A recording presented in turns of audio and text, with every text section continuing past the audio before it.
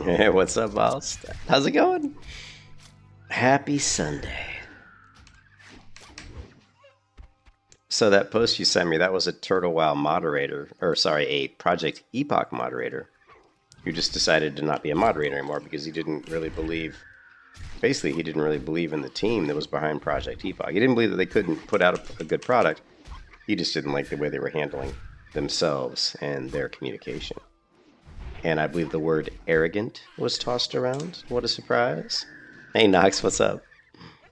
I don't think we're surprised that the word arrogant was tossed around in regards to the team behind Project Epoch. The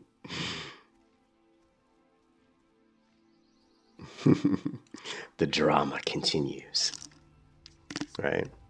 The plot sickens.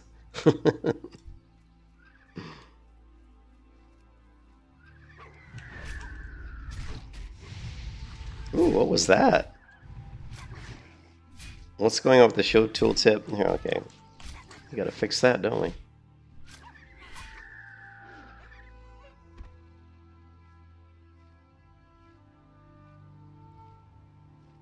Let me try something here real quick. Okay, we don't need that.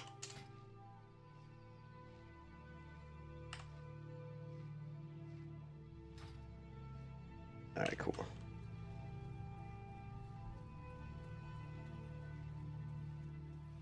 Oh, did metrics move on? Yeah. To Ascension Turtle WoW? Yeah.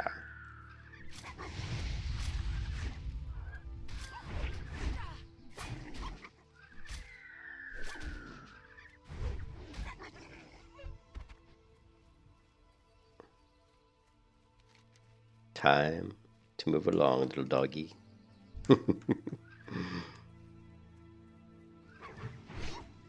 We gotta get this, we gotta get Amberwing up in level.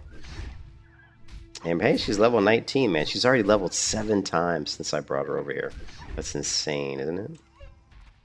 Leveling quick.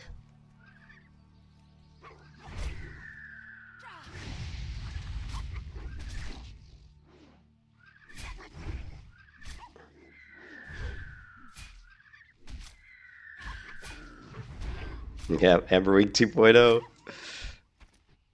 We've gotten 2 backpacks since we've been here. No joke. We've gotten 2 14-slot bag drops since we've been out here. How we doing? 5 points, yeah. E-flop. What's up, Shadowroar? It lost its momentum. Oh, man. I just love how that moderator threw the word. I just love how the moderator threw the word arrogant out. I mean, we kind of have commented on the fact that it seemed like Kato's was a little bit arrogant, a little bit maybe too big for his britches, throwing out words about how great he was and how easily he could get the server up and running and deal with issues. Maybe that's not the problem. Maybe he can get the server up running fast. Maybe he can deal with issues, but he can't deal with people, or maybe he's not good at dealing with people. Oh, man.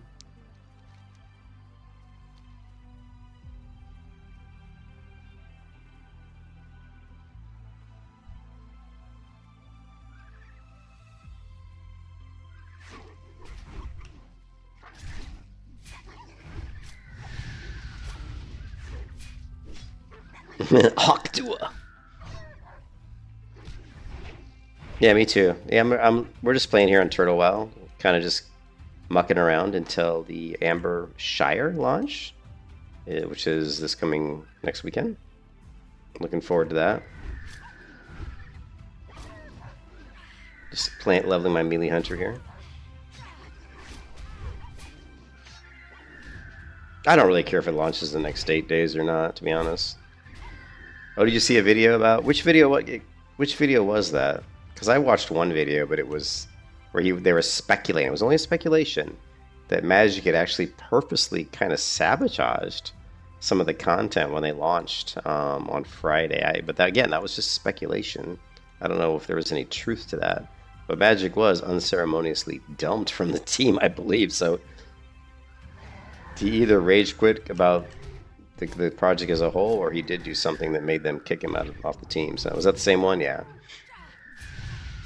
Yeah, I figured that was The one by it was a Ciano, I think his name is. The only bad thing about the bald eagle, about Amberwing, is she screeches a lot, and it can be really it can be kind of annoying. Yeah, she makes a lot of noise. Yeah, I probably made him snap. I was told him project a couple years ago. I was testing Project Epoch, and I said, "Man, this server runs like shit." And he just put me on ignore. I guess I assaulted his delicate feelings or something. I don't know.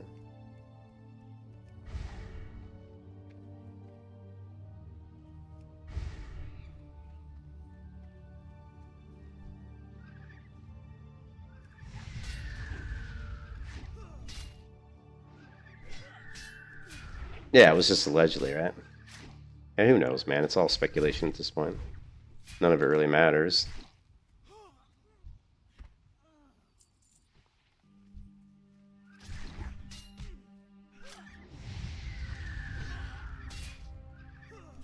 Good day, Srafe. How's it going, man? How you doing?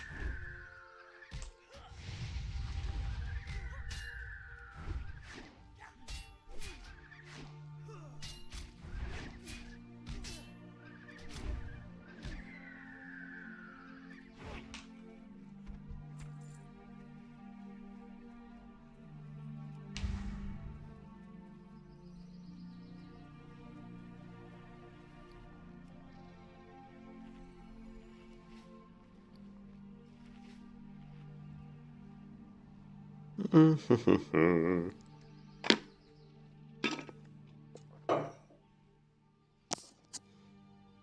watched a couple guys kill off their hardcore characters because of the first Epoch launch. Oh man, that's funny. So they literally killed off their characters. Like, well, I'm not gonna level this character. I'm gonna go play Project Epoch.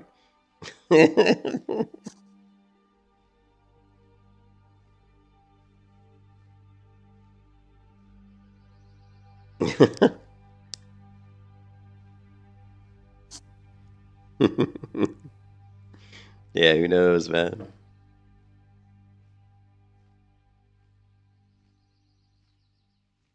Yeah, be careful who you insult on the internet, man. You know, just try to take the high road. Be nice to people, man. If you're nice to people, they might be nice to you. Imagine that, right? Imagine that.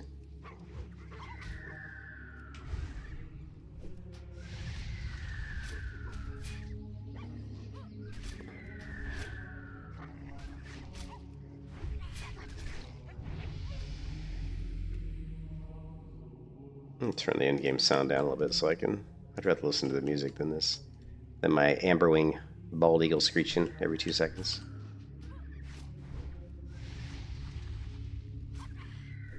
Sure, yeah. It's just mostly survival. We're doing like a melee hunter build here.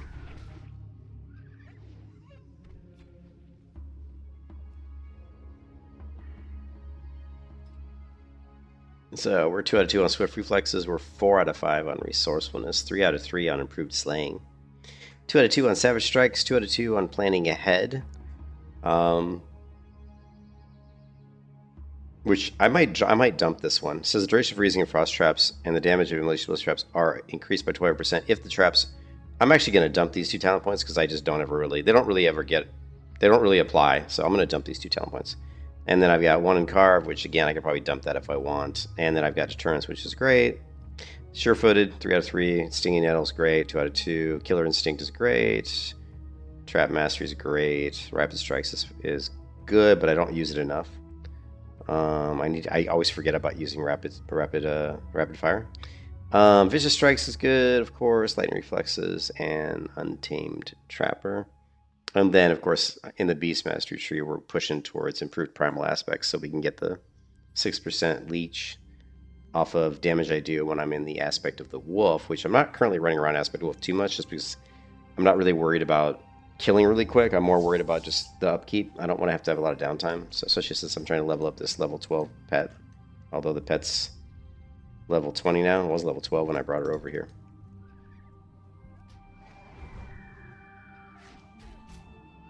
I don't know. I've never had a character at max level on Turtle WoW, to be honest. I've played Turtle WoW on and off through the years, but I've always ended up going to some other version of WoW. So yeah, so I don't know. And plus, I don't really do a lot of raiding. I don't really care for raiding a whole lot because I just don't like the people you run into in raids. The whole like, look at my EP and look how good I am doesn't really appeal to me. And look at my parses. I don't give a shit about your parses. So. So for me, endgame is all about like it'll be really cool in Ambershire because they have PvP. So I'm looking forward to doing arena. I'm looking forward to doing battlegrounds, doing arena. That's going to be super fun. I don't really care about raids too much. Yeah, the problem with PvP that I would see is that you have to be, you have to stick to your target, which could be a problem. Like I could see that the melee hunter would struggle in PvP versus like mages. Any kind of caster, I think you'd probably struggle. Against a melee class, you'd probably be decent against melee. But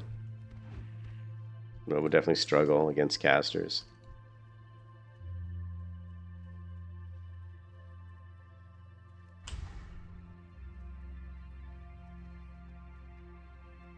I'm gonna do a hunter and a paladin.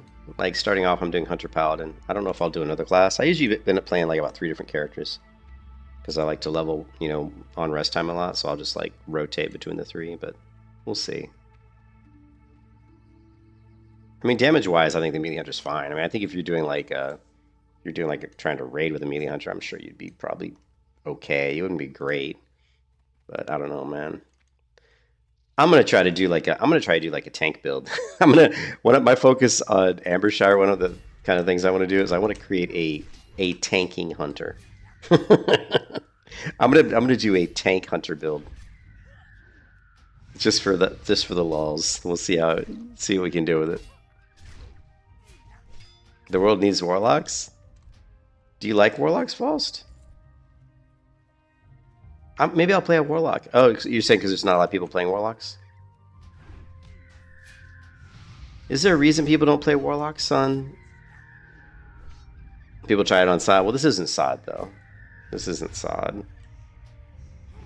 I mean, you're not going to be able to hold threat very well. That's the only problem with like a tanking hunter. But we'll do something. You can kiss your ass goodbye. Okay, that's not good. That is not good.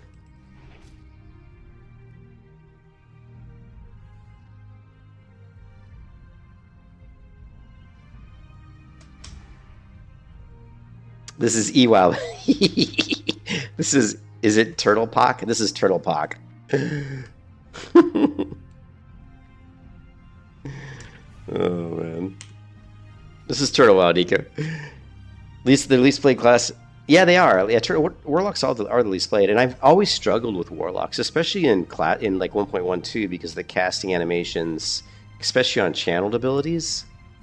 Like the casting, especially on channeled abilities, is a little clunky in 1.12.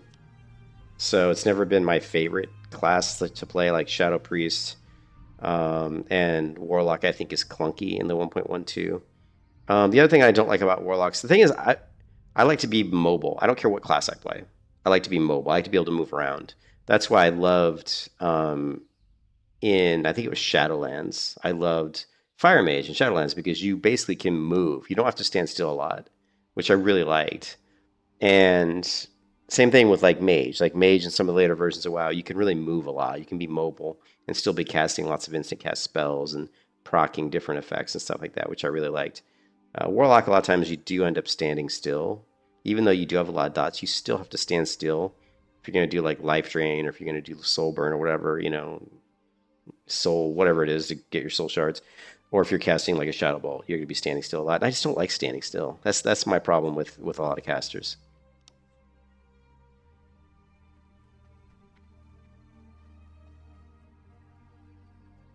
Oh, did my pet die?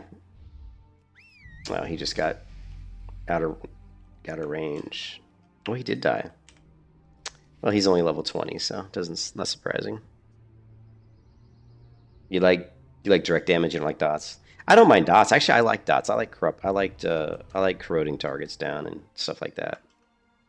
I think it's cool to be able to just throw a bunch of dots, walk away, and watch people die. I think it's cool, you know. But so I don't have a problem with the dots. Again, I just like being mobile. That's why I like the hunter a lot, because you can be very mobile. Same thing with like warrior. You can be really mobile on a warrior with charges and intercepts. Paladin, you're not quite as mobile, but you're just so damn tanky. You know, it's like, come at me, bro. The only problem with Paladin, once again, is casters. You know, but I mean, any melee struggles to some degree. Can I don't say they always struggle, but they can struggle against casters. That's just the way the meta works. It's, you know, if you were good against casters, you'd be unstoppable, right? Like casters are strong against, you know, casters can shred plate classes. Plate classes can shred cloth classes. I mean, there's, you know, you know.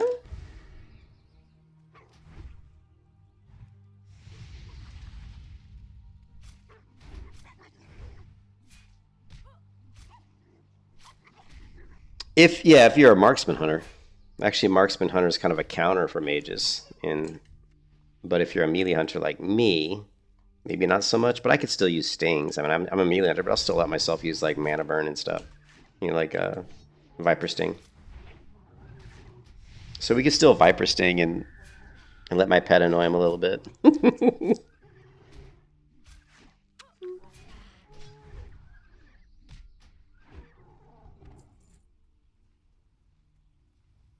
All right, what do we need to do here? I'm just going to run around aimlessly killing stuff. We need to kill the owlbears, and we still need to kill the wolves as well, so...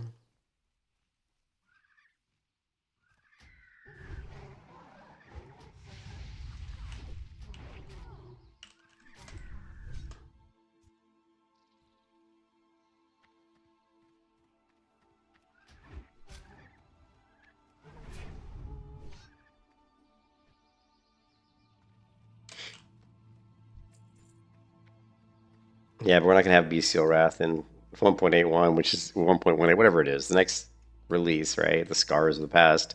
There is no Bestial Wrath, which is really shocking, actually. It's quite shocking that they're removing Bestial Wrath. That's a little bit crazy. That's really going to hurt BM in PvP, in my opinion.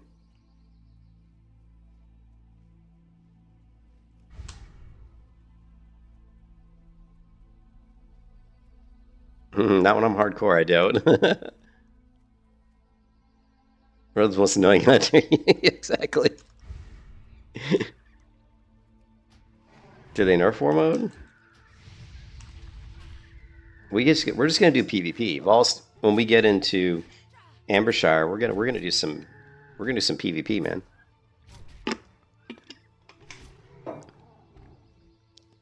Yeah, we're gonna be queuing BGs. Why wouldn't we? BGs are fun, man.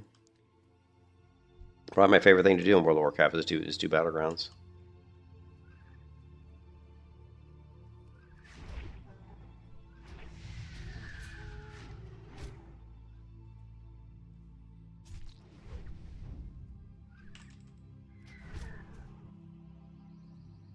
Come at me.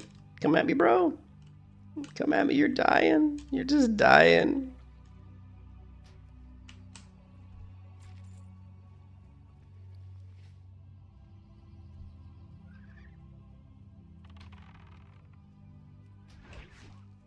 Fighting fair for chumps.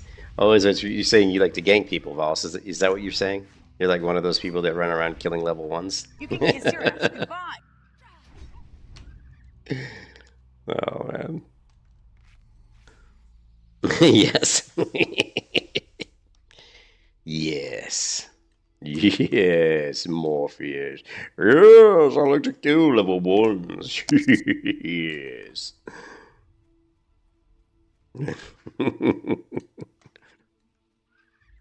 Nice. Hey, Jordan, what's up, man?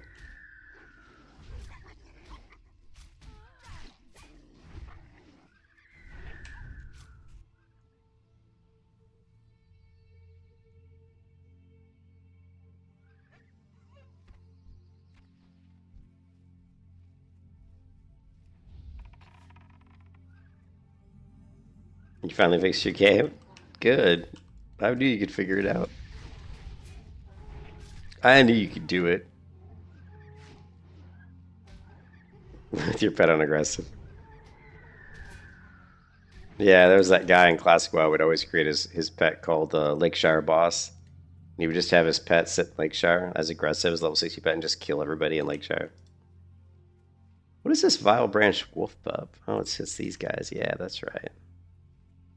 Nice.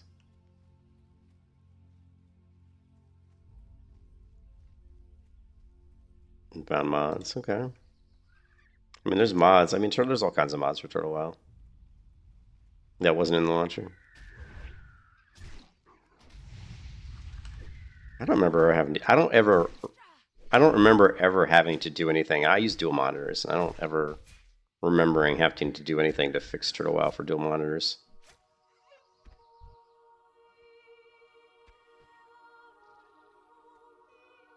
Did I learn how the algorithm works? What did I do? What did I do, Cerebus? If I learned how the algorithm works, tell me what to do, because I don't know. Just because I put no Project Epoch. No Project Epoch, let's play some Turtle WoW, man. Cool. Yeah, enjoy.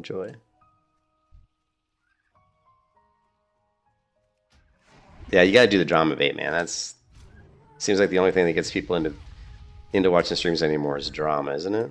It's kind of crazy.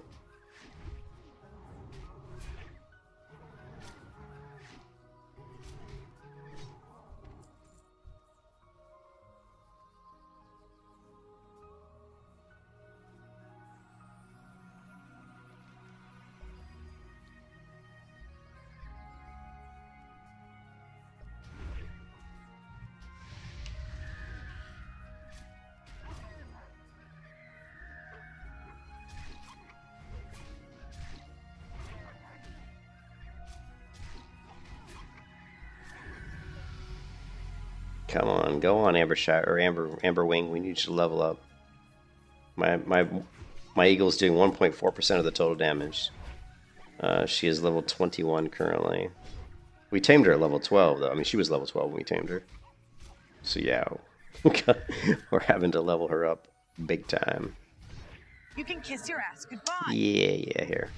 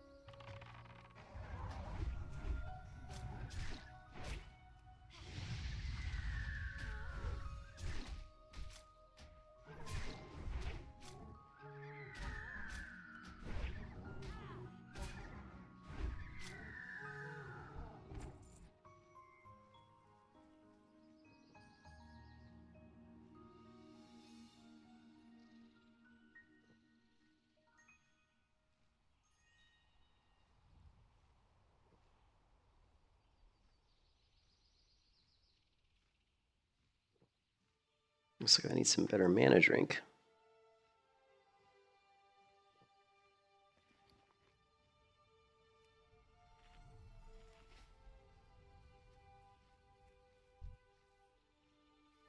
The Moo Mender.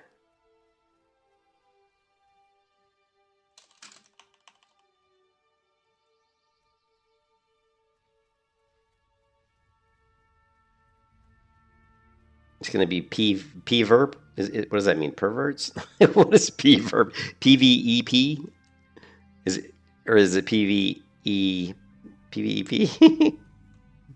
Oh, man.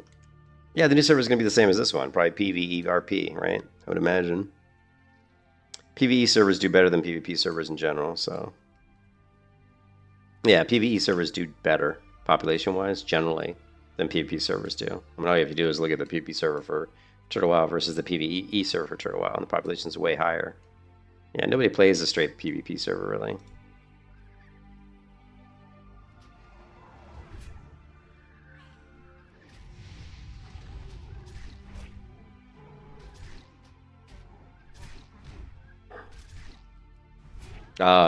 Did you look at Project Epoch? Project Epoch had 25,000 people trying to log into the PvE server versus the PvP server, which I think had around 10,000. So, okay, well you're actually wrong, Aver. You're wrong. If a private server comes out with a Classic Plus server, I'm just telling you for Classic Plus. I'm not talking about other versions of WoW. If you come up with a Classic Plus server and you give people a PvE option, a PvP option, you will have more people in the PvE server. There will be more people in the PvE server. Astarius had one server, right? How can... Yeah, they had one server. They didn't have two servers. Aver, they had one server. Astarius is one server. Lights Hope is one server. It was a PvP server. If Nestarius would have had two servers, one being PvE and one being PvP, eventually you would have PvE. They had two servers? I don't remember Nestarius. I never played on Nestarius. I'm just saying right now, currently, you have way more people in PvE, dude. It's like not even close. So, sorry, you're wrong on that. Maybe 10 years ago it was different, but right now it's not like that. Right now there are more people who go PvE than PvP.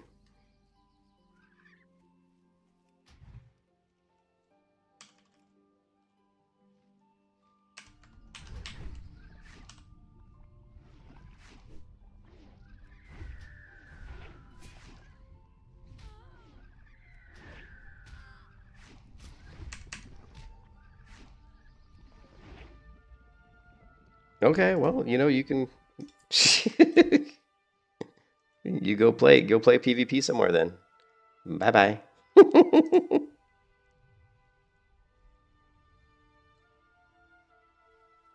You don't like PvE, then that's fine. Go play PvP somewhere. I like PvP, and I like PvP, but I don't really like to play on a straight up PvP server because I like to, when I'm leveling, I like to chill and I like just to level. I don't really want to PvP when I'm leveling. I just find it kind of annoying. You know what I mean?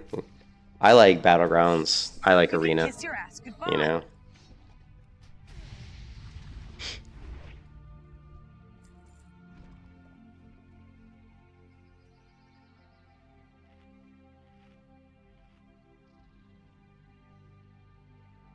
You prefer Horde as always fly, but Alliance has a toggle.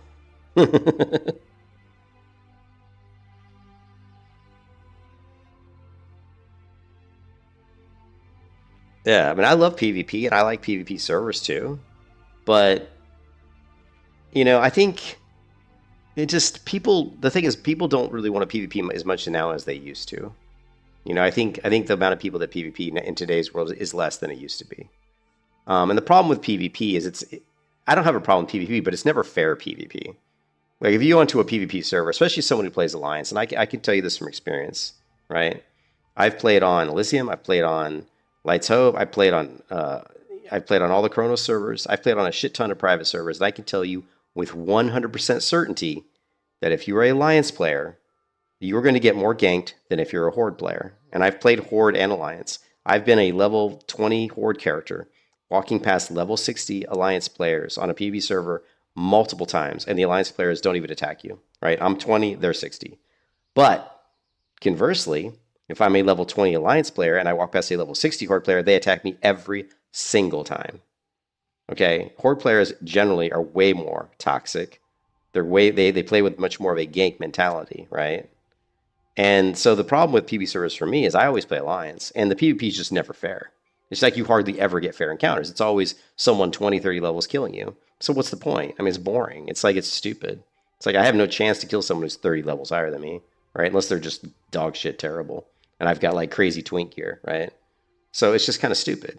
So, and the people you get in here, like, what's his name? Like Aver, he's probably one of those Horde people that runs around ganking people lower than him. You know, I would love to see if he goes. I bet you. I think he plays Horde, and I would bet you that he runs around killing people lower than him. Right? You don't see too many Horde players. Like I've seen it all the time. Like I played on like Lights Hope, and it was so many times. I played even a Paladin, just even recently, right? Even you're one of those bastards, Vals. Even recently, I was playing. Even recently, I was playing my Paladin on a private server. I think it was Yeah, it was Warmain. I was on Warmain, and I was like a level 45 Paladin, and I'm a protection Paladin, mind you. And I was killing some mobs as level 40, and there was a level 45 warrior who looked at me. He saw I was protection because he saw me with a shield, and he didn't attack me. He had no balls to attack, and he should. And think about it. He was like an arms or a fury warrior, and he didn't have the balls to attack someone who is the same level as him, who's a protection paladin. You know, although to be honest, I probably would have killed him. But what I'm saying is, most hordes won't go into an encounter where they think there's a chance they're going to lose. I mean, and I've seen it time and time again. I played on so many private servers for years, and you see it over and over and over again. So I don't want to see someone come into my Discord or come into my stream here and talk about how Alliance players or players in general don't want to PvP. That's not true. People do want to PvP. They just want to PvP fairly. You know, getting ganked by people 20, 30 levels higher than you, it isn't much fun, right? So don't come in here and whine and tell me that Ambershire is a PvE RP server and that sucks and nobody wants to PvP. I guarantee you that with the 2v2 arena they're adding an Ambershire and the fucking Battlegrounds they're adding an Ambershire, there's going to be a shit ton of people doing PvP. They're just going to be doing a situation where it's more fair. Because guess what? It's more fun. It just is. So... Oh, and it was funny. I played on, I think it was Lights Hope. And also, I tend to play classes that aren't very good at PvP. Like, Melee Hunter's not really a good PvP class. Protection Paladin's not really a good PvP class. So I'm always playing in situations where I'm at a disadvantage. So I love killing people when I'm at a disadvantage. It's great, you know. And remember one time, what was it, a few months ago? Like a mage who was like 6 levels higher than me. I attacked my Protection Paladin, and they killed me, but it was so close. They had to use a healing potion. I almost took them out. And that was like a mage that was like 6 levels higher than my Protection Paladin. I would have laughed my ass off if I killed them, but... One faction ended up being we saw that in retail quite a bit, where you'd have like 99%, you know, 99% like Horde, right? There was one server that was like 99% Horde. And the other thing, too, is that people just want to win, like you said, because you'd have... The only time, really, in WoW where we had a high degree of players that were playing Alliance in PvP was when it was the human racial. Every man for himself was so strong that all the people that typically played Horde went over to play the disgusting, awful Alliance. And they did it because they wanted to win. They couldn't stand losing. Because they're big babies. I can't stand it if I lose.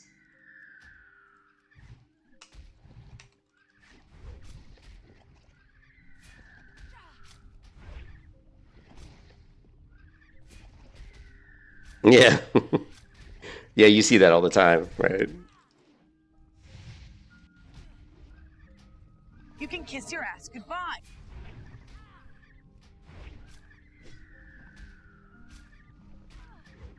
Oof, these guys hit pretty hard. Oh yeah, that's right. I have the quest for the Etched Mithril.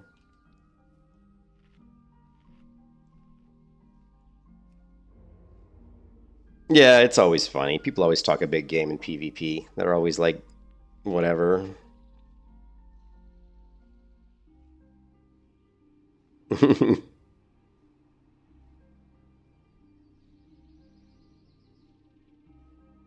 Yeah, the human racial it was like a free trinket. It was so strong.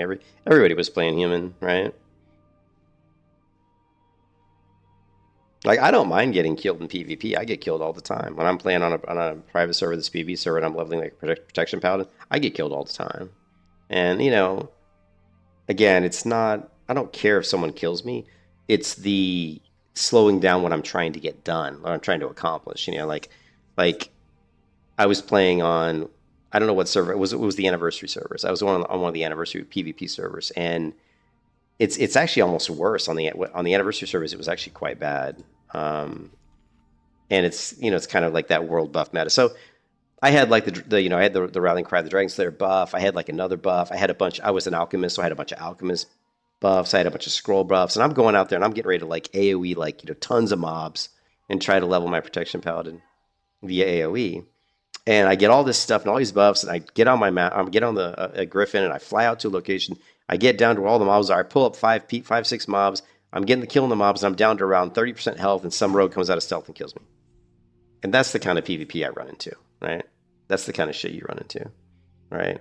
A rogue who's like 5 levels higher than you, waits till you're like 30% health with like 6 mobs on you, kills you, lose all the buffs you have, all the time you took to get there.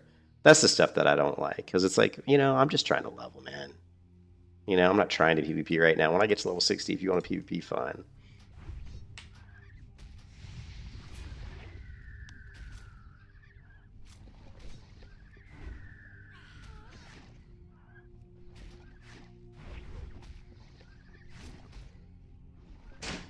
What's up, babe? You can kiss your ass goodbye.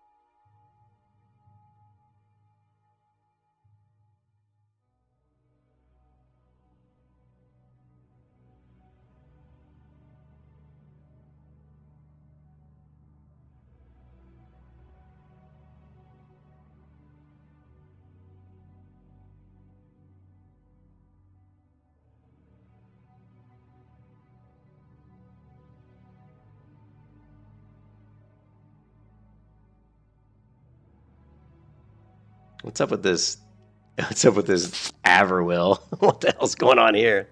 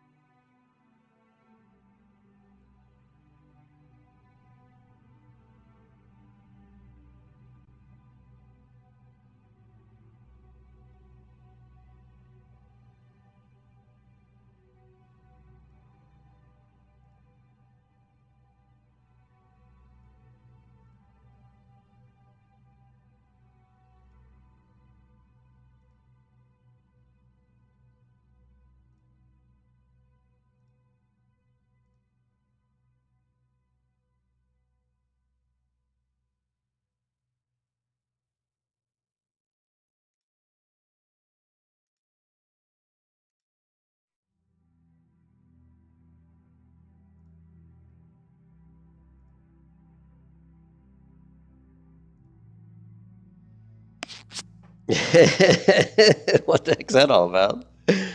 Yeah, I had to. I just basically removed him. I also reported him. You come into my channel, start saying, you know, that kind of stuff, you're gonna get reported. So, whatever. What an idiot. What a loser. That's the a perfect example of the kind of PvP players mentality that you run into. Just total douchebags.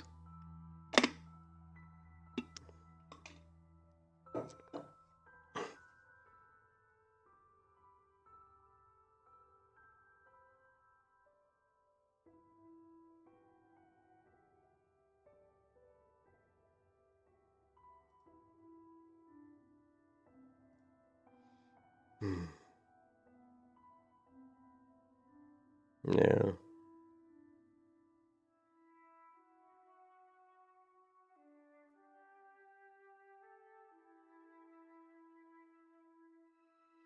Apparently when I was away, I missed all the excitement. Huh?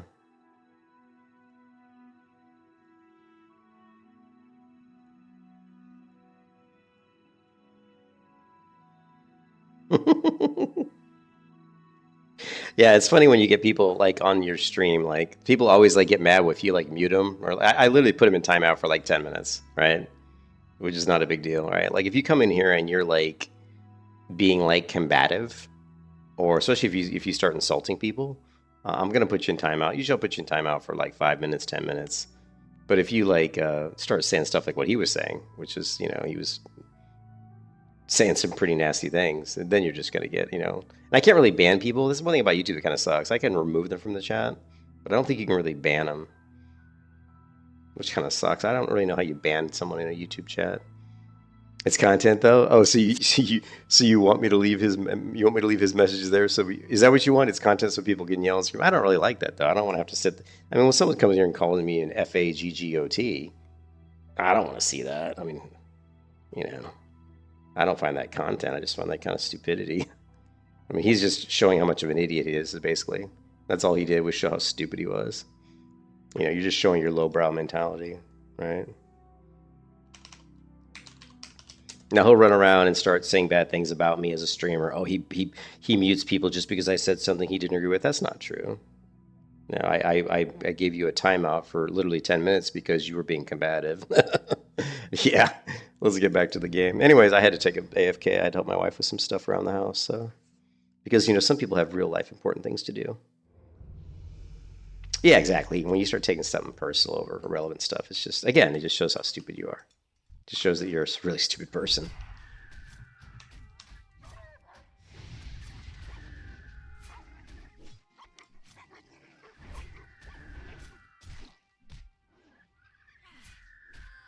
But it was just funny. He was like coming here saying that PvP is more popular based on a server that's been shut down You for can how kiss long? your ass goodbye. Like I mean, how long has Nostralis been shut down?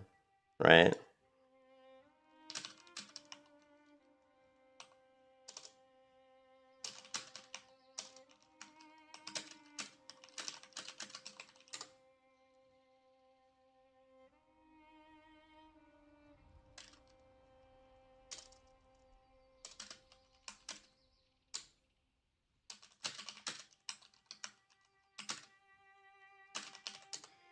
So Nostralis shut down in 2016, almost 10 years ago. You know what I mean?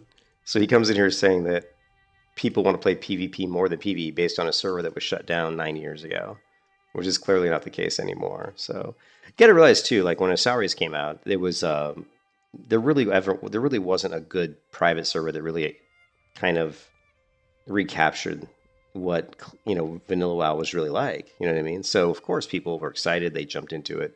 A lot of people wanted to re-experience that world PvP, and plus there were so many people that were playing it. But the times have changed. People have gotten older, and I just don't think PvP. I just don't think people PvP as much as they used to. Yeah, exactly. It was like the true vanilla. I think that was kind of part of the thing. But you got to realize Classic Plus isn't really the true. We're not trying to get people to feel like they're in 2004, day one of the vanilla launch. We're trying to say we've been there, done that. What we're trying to do is create all new content. Most of it's PvE content, right? We're not creating. I mean, there is some new PvP content, but most of the stuff revolves around PvE content. New dungeons, new raids, which is all pretty much PvE content. So the people that are going to be interested in that is more PvP based players. It's not like you said, oh, we're going to create all different new ways to PvP. Not really. That's not really what they were trying to do. So yeah. Yeah, it's funny they say that. Like, I don't, I don't, I don't know what the percentage of people is who really know about PvP, or I mean, sorry, know about private servers. I think there's a huge amount of people that won't play. That won't play private servers because they're so worried from some sort of backlash, or mostly streamers. I mean, streamers don't like, even people on YouTube don't really want to stream a private server because they're worried that, oh, you know I'm breaking some sort of mythical rule. You know what I mean?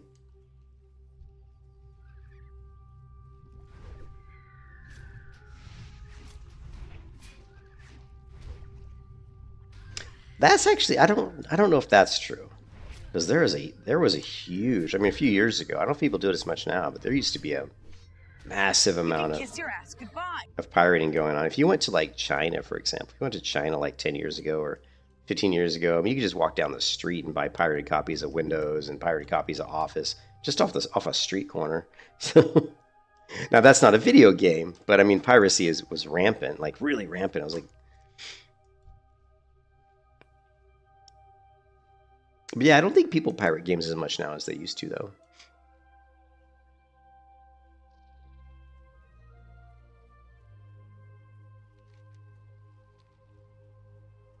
These oozes do quite a bit of damage.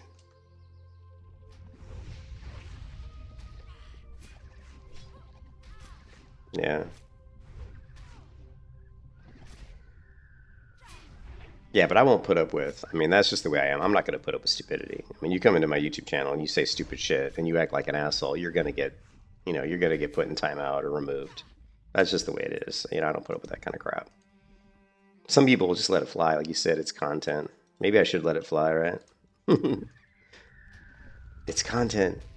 You're probably right, actually. You're probably right, Val. It's better off just to leave it there and make him make an ass of You can himself. kiss 'Cause your ass that's pretty goodbye. much all he was doing, was just making an ass of himself.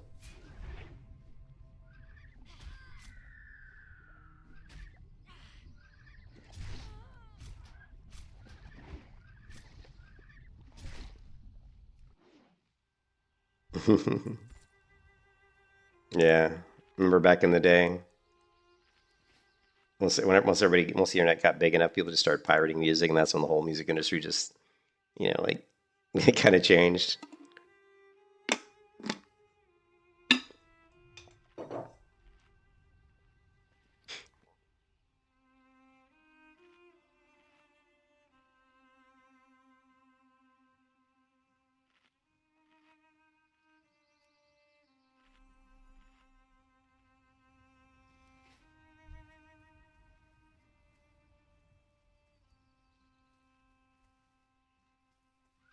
You know what's really interesting? A lot of times when I get people, because that happens sometimes in my YouTube streams where you get like a real asshole comes in, they just act like jerks. You know what I find really funny is a lot of times if you put them in timeout, they come back on a different YouTube account. It's like, why do you have multiple YouTube accounts? I guarantee you the reason they have multiple YouTube accounts is because they run around acting like an asshole on one of their accounts, so they need the other one, because when the first one gets like muted or banned, then they have to go on the other one You can kiss your to ass get goodbye. their last word in. You know what I mean?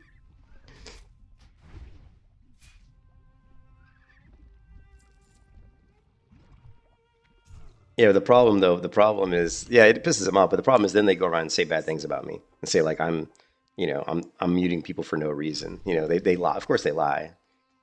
They lie and say, oh, you're just because someone disagreed with your opinion, you muted them. No, it wasn't that. It was the way you were disagreeing. You were being really combative and being just kind of a jerk. And the funny part is what really made him mad. He was only muted for 10 minutes. He was muted for a whopping 10 minutes. And then he comes back freaking out. Oh my God, he muted me for 10 minutes. That's what's really funny.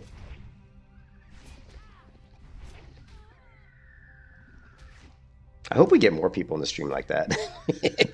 Because we can mute them too. I wish we could just ban people. I wish we could IP ban people. That'd be awesome. You can kiss your ass Just goodbye. ban your total subnet, buying your IP address and your subnet. That'd be awesome.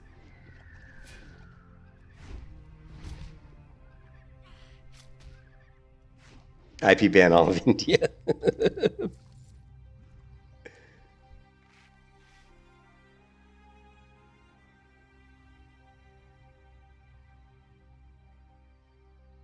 But what's funny is those those are the people that want a PvP. They're the douchebags, people that are stupid. They're adolescent, that have no intelligence. Those are the ones that want the PvP servers because they want to run around killing people because they think it's fun.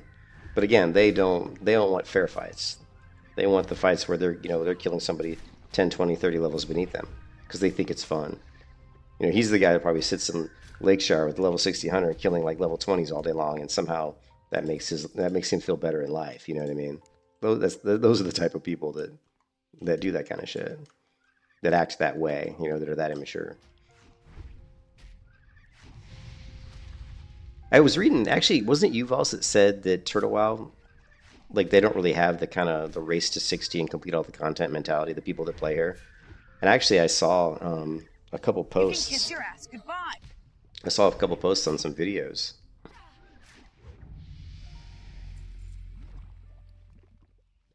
Yeah, I saw some couple posts on some of the videos that were talking about Turtle WoW and Project Epoch.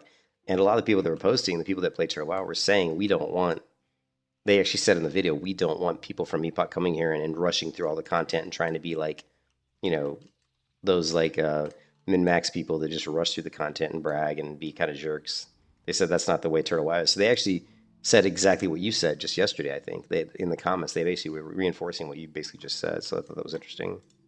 So you were apparently right. At least some of those feel that way anyway.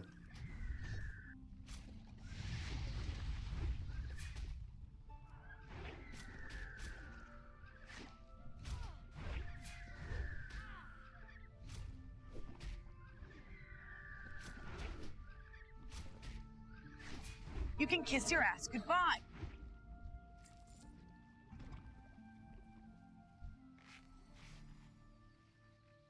Yeah, the MAC address ban. I've said this. I said this probably 20 years ago, but I said you'd be a multi-billionaire if you could create the technology that when you press a button on your keyboard, a fist comes out of the monitor of the other person on the other end and punches him in the face. Imagine if I had a button I just pressed and a fist comes out and punches Averwill in the face. Averwill. Let's see if he's got a YouTube channel full of douchebaggery. That would be funny, actually. Averwill. He has one video. This is Averwill. His icon is a lion. I mean, so he's probably like 12 years old. I mean, honestly, he's probably 12 years old. And he's PvPing. Death ray plus eviscerate.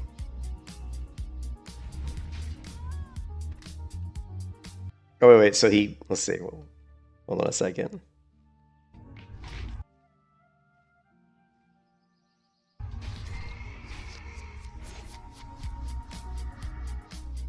What's funny is this video is from the perspective of a druid who's getting killed by death ray and eviscerate. So that's kind of weird. It's not like from his perspective. Whatever. A child, I'm sure. Apes. Yeah. Yeah, I remember apes. They were like the world first guild. Yeah, I don't know what he was doing. That was weird. Yeah, I tried to see if he had PvP videos, but he really didn't. Would have been funny if he had a bunch of videos of him killing like lobies. That's pretty much what I would have expected from him.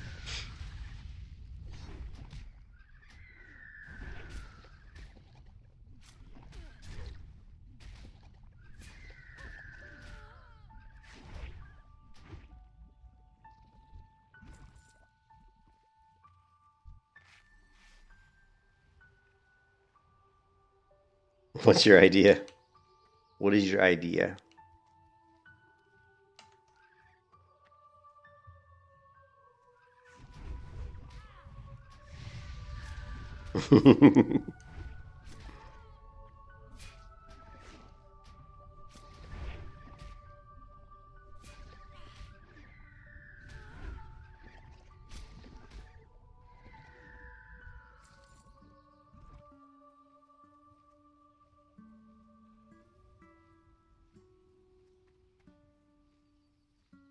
I'm gonna make a really bad PvP videos with bad metal music blasting. You should. You probably get some views. You know the funny part is you probably get some views for it, right? You probably actually get views. Yeah, do the bodies hit the floor and just like run around like at level 60, killing like level 20s and shit, and just let the bodies hit the floor.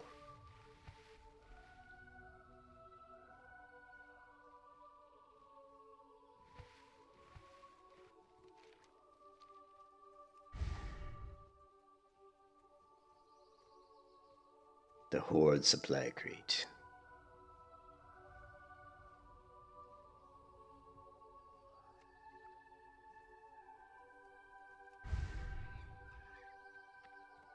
So you got to do like 640 by 480 or something.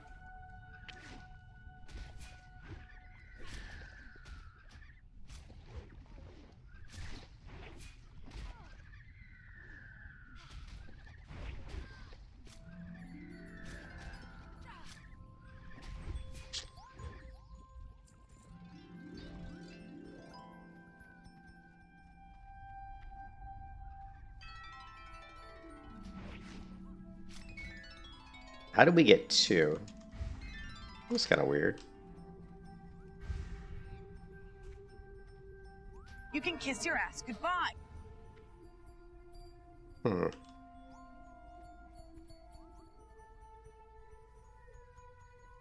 I guess that one spawned behind me. It's a little tricky because my pet's so weak, he can't really help me out.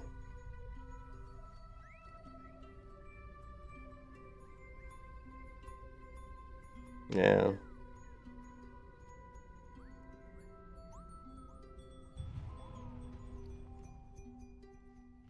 Just some weird music.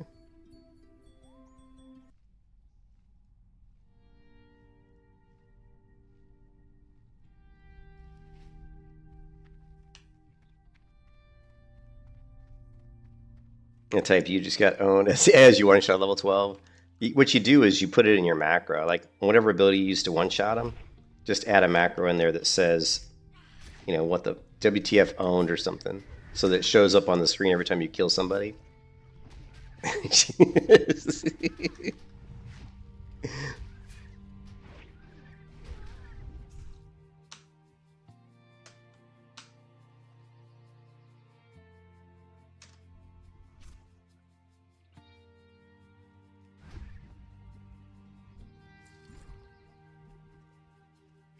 But yeah, trying to make the worst video ever. Here's the funny part: it'll probably get views, and in the comments in the video will be like, "Is this guy for real?" I was like, "Is he really like?" You know what I mean? Is he for real?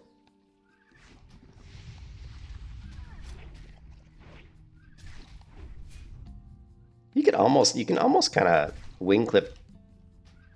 You could almost do like a wing clip thing with a melee hunter, like where you basically just kind of wait for your raptor strike to come back, run in, do your raptor strike, do your mongoose, right, and then kind of run out again. You know, do a little bit of like weaving, just like minimize the damage you're taking. I don't normally do that, but it actually works pretty well on the melee hunter.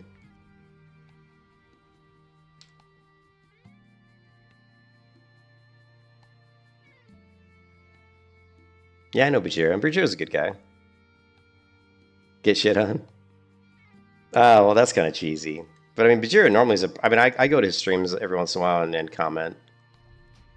You know, I actually got one on a stream a couple days, like 4 days ago, or maybe it was like 8 days ago, right before Project. Actually, I think it was right before Project Epoch came out, and I kind of said, Bajira, you're streaming Mr. Pandaria, and you're getting like 400 viewers. I said if you stream Project Epoch when it comes out doing PvP, you'd probably get about 4,000 viewers. And he goes, "What is that? What is Project Epoch?" Because he's like, "Oh, that's that private server, right?" And I said, "Yeah." And he's like, "I can't do private server because Twitch, right?" But I feel a little sorry for Bajira because I mean he streams religiously and he's been doing it for so long. But I mean there just aren't that many people that really care about Mr. Pandaria. I mean when you're someone like Bajira who's been streaming as long as he has, and you only get like a couple hundred viewers, it's not that good really.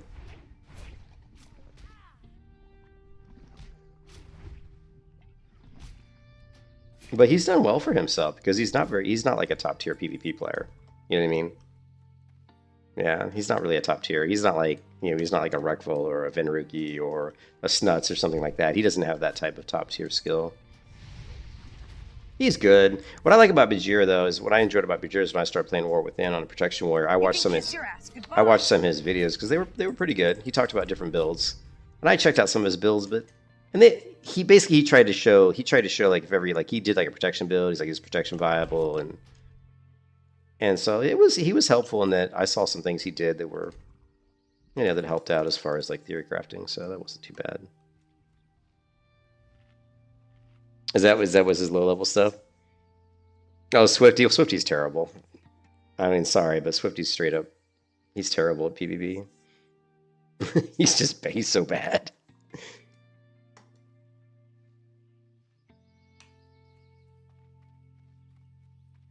Seems like a nice guy, but he's not very good at PvP.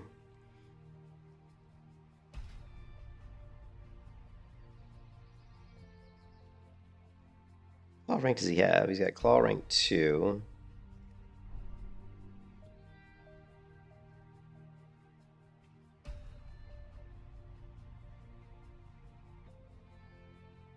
Screech. I don't think I have any ranks of Screech.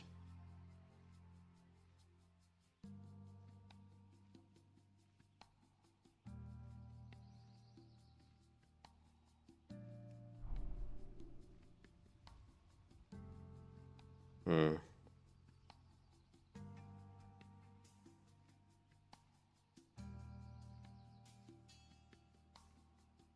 Target is too low a level. Yeah, I don't know what he did. I remember hearing about that or seeing that he didn't have a full pinky finger.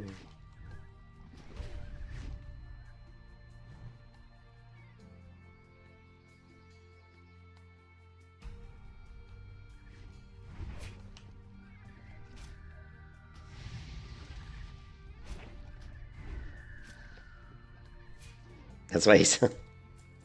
Well, what he did was he was the one who kind of came out with the stun build. I think the Mace stun build, and that one version of WoW where the Mace stun was actually halfway decent for PvP. It was very RNG based though. It wasn't consistent, but he kind of came up with that like Mace stun build. I think that was pretty interesting, right? And so he got some pretty interesting kills in PvP doing that. And well, I tell you what, Bajira does that.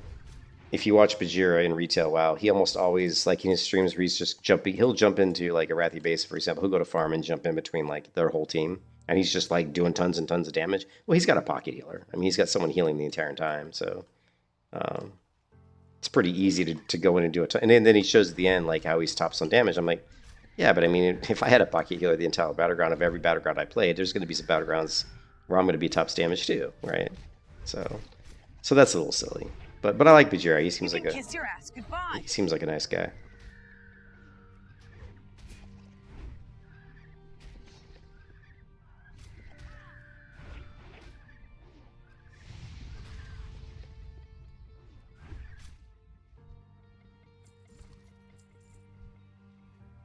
Hmm.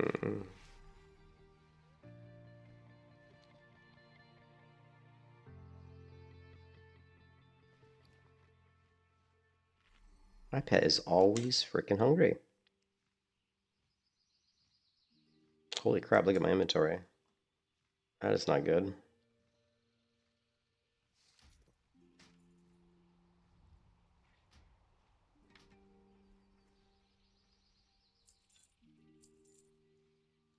Hmm.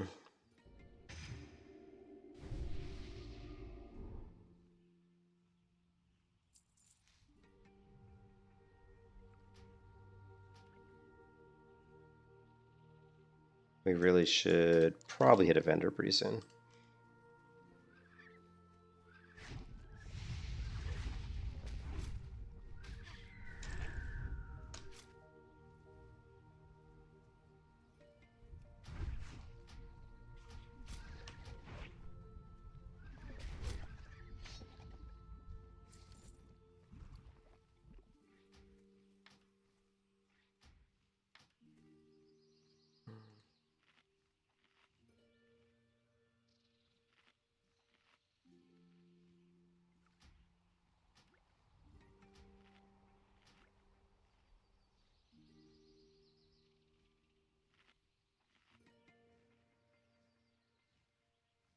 Pure moonstone. I kind of want to check out jewel crafting in Ambershire when Ambershire releases. I kind of want to check out jewel crafting because it looks like they've added a lot of stuff to jewel crafting.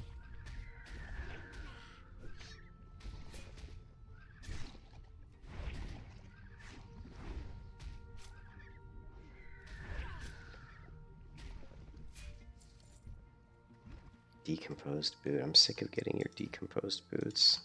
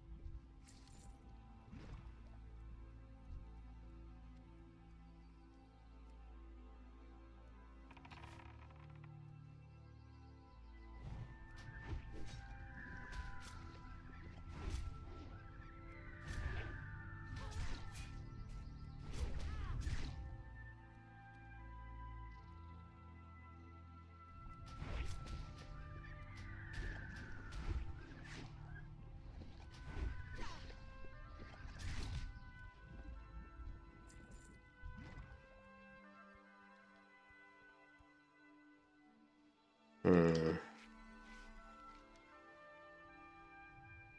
Green sludge.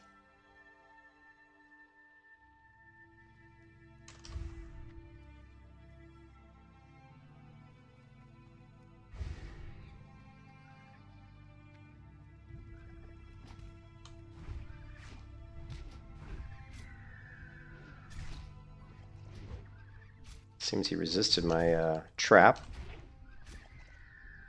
which is never good.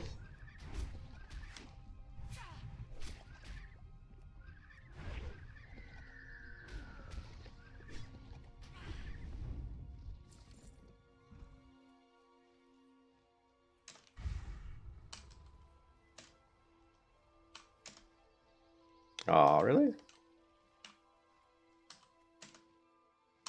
It's not.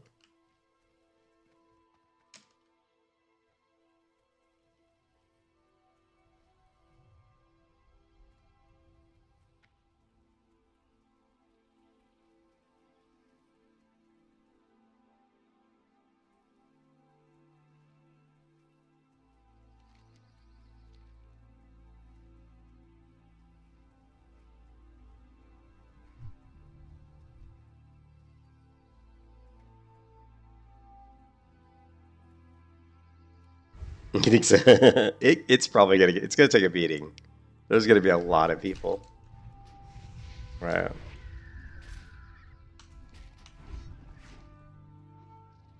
You can kiss your ass goodbye. Wow, this is not good. That's not gonna work. You can kiss your ass goodbye. That's not gonna work.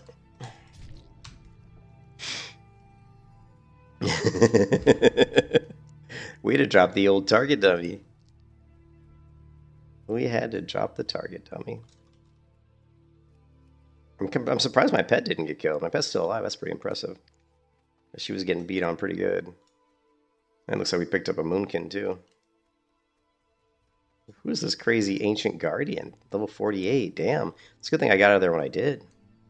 Yeah, it would have been three oozes and an ancient guardian. That probably wasn't going to go too well. That wasn't going to go well.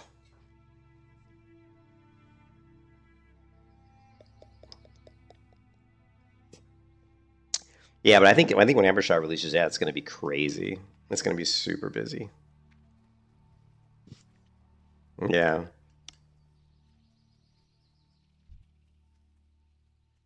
Jade. We don't really need Jade oozes. I'm just killing for the heck of it. So, do anything till you back? All right, man. So don't die, right? McGiggle. All right, see you, McGiggle.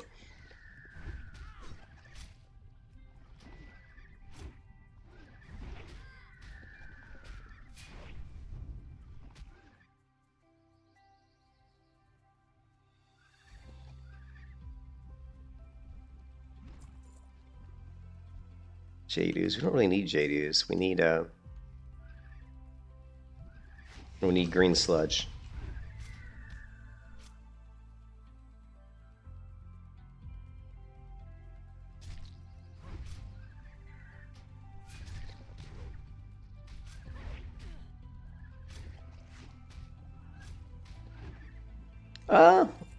I mean, I have played mages, but it's been a long. I mean, in retail, while like in War Within, I played mage. In Shadowlands, I think I played a mage a bit, and then in Cataclysm, I played mage, and some of the different versions. But I don't play mage in vanilla too much. I don't really play mage in vanilla too much. Again, I like being mobile, and mage is not a very mobile class. I mean, it's kind of actually it's pretty mobile with Blink.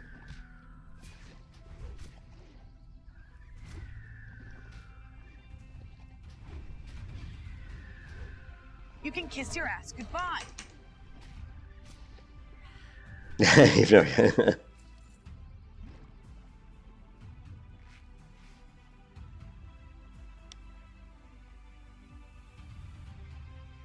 Paladin and Hunter, classes I play the most.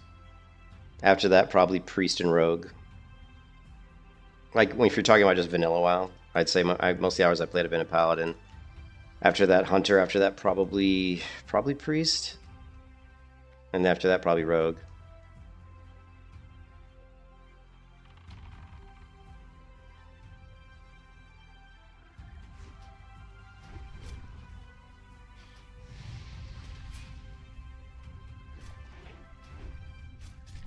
On Ambershire, I'm rolling a Hunter and a Paladin, and I have to go to the talent trees, the new talent trees for 1.18, to see, because there's probably going to be like I'll probably roll 3 characters.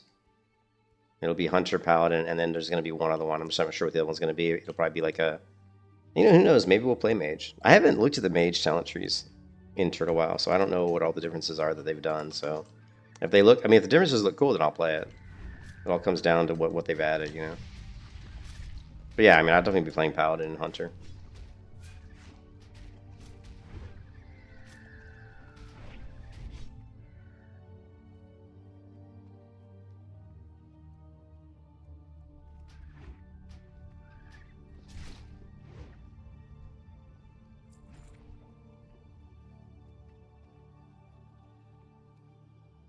Jade ooze. But what we need is green sludge.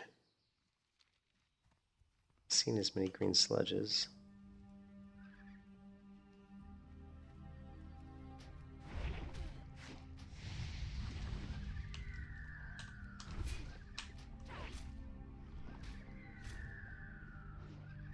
Yeah, you're like the only person I know who actually dislikes the fact that they gave Paladin a few more attacks. You're like the only person, right?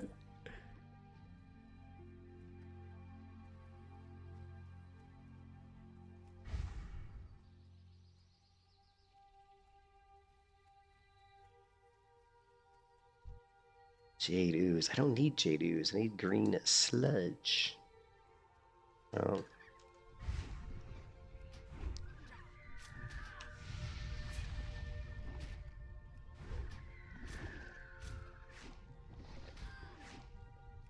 You can't decide. I know it's tough. It's tough. So, like I haven't played much Turtle WoW in the past 5 years. So coming back to Turtle WoW, like I wasn't really aware of all the changes they've made over the past 5 years. So I have to look at the talent trees and see like what's different. So like what I might play might change once I look at the talent trees. If I see some really cool stuff that I think would be really fun, to play, then I'll definitely roll that character. There's a good chance I'll probably roll Priest as my third character. So I could see myself rolling Paladin, Hunter, Priest. You can kiss your ass goodbye.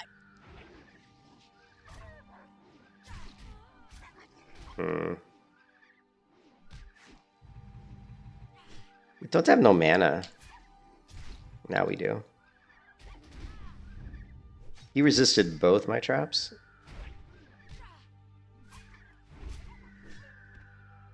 Kind of sucks.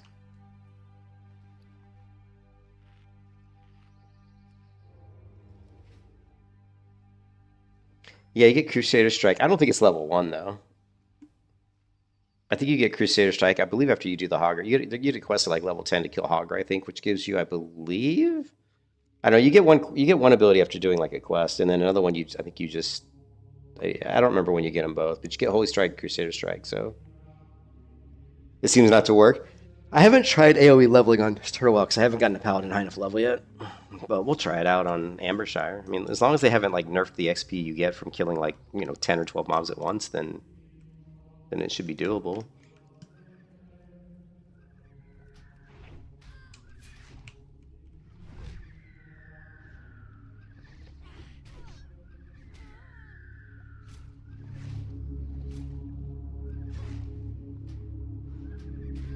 I'm gonna be on Ambershire. I'm just playing here until Ambershire. Yeah, I'm definitely going to Ambershire.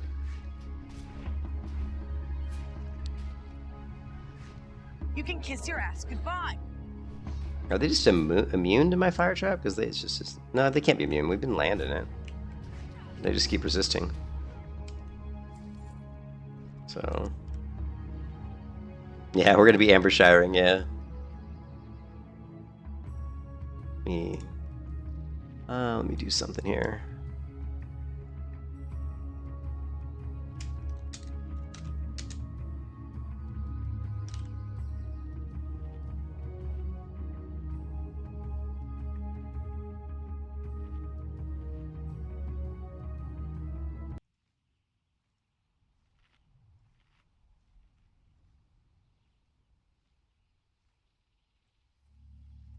If Epoch launches, why? I mean, if Epoch launches, it depends on when Epoch launches. Like if Epoch launches, I'll definitely play it.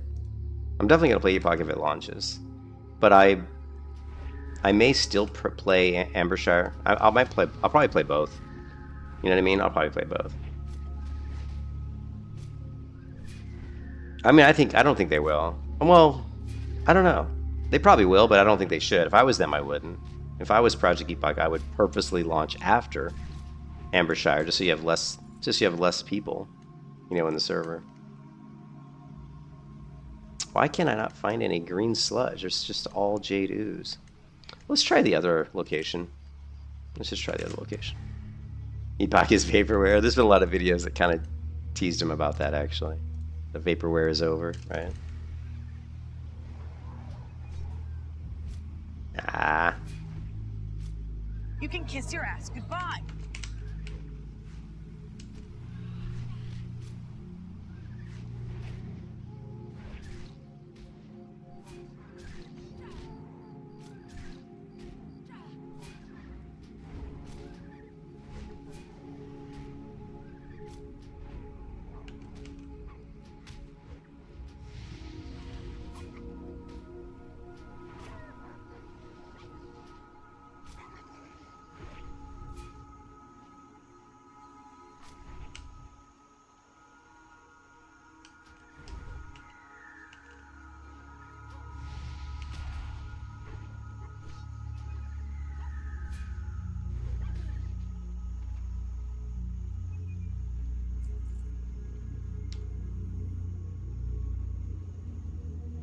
Do I think Epoch will be better than Ambershire? I don't know. At this point, with the shenanigans that's going on with the development team, it's a little bit. It's very concerning. It's very concerning what we've seen from the development team. We've seen some arrogance. We've seen some bad communication. We've seen supposedly like rumors that people have left the project. So it's a little concerning. I thought Epoch would be better than Ambershire, at least because it was on a 3.3.5a client. So I thought that being on that Wrath of Lich King client would have made the game just felt better, smoother. And I liked what they were adding to the game. I thought it was really cool, the custom content. And I think really that's the only reason that I like. I mean, the content looked good, like high quality.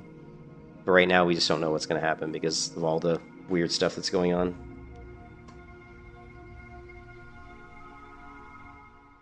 We don't really know. But I mean, Turtle WoW is really good. I like Turtle WoW. I mean, the content seems really good. But yeah, the community in Turtle WoW is really good. Everybody's really friendly. Like when I'm running through the world, people are buffing me, and and if I wave to people, they wave back. I mean, people in the Discord seem to be. Oh, that reminds me. People in Discord seem to be very friendly. So, whereas on Epoch, it wasn't like that at all. I mean, it was really very toxic and just a lot of, I don't know what to call them, self-entitled people. I don't know. Wasn't very. It didn't feel very good. You know what I mean? The community didn't feel very good. So. Let me hold on a second. I gotta do something really quick.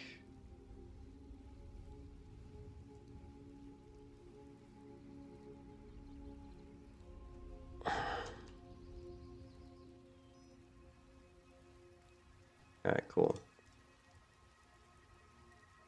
Yeah, probably. I was trying to be like maybe politically correct to some degree, but yeah, there's a lot of asshats for sure. A lot of children. Let's be honest, a lot of children.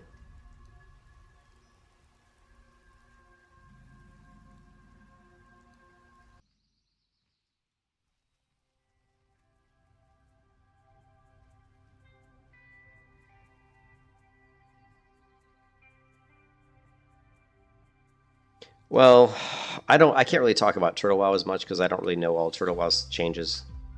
But Epoch had done a new battleground. They had added a new raid. They'd added about 2 or 3 dungeons. They added a ton of custom quests.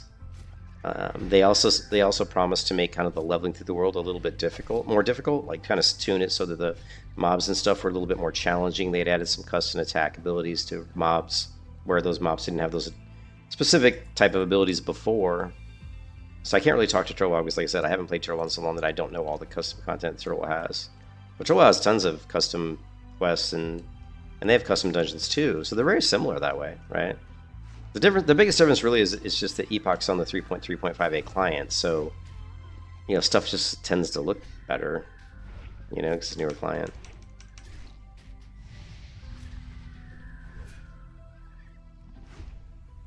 You can kiss your ass goodbye.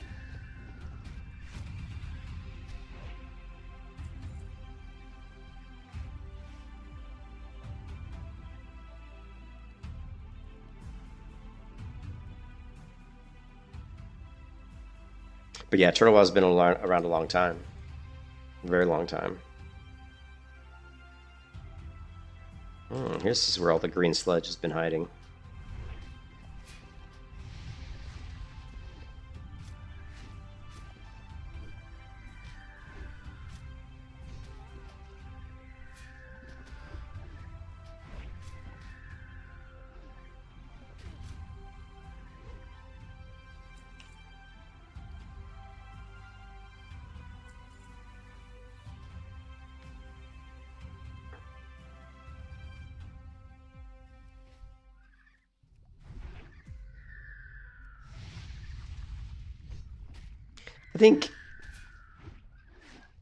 I think Epoch is still worth trying, if it ever comes out. I think it's worth playing to see if it's good.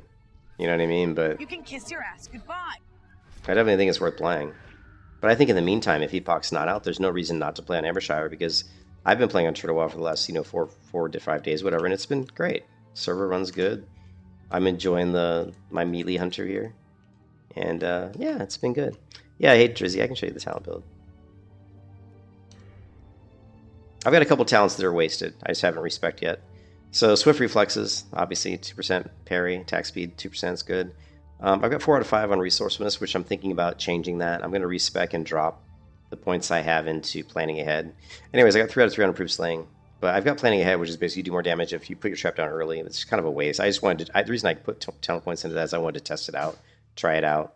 But I never really utilize that talent, so it's pretty much a waste. So we're gonna, and actually I think overall they should pull this out of the talent tree, because I just think you don't typically drop a trap and wait 5 seconds. And it's not going to really happen in PvP too much. It's not going to happen in PvE too much. It's not going to happen in a dungeon too much. So it's just it's not something that's really that useful. So I think Turtle Watch should probably get rid of this talent altogether. So I'll probably respec drop the 2 out of that and put 1 back into Resourcefulness, because mana is always kind of an issue with my melee hunters. I tend to run through mana a lot as a melee hunter because I'm constantly dropping traps, which are pretty mana intensive. And then I've got 1 into Carve, which is more just for like dungeons and stuff. I don't use Carve hardly at all, but I do it so I can get into the Rapid Strikes, which I keep forgetting to use my Rapid Fire ability. But Rapid Fire increases my attack speed as well as my range speed, so getting down into Rapid Strikes is pretty interesting, right? And of course, you definitely want to get deterrence for sure. You definitely want to get Trap Mastery, increase the duration and damage of your traps for sure. And then, of course, Killer Instincts, just you want that for the crit and melee and the crit bonus. Stinging Nettle is great because you're going to start applying your Serpent Sting automatically, so you don't have to worry about using Serpent Sting. It'll just get applied. It really ties into the melee hunter really well, so you just basically go up and hit people in the face with Raptor Strike, and you're gonna automatically apply your Poison Dot, which is great. Vicious Strikes is good, more damage, obviously, and then of course Lightning Reflex is great. Actually, I need to max this one out. I haven't maxed this one out yet, which is just more agility, which for melee hunter is fantastic for your survivability as well as your damage and your crit. And then Untamed Trapper gives you the ability to drop traps in combat. It also makes your traps do more damage, so of course perfect for melee hunters. And then under Beast Mastery, we're going into Swift Aspects, which gives us a 10% chance to increase our attack speed. One, we have Aspect of the Wolf Up, which I'm not really using that much right now, but I will be using once I get 3 out of 3 improved Primal Aspects, which gives me 6% life leech. So I'm going to be leeching 6% life. 6% of my damage done is going to be coming back to me as healing. I don't use ranged. Yeah, I don't use a bow. I mean, I can use a bow, but I don't really use it. The only time I use it is if I want to pull a mob. Let's say there's like a lot of mobs in an area, and I'm worried about running up and hitting a mob because I'll aggro multiple mobs. I may like just pull a mob like this. I may like shoot him, and then usually I just target myself because I don't like to waste arrows on auto shots or anything. But yeah, I do pretty much all melee damage, right? Melee and trap damage, and then whatever my pet does. Yeah, no, I never really use a bow, so.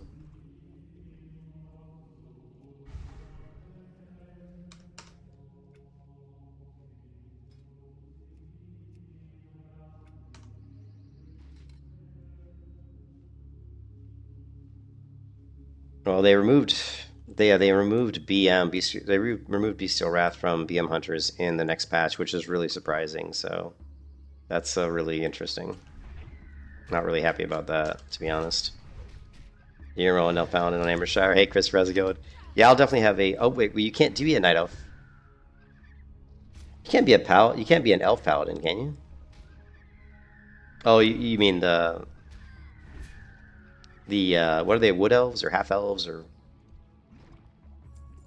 Yeah, the High Elf. Yeah, the High Elf. I might go High Elf Paladin, just because I haven't experienced the new zone they put him in. So yeah, there's a good chance I'll go High Elf on my Paladin. Right. Short Elves. The only bad part about the High Elves is their animations aren't as good as the Night Elves. And you don't get the 1% dodge that you get with the Night Elf, which is kind of nice for melee classes.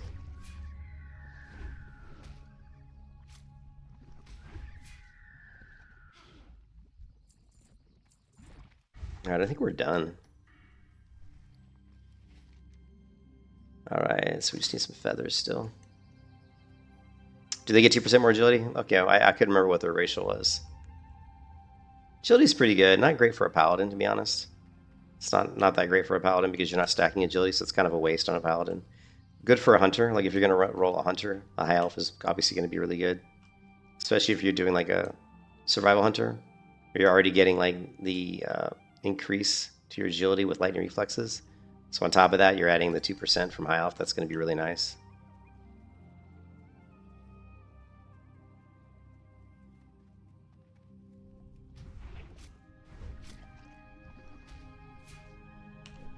Let's go into monkey and see what kind of damage we do with, or not monkey, I'm sorry, wolf.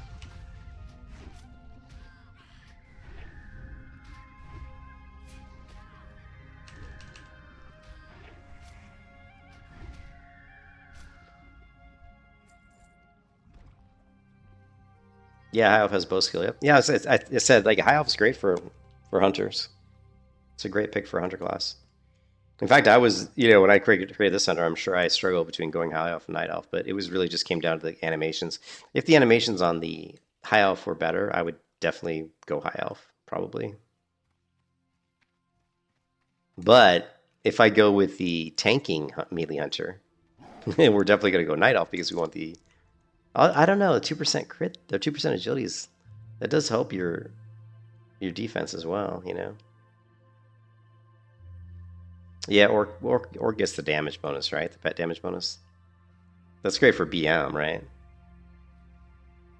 What's up, Manimal? I mean, it's good for BM, but what if you're doing marksman or one where your pets aren't really doing that much damage? You know what I mean? Then is it really that great? I mean, it's still good.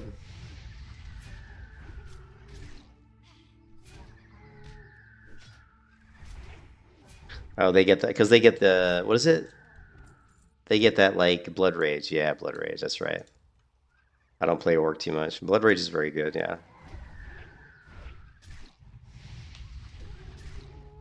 It even applies to your ranged AP. Oh, jeez. Yeah, orc is good. That's crazy.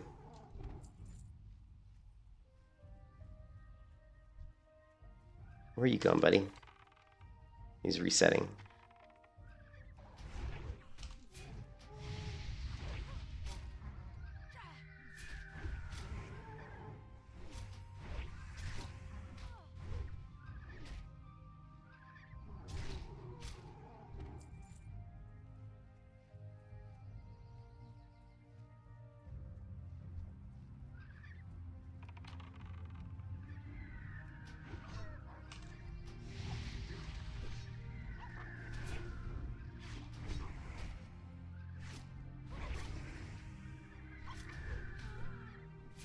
You can kiss your ass goodbye.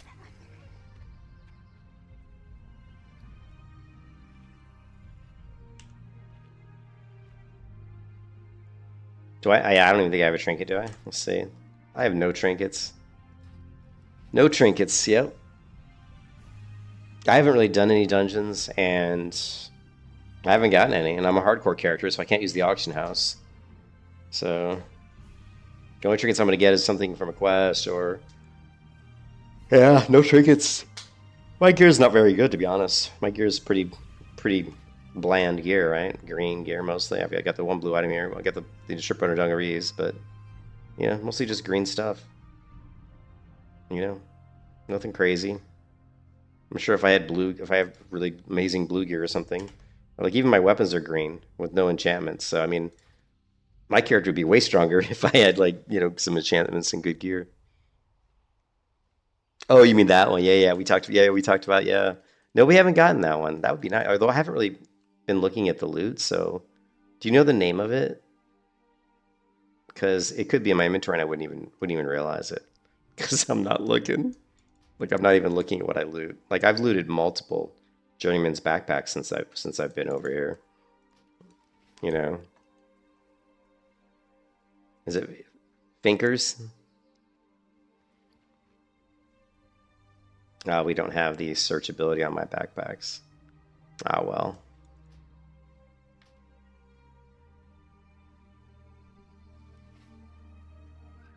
I'll have to look for it later.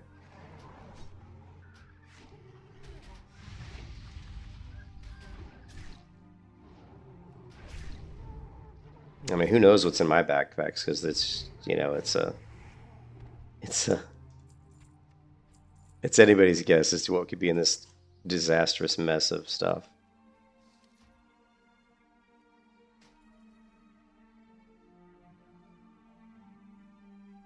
Enchanted Emerald Gemstone.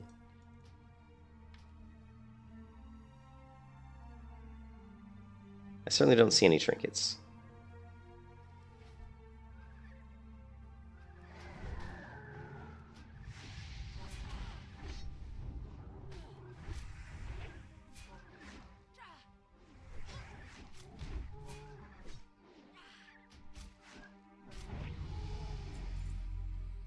My pet is level 24, level 12 when I tamed her yesterday. So she's already leveled 12 times. Still got a long ways to go. Let's see if she's doing more than 2.4% damage now. Doesn't look like it. Doing less damage. 0.7% of my damage. Alright, we're done with that quest too. So what do we got left? Alright. So we've done quite a few quests.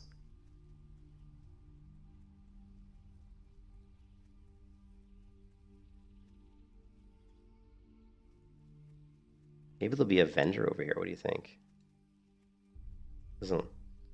Not seeing one yet.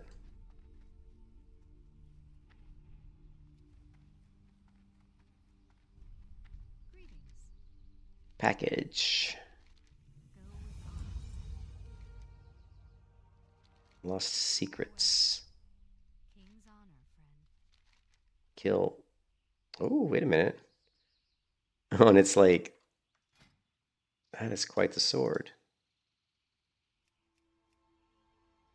So there's a dagger. It does more damage. It does more damage than my dagger. Like it's 29.2 where I'm like at 25 and 24. So it actually does more damage than my weapons, but it's actually clearly meant for a caster. And there's also the bow. We could get the bow because the 4 agility, 4 stamina, just the stats will be good. That's a big ass bow. Be careful. You need something? Light bless you. Yeah, it'd be nice if they put a vendor over here.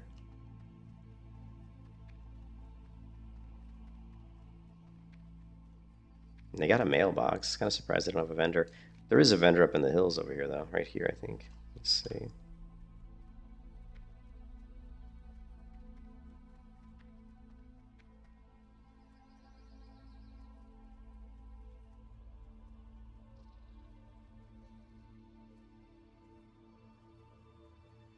I have to go the way it looks like. Finkel's something, yeah. It'd be awesome if we got it. If we got that, it would be great.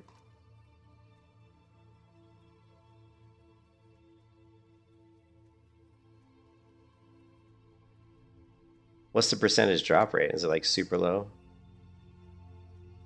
I'm sure it's probably really low.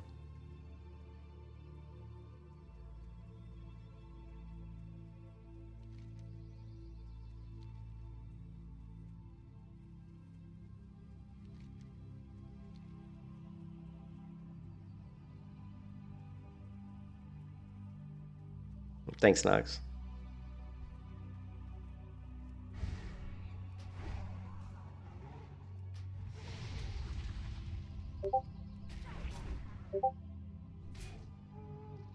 Oh, Voss just linked. Equip your attack and casting speed by 2%. Finkel's Accelerator. Yeah, I see it.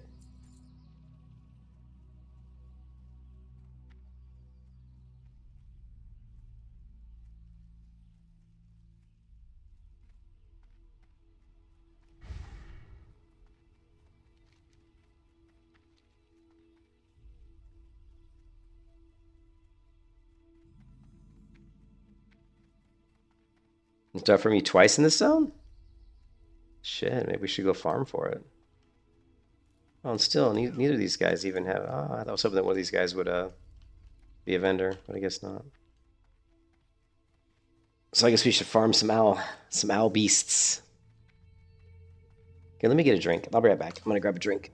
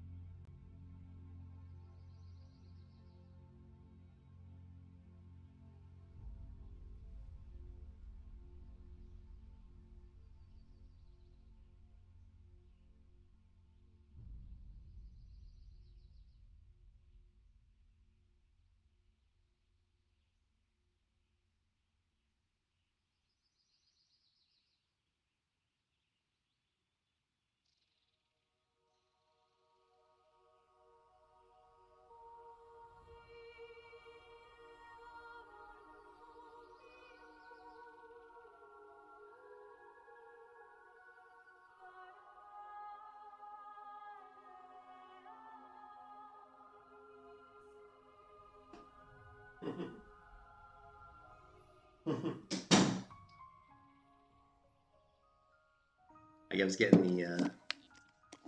was getting the the wifey aggro. She won't.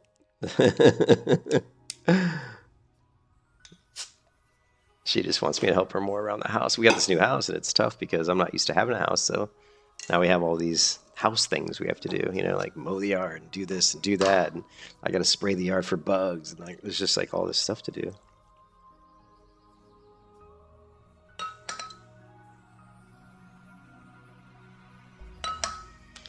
RL stuff.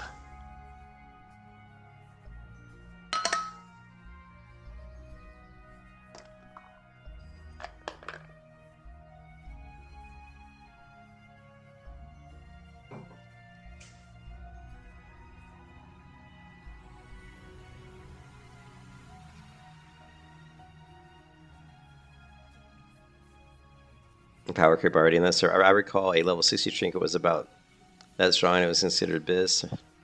Is it really that strong though?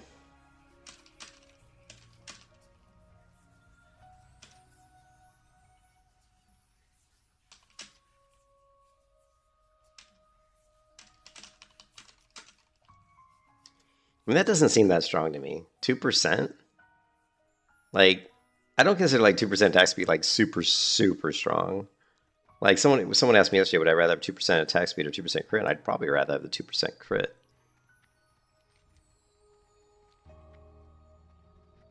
But I don't know. I mean, it's one of those things where you have to like literally like crunch the numbers and like do a bunch of fights and see, you know how much additional damage is that going to equate to?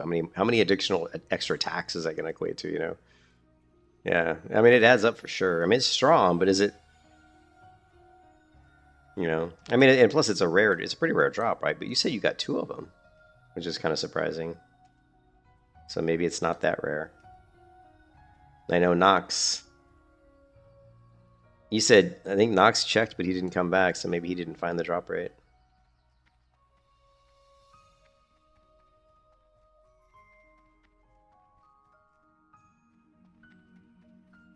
%2% for skills, then that. So wait, let me look. Increase your attack and casting speed by 2%. Why would it be 4%? Oh, you mean if you had 2 of them? Or so you mean if you had like 2 of the trinkets? Is that what you're saying? If you had 2 of them, yeah. But there's so many trinkets in the game, like, you know what I mean? There's so many trinkets in the game. Would you rather have 2% attack speed, or would you have something else? I guess it depends on the class.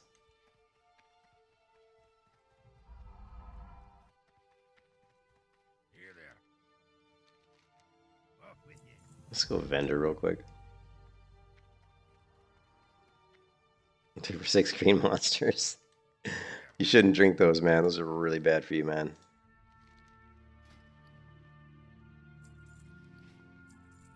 Ah, giant egg. You bought full waters too? Yeah. You could run death. I don't think we need that. 4 agility, 6 stamina. Why am I not using this dagger? Oh, because that other one's in my main hand. Yeah, the other one's in my main hand. Top end damage. Man, that's a tough call.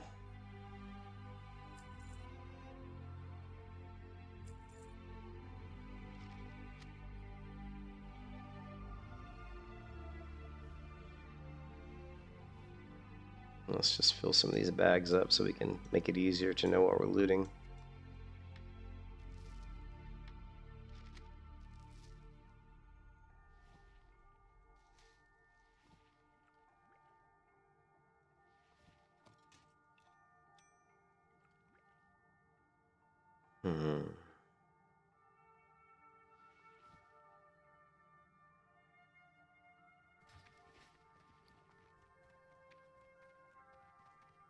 Kevin really increases the shakes, but you're doing great.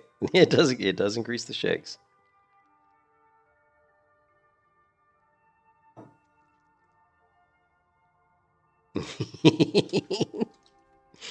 I don't know how much it's messing up my insides, but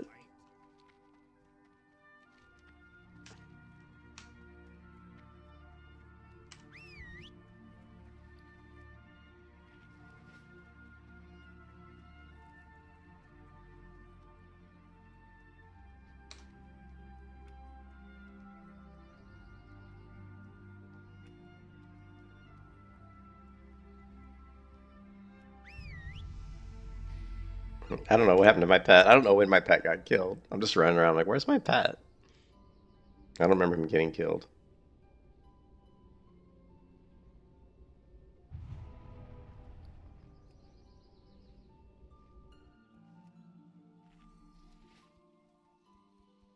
Died of old age, yeah. My good old bald eagle he was past his prime, man. Where's that other? It's down here, isn't it? Shh.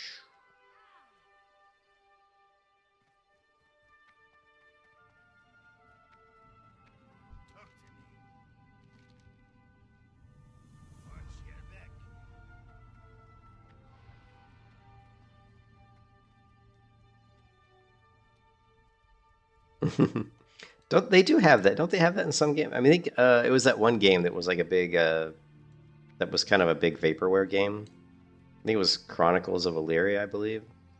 And it wasn't the pets had lifespans, but you actually had a lifespan. You as a player had a lifespan. You would like grow old and die or something, which I thought was kind of an interesting way to go about it.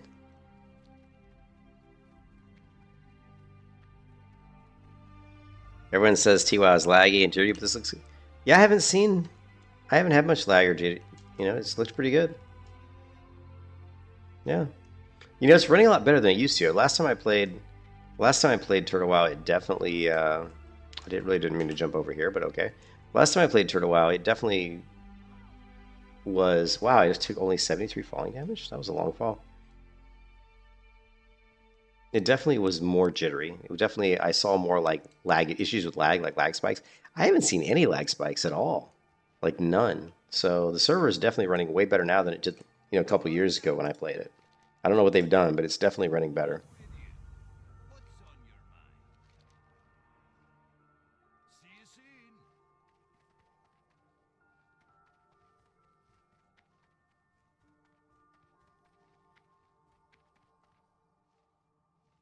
Is that what it was after the Great Chinese Invasion?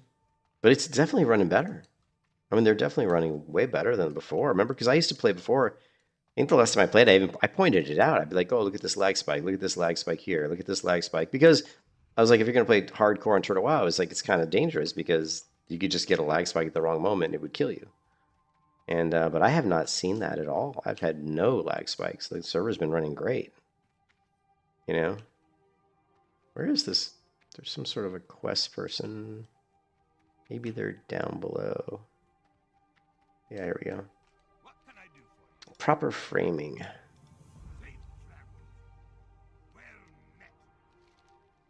Bring 15 silver main hides. Okay. Go kill some more wolves.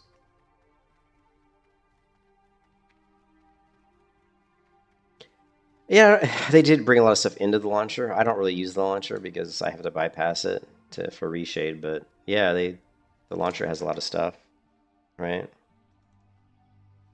If you run the launcher, they've really added so much because they didn't used to have a launcher, at least not like this, and now you've got these tweaks where you can change the field of view, render distance, ground clutter distance. You know, actually, I kind of would like to bump that up. Camera distance, all this kind of stuff. You know, play sound and background, all the stuff that normally in a 1.12 client wouldn't be there. And then they've got stuff that shows your add-ons, and you can basically install add-ons right through the launcher. And then there's even mods, Discord overlay, and here's the enables the Vulkan-based rendering mode for better performance, which I actually have this running on Realm of Reckoning. I haven't tried to set up Vulkan on Turtle WoW, but on Return of Reckoning Warhammer, I set that up a couple days ago. Set up the Vulkan renderer, and it was working on there pretty good. But yeah, I've had no complaints. Seems to run great.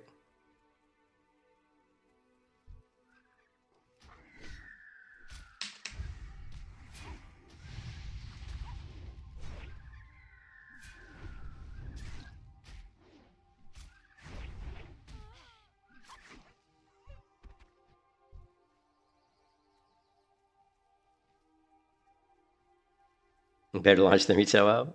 Yeah, it probably is better than retail WoW when you think about all the stuff it's integrating into the launcher.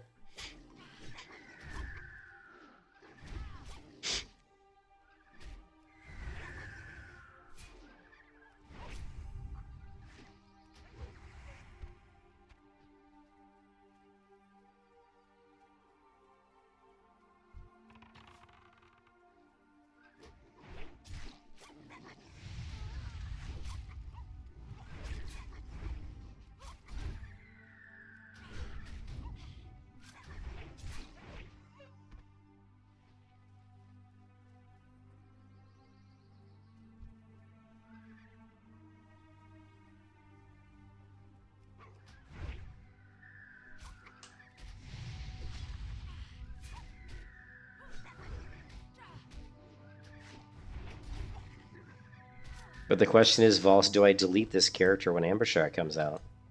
Do I delete the level 46 hardcore hunter? You know what I mean? Because if we delete this character, we're going to recoup a lot of Turtle WoW tokens. Like, a lot. Because we recoup the Turtle WoW tokens.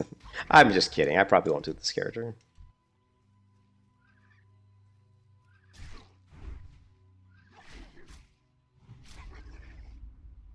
You can kiss your ass goodbye. Hey, what's up, Toxic? How's it going?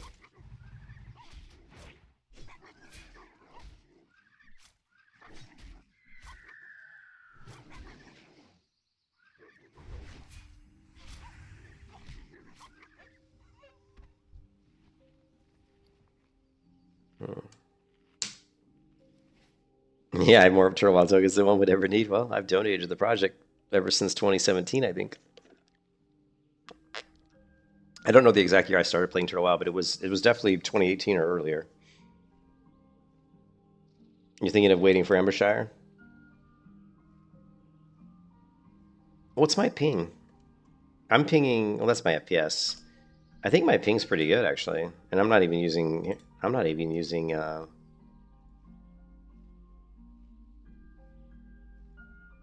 see.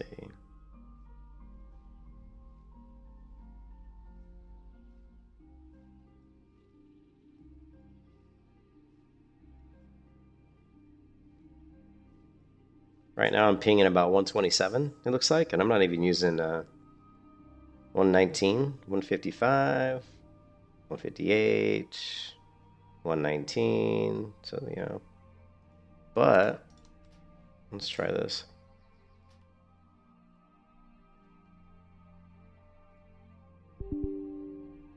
We run exit lag. Yeah, that's not bad.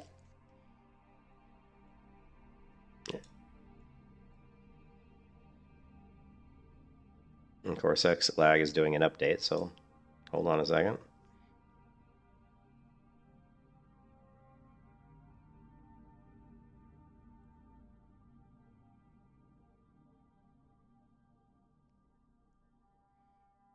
Holy hell, exit lag, how long does it take to... It's doing its thing. Australia, Europe's going to be 200. I mean, if you get a VPN, it might not be that bad. It might not be 200, I don't know.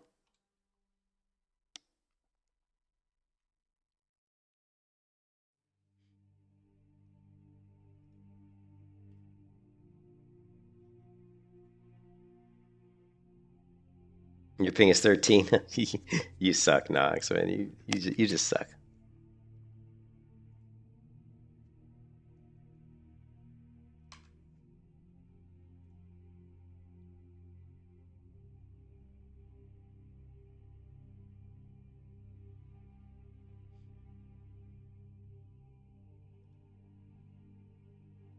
All right. So, yeah. Let's fire it up. Fire it up.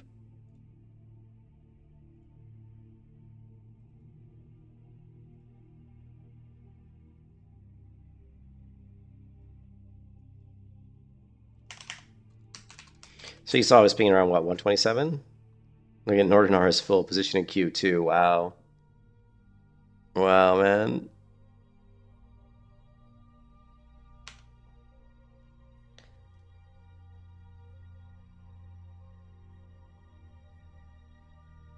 All right, so currently we're connected to... It looks like there's two different servers. There's one in Paris, and we can go through London. This one's... They're both about the same.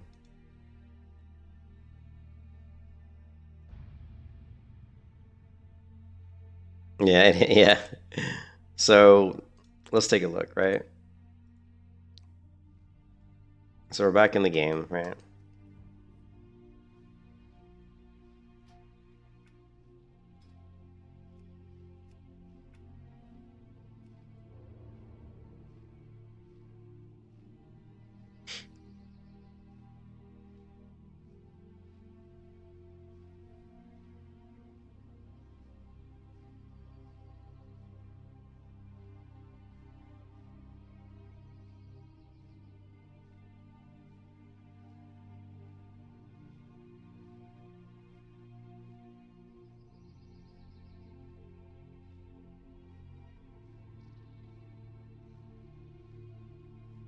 Well, I mean, I'm not showing it right there, but I mean, exit lag is showing. Exit lag is saying we're basically pinging 107. So, I mean, if that's accurate, we dropped about 20 off our ping. So it's not bad, right? It's not bad.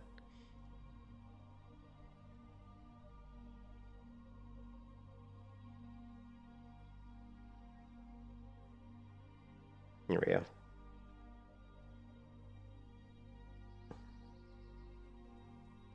I guess once we use exit lag, it bypasses that. So it bypasses that with exit lag. Maybe? Yeah. I wonder if if I have to add these two numbers together. I'm not sure. That's interesting. It doesn't. Looks like the trying to get the right ping through resource monitor is a little bit weird when you're using exit lag. But yeah, we're definitely pinging better now than we were. You still hope you get the two names you want on the 13th? Yeah, they're doing the name reservation on the 13th, right?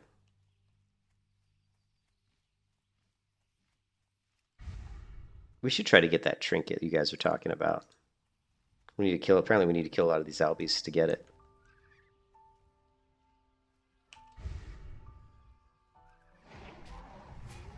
That was some big crits right there.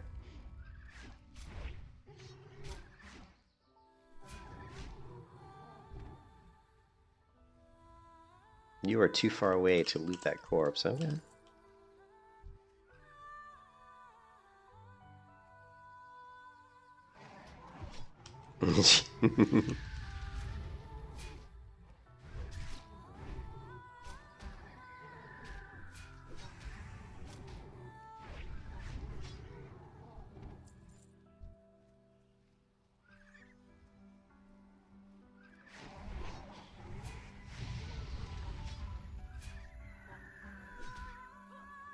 Yeah, it is. They just decided, Epoch just decided to take the whole weekend off. They're like, screw it, we're not going to do anything over the weekend, right?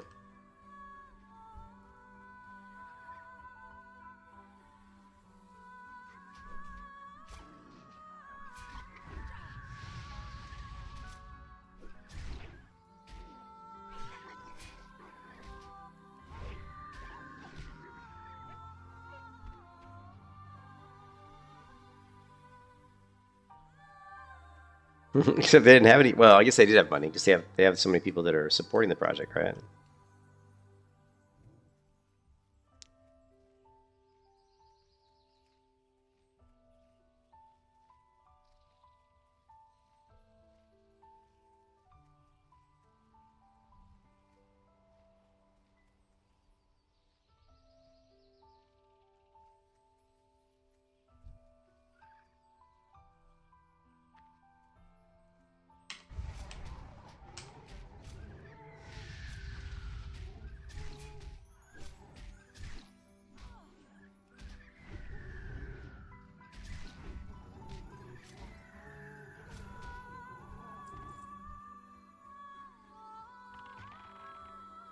Yeah, well, I mean, it's been tested, I'm sure, internally, but hasn't been tested with 20,000 people or 10,000 people hitting it. So hasn't been truly tested.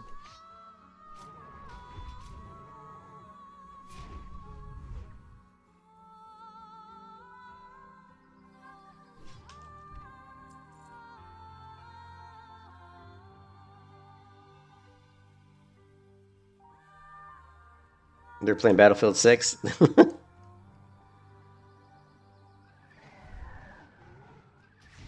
that what they said? They said we're just taking the week off so we can play Battlefield. That wouldn't surprise me if that was true. Well, that's what they should do. I've always said that they should launch after Ambershire. If they're worried about too many people coming to their server, then make sure you launch after Ambershire. That way, you're definitely not going to get the same amount because a lot of people will go play Ambershire. So, I mean, why would you? I mean, if you're really worried about the population, that makes sense, right?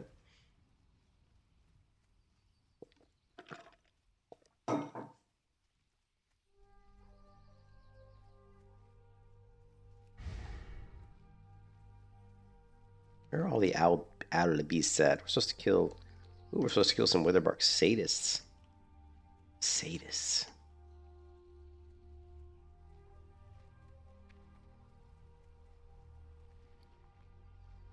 There was a lag spike. That's the first lag spike I've seen. This food must not be really. Come on, come on, come on, come on. I hate how sometimes your chat tabs won't come up. No, let's give me 35 happiness. Hmm.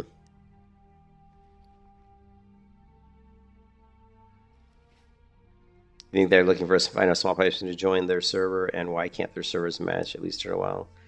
I don't know. Something to do. I mean, they haven't been. TurtleWow's been around a long time, and TurtleWow's running a different back end. I don't think they're not running.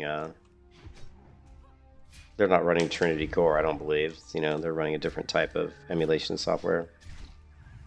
So I don't know. And you know,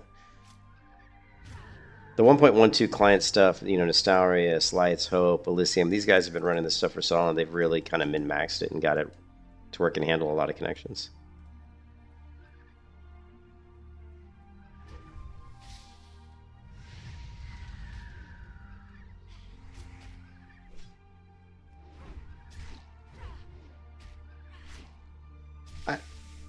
Well, I think if people knew, here's the thing, Knox. I think if people knew that they were going to launch it, like let's say the weekend after after Ambershire, I think still a lot of people would play. I think a lot of people wouldn't play Ambershire. They would wait the week and go play Project Epoch. I still think a lot of people would go to Epoch because there's so many streamers out there that are like sucking down the copium like crazy. I mean, just go to YouTube and do a search for Project Epoch, and there's so many people that want to play Project Epoch. So I don't think I think if you let Ambershire launch first, I don't think it's going to get everybody. You know, I definitely is going to get more, but I don't think everybody's going to get. If they knew for a fact, if they knew 100% Project Epoch was going to launch the weekend after Ambershire launched, like which is the 23rd, I believe, right? If it was going to launch on the 23rd, the 24th, I don't think everybody would go to Ambershire, but I do think a lot of people would just to try it, even just to try it out, have something to do, and then maybe they try it out for a week, and then they end up going to Epoch when it comes out, you know?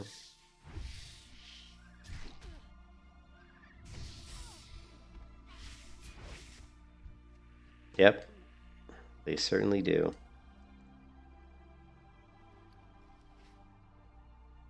How's my pet doing? Level 24. Man, it's going to take him forever. He was level 12 yesterday. How much health does he even have? He's got 700 health.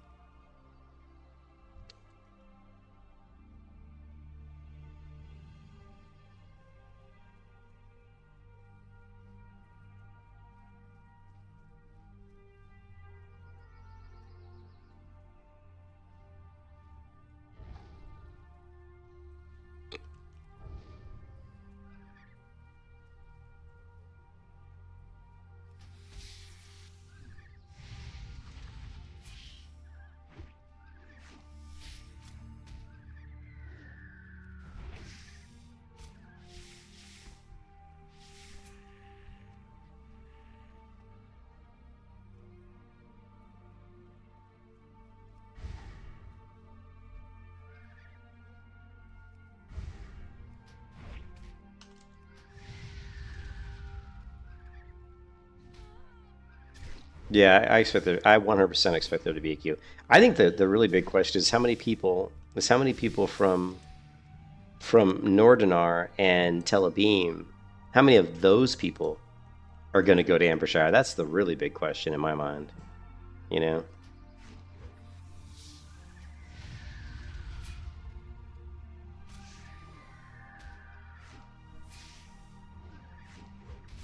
fresh definitely draws a lot. Freshy fresh, man, it's a big deal.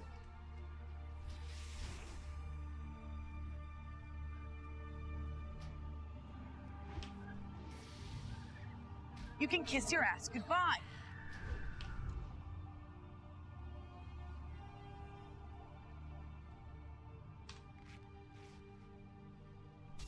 Oh, really?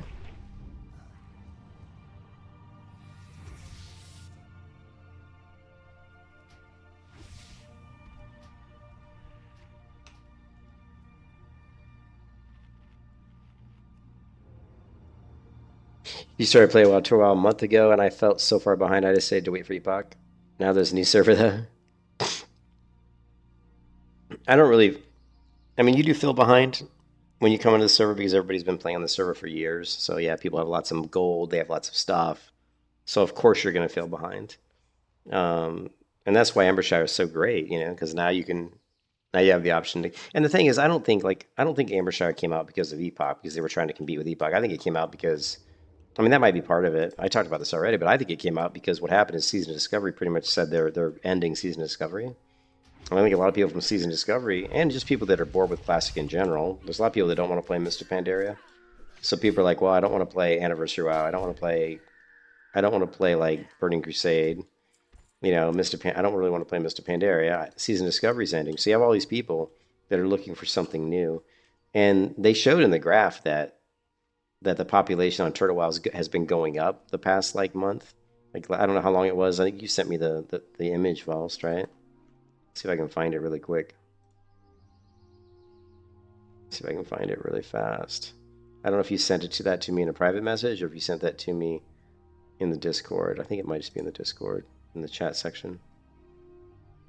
But they decided to release Ambershire, I think mostly because they just realized that the population was just kept going up and it wasn't going down, you know, and they were going to have a problem with their servers just being too full. I can't find that graph now.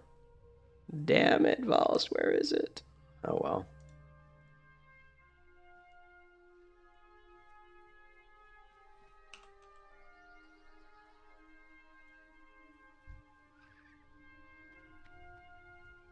Yeah, people love fresh servers for sure.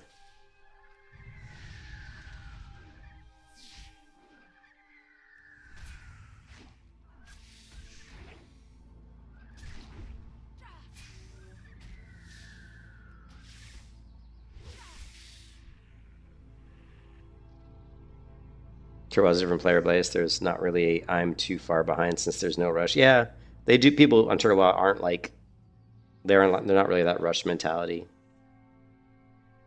Do I think they try to stealth test Re-Up Nora? No, I do not. I don't think they would do that. I mean, they've already kind of screwed themselves with how they've released the servers, so I don't think they would do that. If they did, I think it would. If they tried to do that again, I mean, I think that reflects really poorly on them. Stealth launching servers is like just really kind of stupid in general, right? I mean, it doesn't really, you know, it's just kind of stupid. You know, just tell people when you're going to launch the server. If the server can't handle however many people that you're going to let in, then I don't know. Open up a different server. You know what I mean? So I don't know. Yeah, they did announce the end of SOD, right? You never played Alley and you wanted to play a shaman, so the thought of playing through the Alley with a shaman was to say, oh, okay, that's cool, yeah, because now you can play a shaman on the Alliance side. On Project Epoch, right? Does Turtle WoW have that? Does Turtle have a lot of... My wife's sending me an image here. See?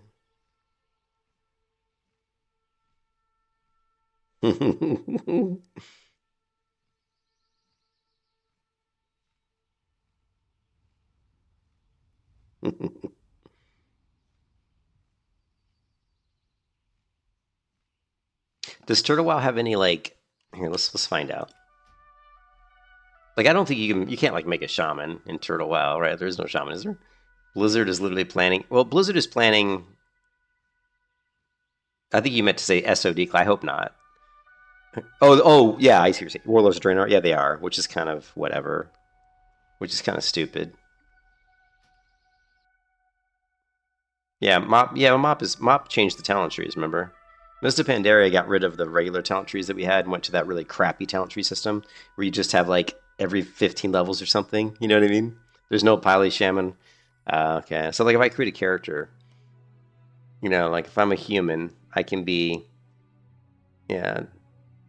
I mean, it's pretty much the same. Although you can be a hunter as a human, which is definitely something you couldn't do in original. You could be a warlock, mage. The rest are the same, but they've added hunter. I never played dwarves, but dwarves could be... Could dwarves? Dwarves couldn't be mages, could they? You couldn't have a dwarf mage, so that's new, right? Dwarves could be paladins. Dwarves could be hunters. Yeah, I think dwarf mage, right, is new, right? And then night elf is the same. There's nothing new there. Like, yeah, and then gnomes. Could gnomes be hunters? I don't remember if gnomes could be hunters. Gnomes could definitely be rogues, mages, warlocks. I'm not sure if they could be a hunter. I don't remember. And then the high elves can be. They couldn't. Yeah, I didn't think so. Yeah, I didn't think so. And then high elves can be hunters, and they're very similar to like night elves, right? Let's see. Well, a night elf can't be a mage though. Other than that, they're the same. They can be a mage though.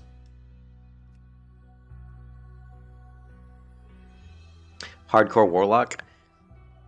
Maybe. Well, let's take a look at the talent tree, right? I think I've got it open. If you look at the 1.18 talent calculator, let's see, here it is. And let's duplicate this, close this down. If we go to warlock, and I don't play warlock a lot in vanilla, so I have no idea what racials to high elf. Let's see. High elves. The bow weapon skill increased agility. Enchanting skill increased. May meditate, restoring vital resources. So, okay. So warlock talent trees, you've got this cataclysm. Well, that's new. That never existed in 1.12. You know, that was never in vanilla WoW. Cataclysm reduces the mana cost of your destruction spells. And you've got aftermath. That seems, you know what? Let's, because I don't remember. I don't play warlock in vanilla. Let's go classic. Wow, talent calculator. Let's just pull up the warlock. So we'll just do it side by side. Oh, so you do have cataclysm. Jeez, wow, that shows you how much I don't play warlock. Okay, so Turtle Wild definitely has this one here. Demonic Swiftness. Reduces the casting time of your Imps Firebolt spell and reduces the cooldown of your Succubus Leech and Pain spells. So that's new.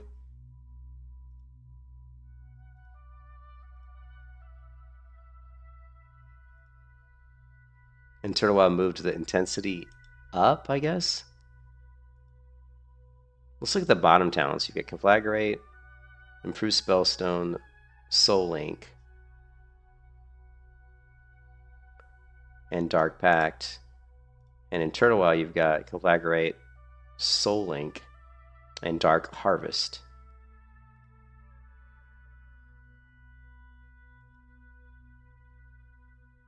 You've also got a lot of differences going on here with this Power Overwhelming, Demonic Precision, Master Demonologist, and Unleash Potential. So we've got this Power Overwhelming, which is new. Channel energy into your demon, breaking all crowd control effects and increasing its damage dealt by 20%. The demon takes 4% of its base health as damage over the duration.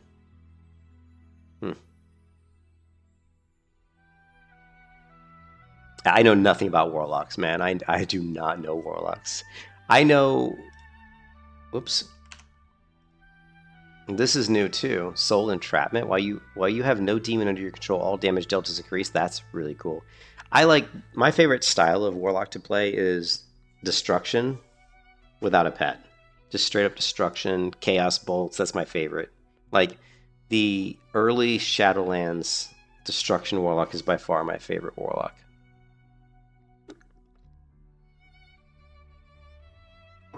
Pop that in health funnel while your demon goes berserk.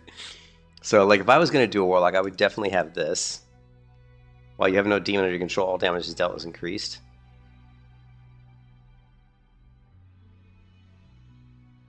I would have this.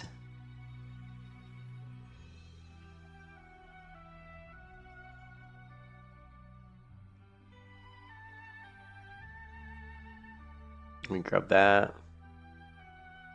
Reduces the casting time of your Shadow Bolt. They've got Aftermath here, but they don't have Demonic Swiftness. In fact, they don't have Demonic Swiftness at all. What is that? Reduce the casting of your Firebolt spell, and see, we don't need that. Let's grab this, Bane. Increase the periodic damage of your unit. Let's grab that. Give your fire spells a chance to not lose casting time. Okay.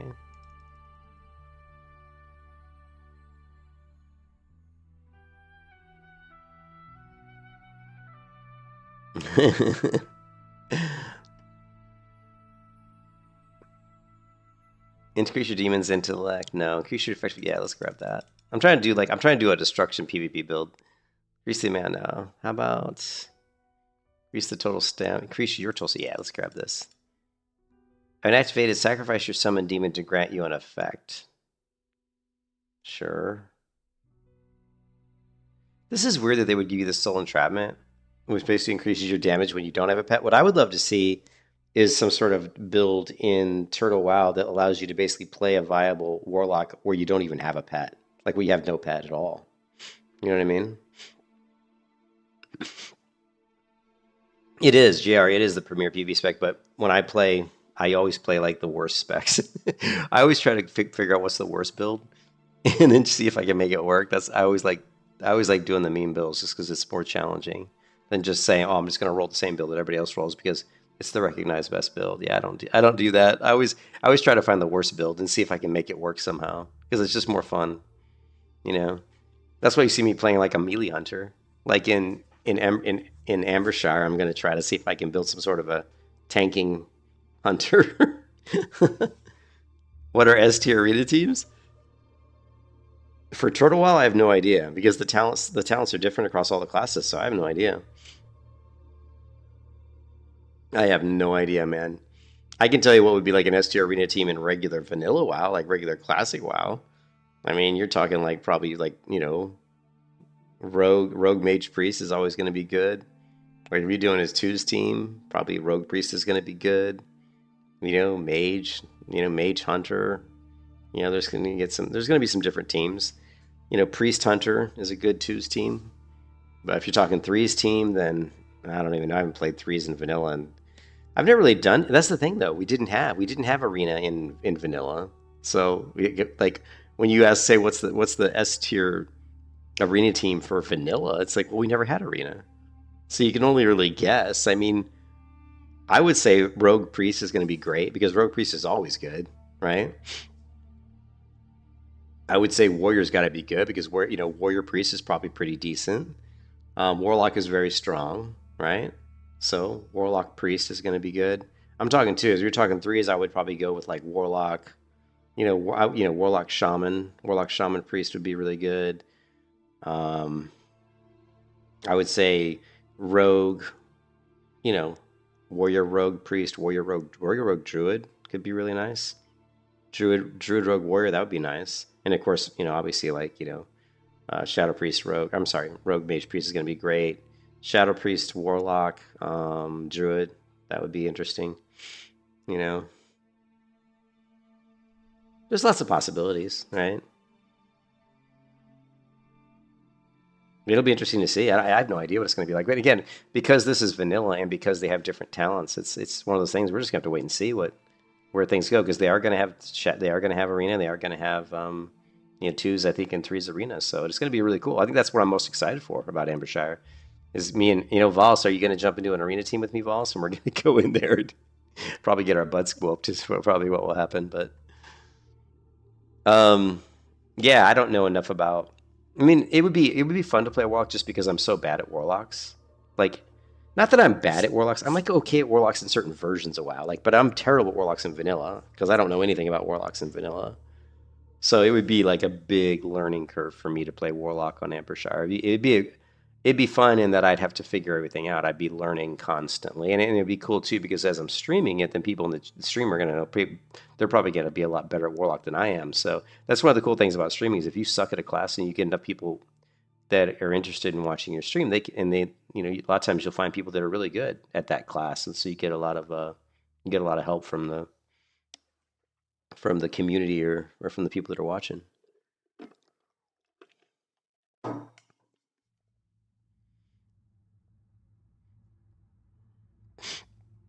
I mean, I learn a ton over the years streaming. I learn a lot from people that are giving me tips.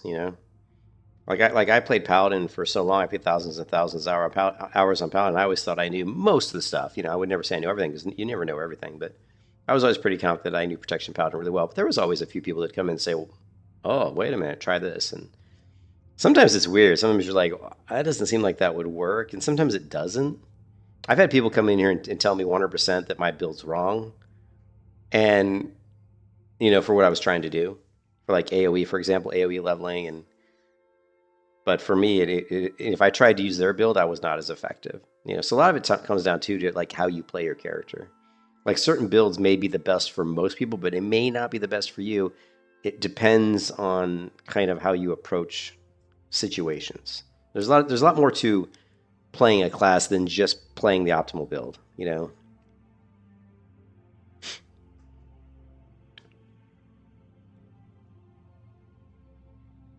So yeah, I mean, I don't know. Warlock would be really interesting. Like it'd be super interesting to try Warlock, but I would feel really like a fish out of water, right? Now rogues I've played a lot in vanilla. Um, I don't know how much rogues have changed. Okay, so the top tree looks different right off the bat because you only have two abilities, and here we have three. So they've got exposed armor up here, which I thought that was actually I thought exposed armor is actually over normally in the assassination tree. So they actually moved it all the way to the subtlety tree. That's really interesting that they moved it to subtlety. So typically, like when you're in like vanilla WoW, if you're gonna do, and they moved improved gouge into subtlety. Oh my god, that's interesting. Maybe we'll play a rogue. How would we build a PvP rogue? So, and they moved they've moved stuff all over the place. Remorseless attacks is usually further down. Actually, no, it's still there. I'm sorry, it's still there. What else did they move? Improved backstab. Wow.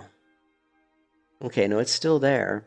All right, so normally, like, all right, too much button mashing.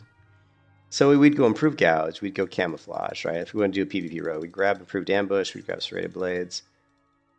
We don't have to get improved ambush, but we want initiative, chemo, blinding haze. What the fuck is blinding haze? So this is an entirely new ability. Reduces the energy cost of your distract. In addition, targets hit by your distract have their chance to hit reduced for 6 seconds. Oh my god! So if you distract someone, you want to engage them in like right away. That's kind of crazy. I mean, you could reduce their chance to hit by 6%. That's insane. A lot of talent points though to waste on that though. Cloaked in shadows. Oh, and we didn't have cloaked in shadows in vanilla WoW, did we? Right? That didn't even exist. Whenever you vanish, your nearby party members within 20 yards are cloaked in shadows, gaining a barrier that absorbs damage. Now that's your allies though, that's not you. So you're actually helping your teammates. Yeah, you could do double rogue arena, that would be super fun. But you're actually helping your team. That's really interesting. This is really cool. This is a great way to protect, right? This is a great way to protect if your healer's getting tunneled down in arena, and you just go over there and you vanish next to them, and they're going to be cloaked in shadows. They're going to gain a barrier that absorbs 12% of your maximum health. This is going to be great for arena. Shadow of Death. Affixing with the edges of the scissors onto the target. Oh my god. How different is this than the current Turtle Wild Talent Calculator? I think we might have to play Rogue. Because it looks too interesting.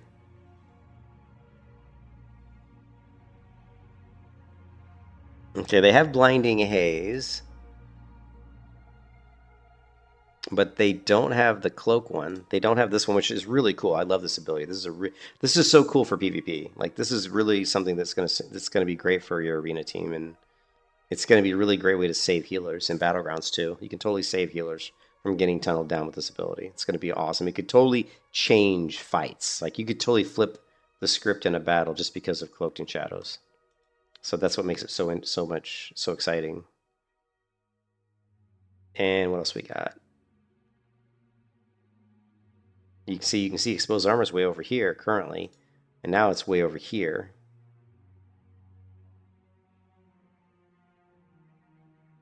Preparation. Reduce the energy cost, increase physical damage bonus. Do we have that? See, that doesn't even exist in regular. So Turtle WoW has this bloody mess, which reduces the energy cost of your hemo and increases the physical damage dealt bonus of your hemo. So man, your hemo's gonna crush people. Now, how many talents? We still got 25 talents. And they've got marked for death, which doesn't exist. Normally that's premeditation, but now we've got pre-med.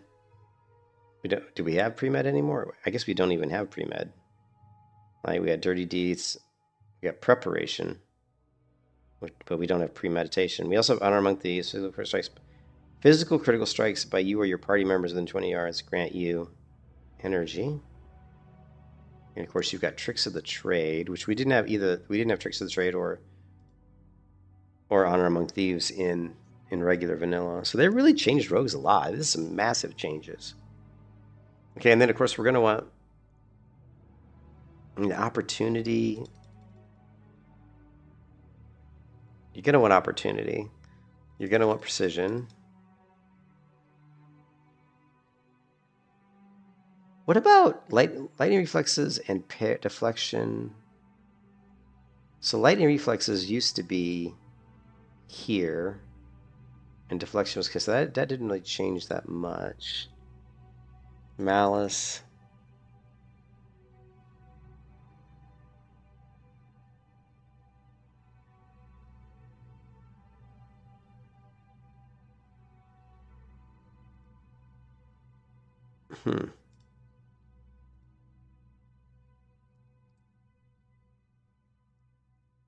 Man, it'd take a while. I could probably play a year of just rogue just to try to figure out what talents work best because they're so different.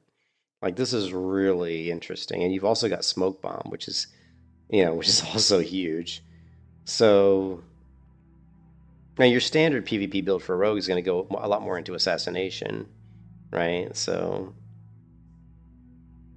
yeah. PP yeah, you're gonna you would normally go down into maybe like lethality or ruthlessness is nice. Gives your finishing moves a chance to add a combo point. And of course, improved eviscerate's great. So normally you're gonna want to go something like that. Like oh man. And you would like to get lethality because it increases the critical strike bonus of your combo point generating abilities. Which is really strong. They call it the two classic blows. It's definitely. I didn't realize how much they changed the rogue, especially with the new scar. What is it? What's the new expansion called? The Scars of something or other. Let's see. Well, there's the chart. Here's the chart we were talking about earlier.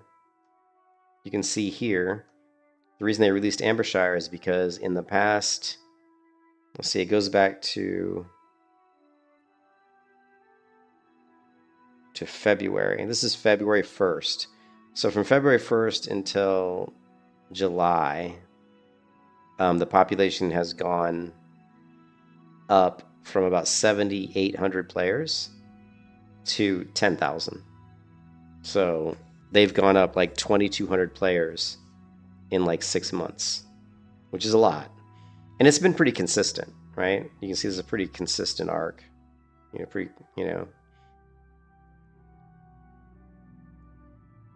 And their queues are set around 10,000 or 10,500.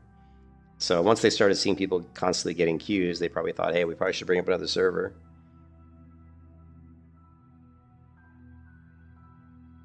Plus all the quest hubs and the recipes and the items and the quest stores. If you do the Dwarf Village in the Wetlands, you get a neck item from the mines. Okay. But the rogue looks good. The rogue looks really, really interesting. Let's take a look at the priest. Now the priest, these are the same pretty much. That's pretty much the same. I don't think it was called divinity. Yeah, you had holy specialization and improved renew, right?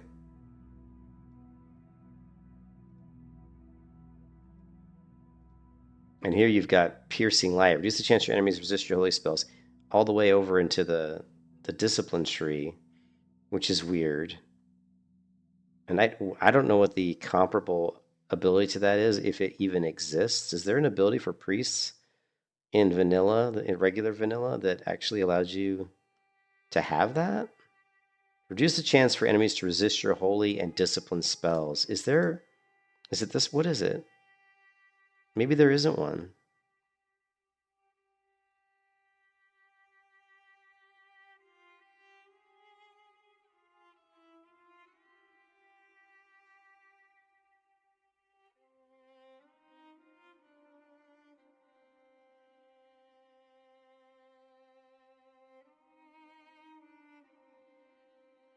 So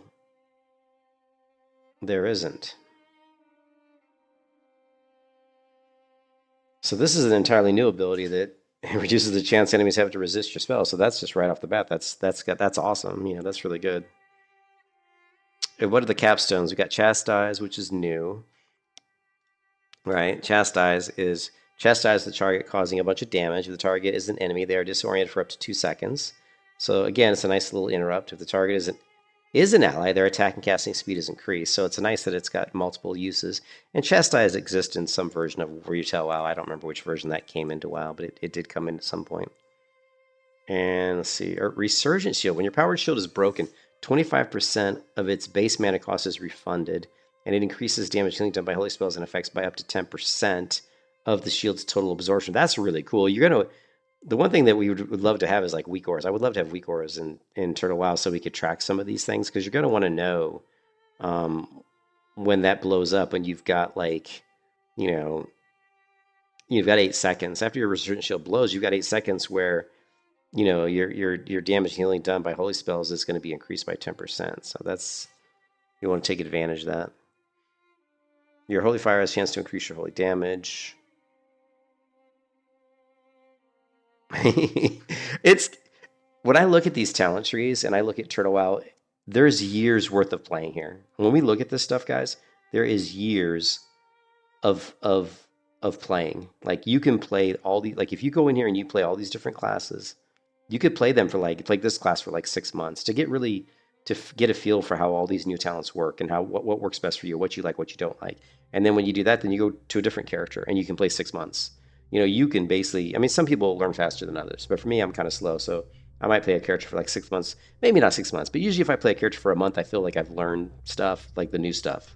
Like when I come into like the War Within, like a new WoW expansion, I'll get on a character and it usually takes me about a week or 2 weeks to really figure out what works best PvP wise, like what's going to work best for this character based on what spec I'm running. And I'll say I went into War Within and I played a Protection Warrior. It took me a couple, like 2 to 3 weeks to really figure out how to play Protection Warrior really well. And then when I did, I was awesome and nobody could beat me. Like I was killing everybody, 1v1s, just because it was so impossible to kill a Protection Warrior. So you're so incredibly tanky.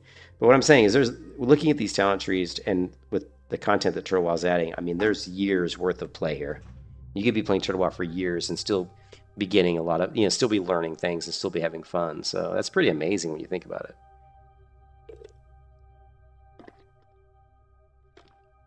The comfort of rogue switching targets and 100 dead zone are the biggest fixes that they should make. You always found the combo system for rogues to be annoying. It is kind of annoying, I agree. My biggest problem with rogues is that you spend a lot of time walking around stealthed. That's my biggest problem with rogues. Like, so you're not in the combat, like doing something, you're not actively engaged in doing something a lot of the time, which can be boring. I like to be engaged in doing something. That's why, like a priest, you're always doing something. You're always healing, right? You're always healing or doing damage. If you're a warrior, you're always in the fight. You're always charging in and doing warrior things, right? So it's the same thing with if you're a hunter or a warlock. You're always, but with a rogue, a lot of times you're waiting for a certain moment to open up. You're trying to pick your targets. You can't just charge right in the middle of a bunch of people and attack, otherwise they're just going to focus fire you down and you're just going to get blown up. So it's a different kind of gameplay, right? Was Survival Hunter good for leveling? Yeah, in Turtle WoW, yeah, it's great. Yeah, it's good. I've found no issues with Survival Hunter leveling. I mean, it's not going to be as strong as BM. I think BM would be... BM, I always think BM's the best for leveling. Making your pet just do shit tons of damage is... Because, if you're not taking damage, their downtime is going to be so much less, so... Yeah, when I talk about this stuff, I'm talking specifically about PvP. Whenever I'm looking at talent builds, whenever I'm talking about playstyles and how I would talent build or what I'm doing, it's always PvP related because I don't really raid, so I'm always usually talking in terms of PvP. Yeah, but I would just look at these things. I mean, there's so much to learn. I mean, a lot of this stuff looks pretty much the same. I'm not seeing anything crazy in the shadow tree. This all looks like pretty much just straight shadow, but the discipline tree definitely has some changes. It's because I'm looking at the wrong thing, I think. No, I'm looking at the right. This is Turtle WoW, right? Yeah, this is Turtle Wow. So I would definitely go Piercing Light. Like if we wanted to do like a disc healer, you know.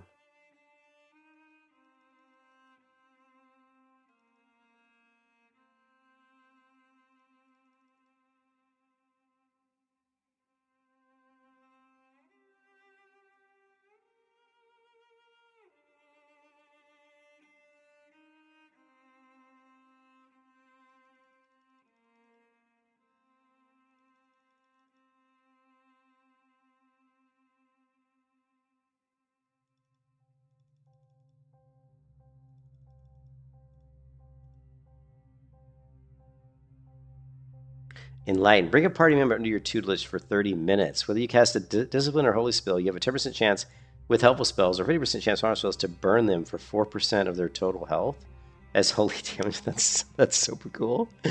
That's cool. I like that. Increase your total intellect and your spell casting speed. Sure, why not? How many points we got left? Do we need anything in here? Nah. Swift recovery, the amount healed by your healing spells is increased. The target is okay. And there's just too many good things to pick from. Increase your spell damage and the critical strike chance of your offensive spells and the amount of damage absorbed by your power shield. Oh my god. Look at this. This increases the amount of damage absorbed by your power shield by 20%. That's amazing. And increases your damage. I don't know. It seems pretty... It's expensive, though. It's a lot of talent points to put into something that's just for your shield. Chastise...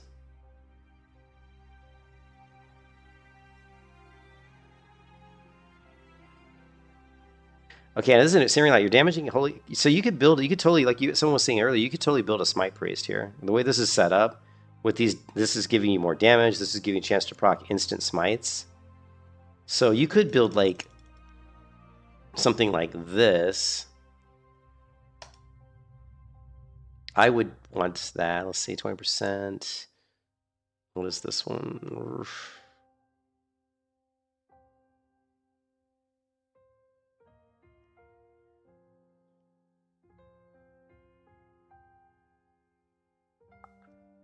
I really would have liked to have gotten swift recovery, because that's basically like if you've got renew on yourself too, and you're trying to stay alive, you're gonna your heals is gonna do more. I mean 6%. Force of will. I mean, I could see sacrificing force of will to get maybe some more healing. Wow, I mean these talents are so good. Like I see so much possibility with these talents on the priest. I see like a build you could come up with where you could do really good healing, but also do really good damage. I see a build here where you could be very difficult to kill based on how you set this up. I'd really want to get swift recovery. Also,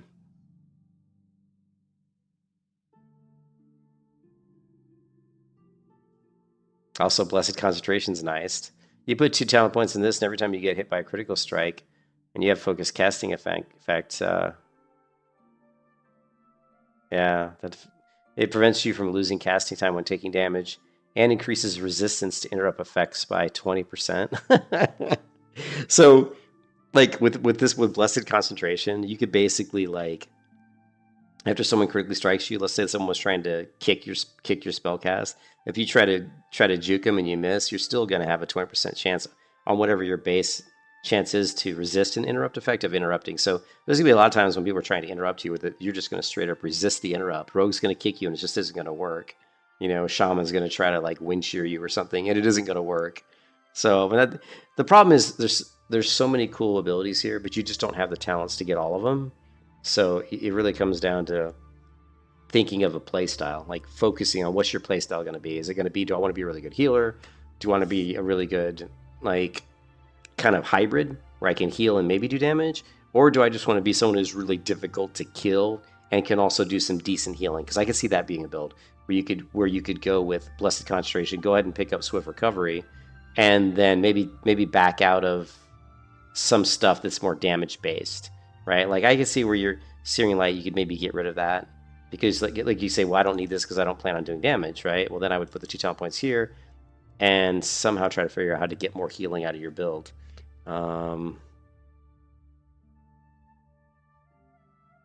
Definitely grab the Inner Fire.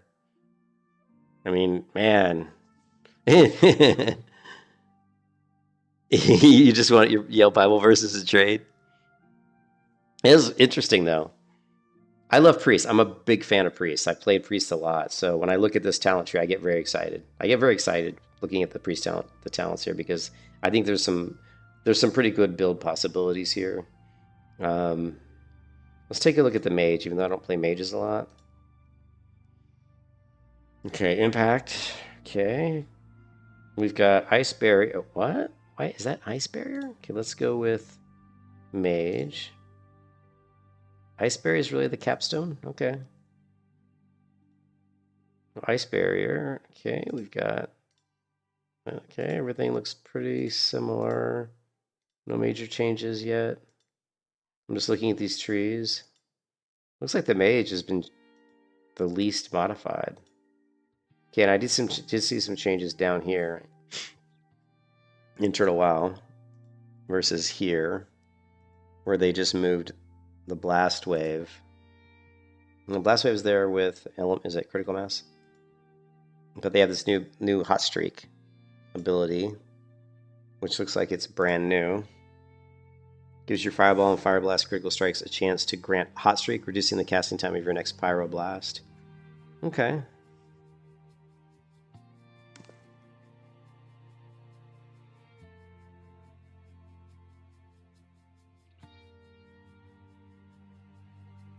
Also, we have Arcane Rupture. Rupture your target with a force of concentrated arcane damage, and increasing the damage and mana cost of your arcane missiles.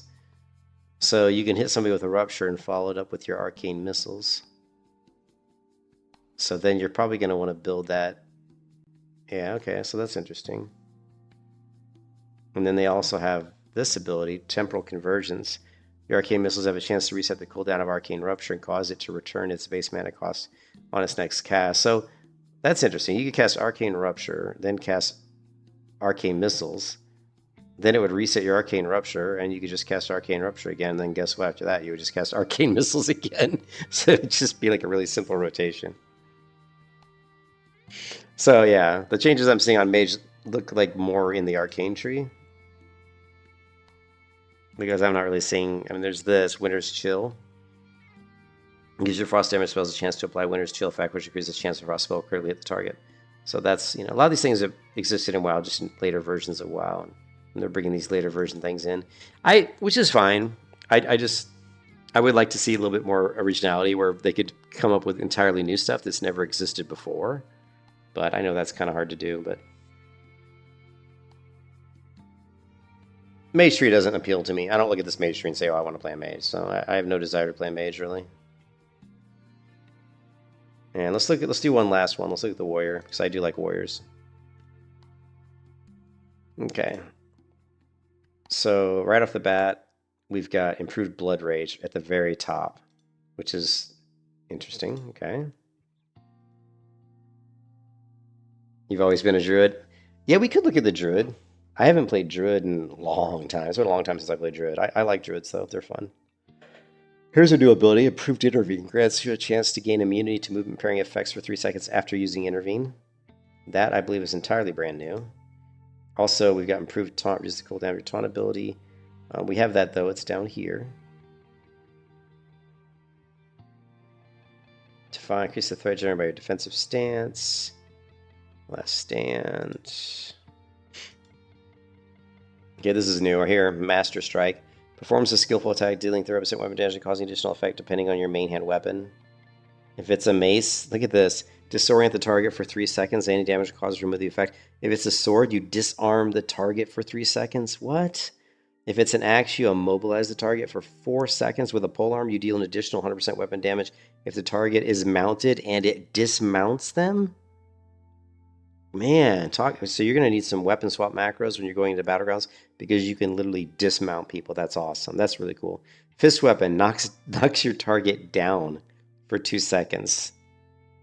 That's pretty cool. Staff, increase your chance to parry by 25% for 10 seconds. Wow, that's strong. You're definitely going to want to have a lot of weapon swap macros then because you're going to be swapping, as a warrior, you're going to be swapping into different weapons to do different things. Like a dagger, you silence the target, I mean, think about that. As a warrior now, you can silence people. You can knock them off their feet. You can dismount them. This is a crazy ability. If you just want to talk about original abilities, that's very original. And then we've got improved disciplines, which is different, right? Okay, reduce the cooldown of your retaliation, reckless, and shield abilities by 4, 8, 12 minutes. That's definitely good, because as we know, the cooldowns on those abilities are ridiculously too long. But I mean, 12 minutes... I mean, what is the cooldown, right? I don't have a warrior on here, so I can't show you. What is the cooldown on recklessness? Is it 30 minutes?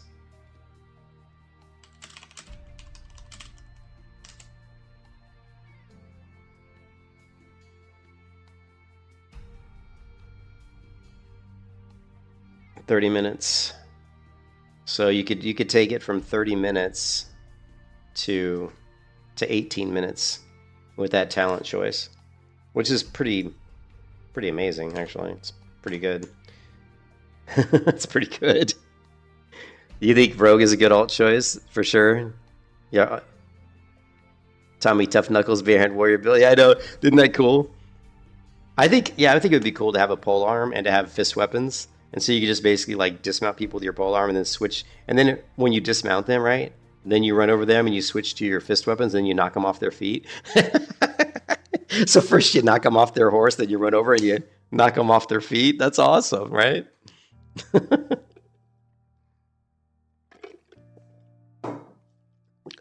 That's gonna, and it's, what's gonna be really funny about that is that people who haven't looked at these talent trees make giggle. The people who haven't looked at these talent trees are gonna run into a battleground. That's gonna happen to them, and they're gonna be like, "What the fuck's going on?"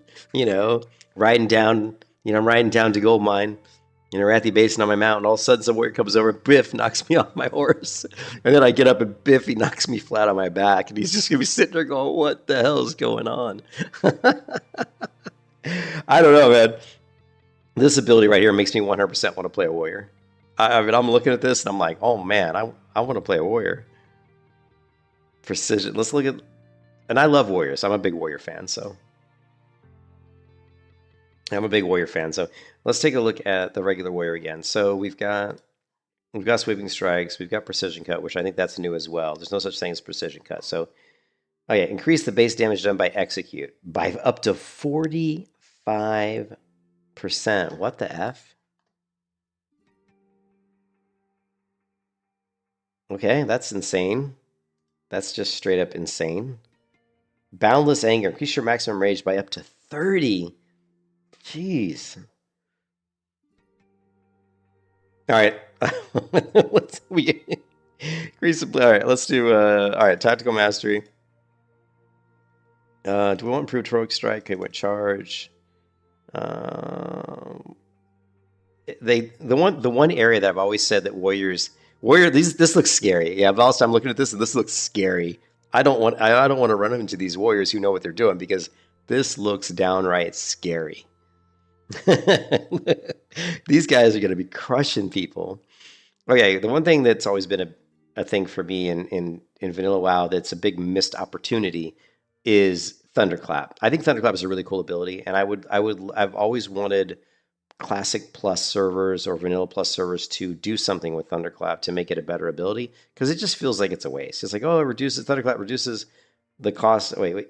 It doesn't do anything really. Like if we look at warrior abilities, right? Do we have it? Do I close it already? If we look at warrior abilities, right, and we look at Thunderclap, right? Let's find Thunderclap. All it does, quit moving. Why are you moving? Stop moving on me. Blast nearby enemies, increasing the time between attacks by 10% for 10 seconds, and it does a little bit of damage, like 10. It does very little damage. So Thunderclap slows down target's attack speed by 10%, and it does very little damage. What I would love to have improved Thunderclap, which in regular vanilla, I think there is an improved Thunderclap somewhere. Isn't there? No, I guess it's this one. I would like to have improved Thunderclap increase the damage significantly, right? Actually, it does. Oh, wait, we got it. Okay, we do have it here, because if you look at it here, all it does is reduce the cost of Thunderclap. That's it. which is garbage. It's like, who wants to put talent points into something that all it does is reduce the cost of a thunderclap, which by itself isn't a really good ability anyway. It really, because it doesn't do enough damage, and it doesn't really reduce the attack speed enough to make, because warriors are always struggling for rage anyway. So wasting all that rage on thunderclap is kind of, it's good. It's good when you're like a tank. Like if you're a tank and you're tanking a dungeon and you've got like 6, 7, 8 mobs hitting you, of course thunderclap's great because it helps you generate a little bit of threat and it slows down their attack speed of all of them. So it's good. But for like PvP, when I talk about these talent trees, I'm always talking about PvP. I always talk about how this could work, this could be a good thing for PvP. So for PvP, improved thunderclap should do a lot more damage, and it should do something else. It should, like, I would say, and this did happen in retail WoW. In the War Within Thunderclap, there is a way you can build a slow into Thunderclap.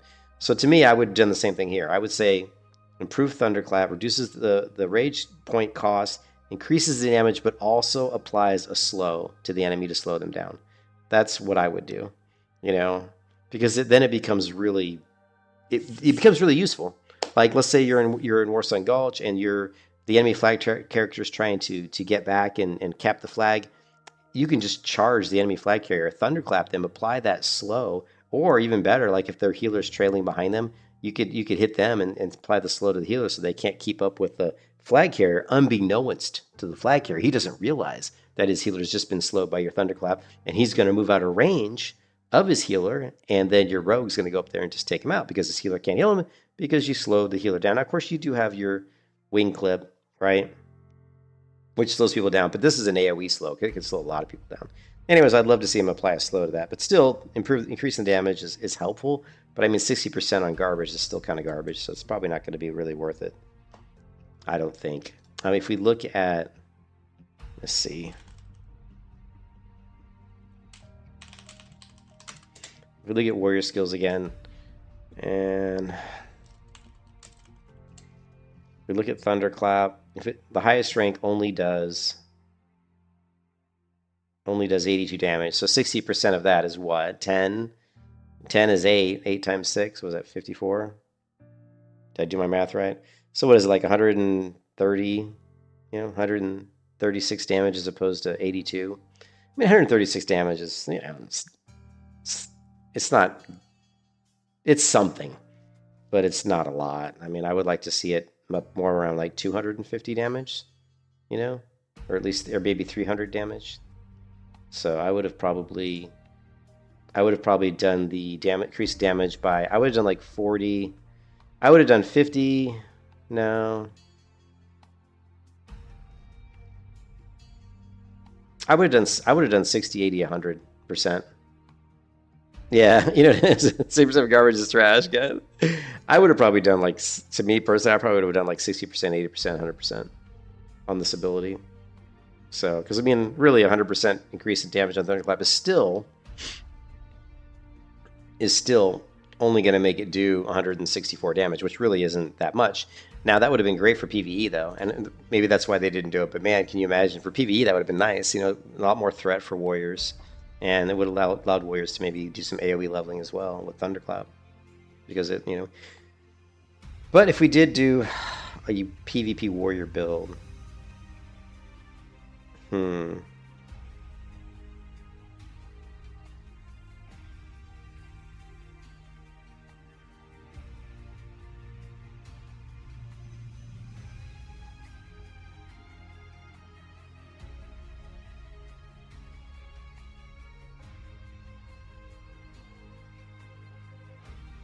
yeah, and Thunderclap, so they have it in retail WoW, and it's a nice thing to have. It's just nice because it's good in large scale engagements. Like if you're like at Blacksmith, for example, and you charge in there as your warrior, you can just toss in a Thunderclap, and it just helps slow people down, and it makes it harder for them to get away, for them to like reset or get out of range of maybe your damage dealers. It makes things more difficult for them, because you're slowing them down. They can't position the way they want as quickly, so it is very useful. I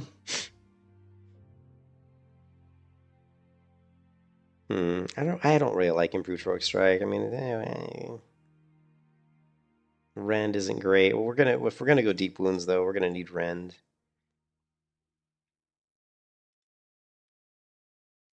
Deep wounds, overpower, master strike was just incredible. Impale, yeah, get impale. We don't need two-hand weapon specialization because we're going to be weapon swapping too much into stuff that isn't a two-hand weapon.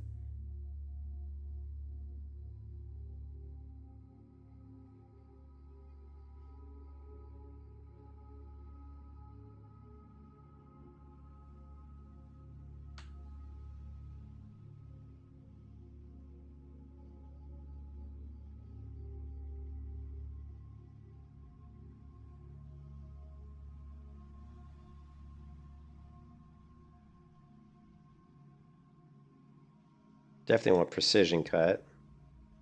Definitely want reduced cooldown.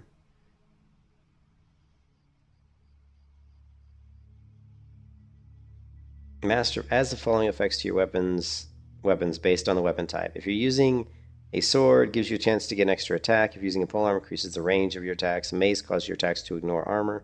Axe increase your chance to get a critical strike. Okay, so let's grab Master of Arms because I like it. Proof Slam, don't care. Pretty sure maximum rage, yeah, we definitely want that. How many? We got 10 points left? We don't really need. I mean, Mortal Strike's great. But do we have to get Sweeping Strikes to get it?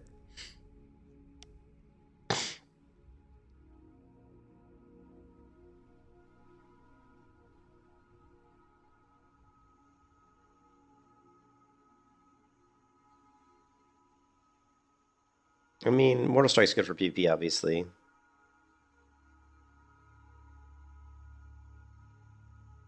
But you have to get Sweeping Strikes to get it. Yeah, it's fine.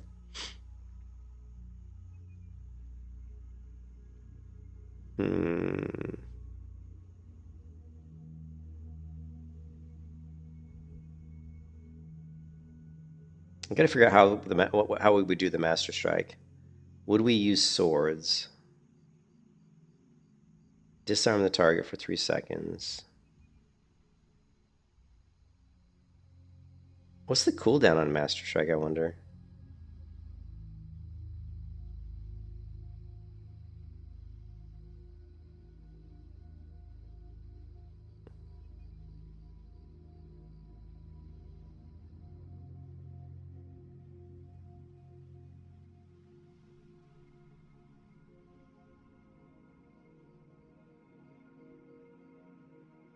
And Blood Craze it looks really strong, actually.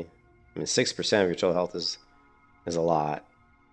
So let's go.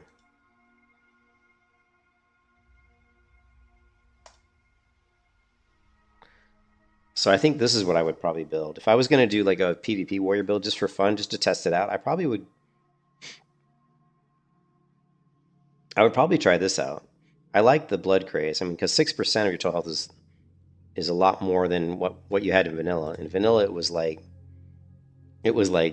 garbage, right? Let's see. It was only, oh, it doesn't even say, but I think it's only 3%, if I remember correctly. I think it's only 3%, not 6%. 3%'s, I mean, 6% seems like a pretty significant amount of health. Yeah, I don't know. Interesting. Very interesting. We're gonna have to close this stuff down.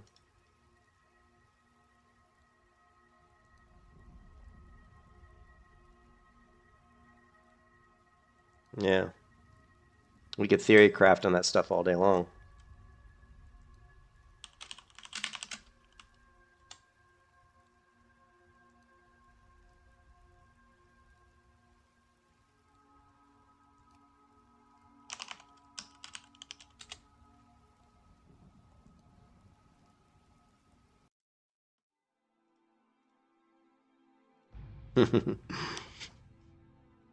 Yeah, the polearm Tauren. You could do a polearm build, then we could do a polearm build. But I think with that ability though, the thing that makes the warrior so interesting is the ability to weapon swap and get multiple different, effects, so to speak. So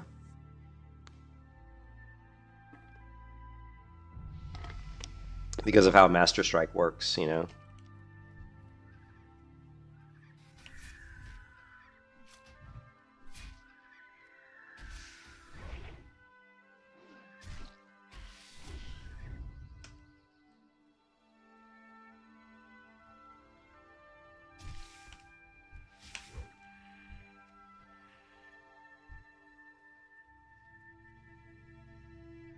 You got the Amber shotgun. You have it on all your. You have it on all your monitors, on your phone, your laptop. Can't wait for Embershire.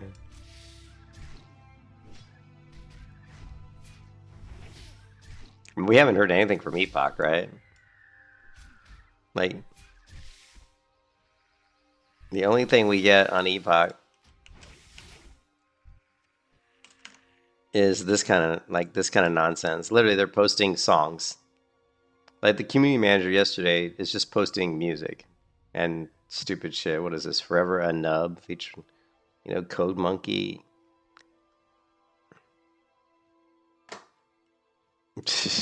That's what Project Epoch's been reduced to. Some guy posting music and stupid videos on their Discord.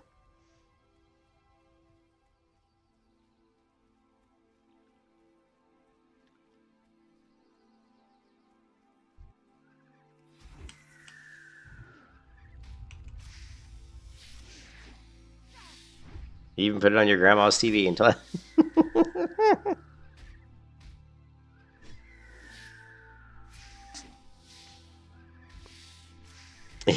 Oh,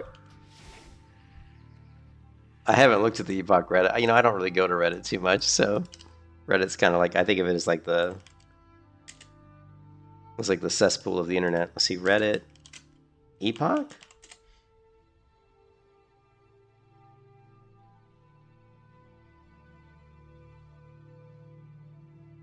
What's with all the Turtle WoW posting? Turtle WoW fanboy Epoch Chaz. No, Project Epoch isn't even available. Come play Ambershire. No, I just don't want to play your server, man. You have to pick either Turtle WoW or Project Epoch. You cannot support both. Okay, whatever. I'm going to wipe the servers even though I don't have an account registered.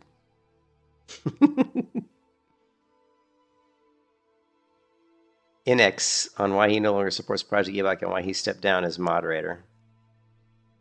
I don't remember Inex. I don't remember his name. Like, who was he on? I don't even know who he was as a moderator. What's this? Hands up. This is a turtle subreddit now.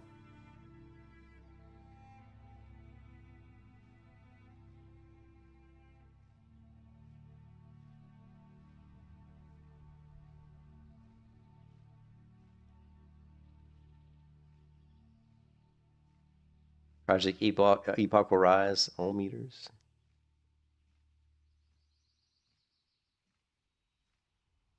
Midnight release. This is why I have a 30k queue.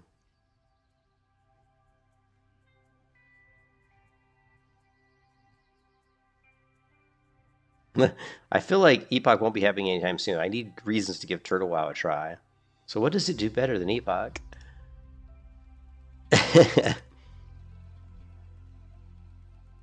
I don't know why people ask. I mean, I guess I understand why people would ask that question, but just go to the website and look. There's plenty of information on the website and stuff that talks about, what Turtle WoW has. So.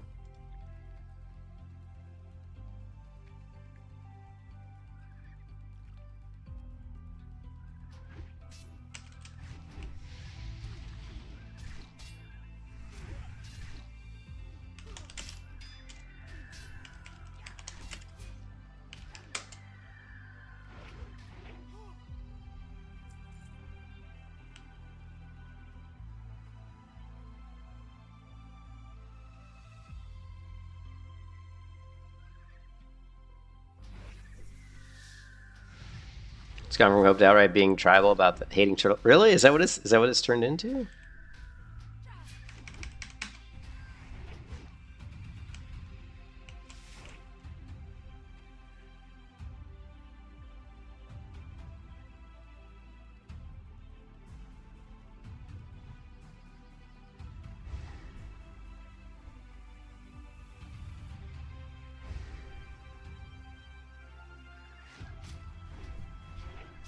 Nah, people like to badmouth Turtle WoW.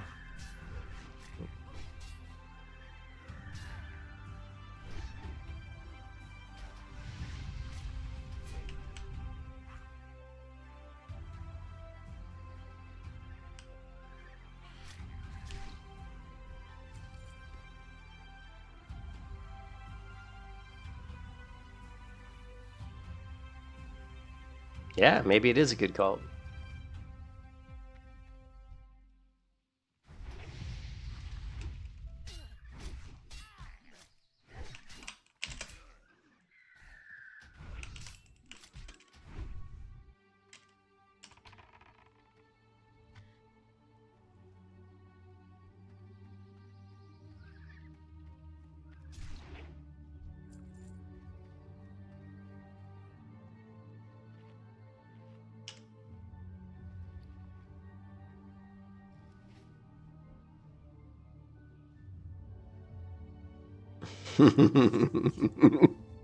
Meme coin, you mean, right?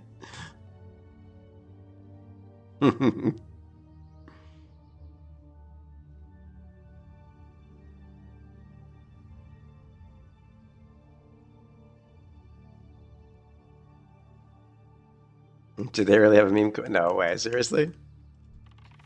That's funny.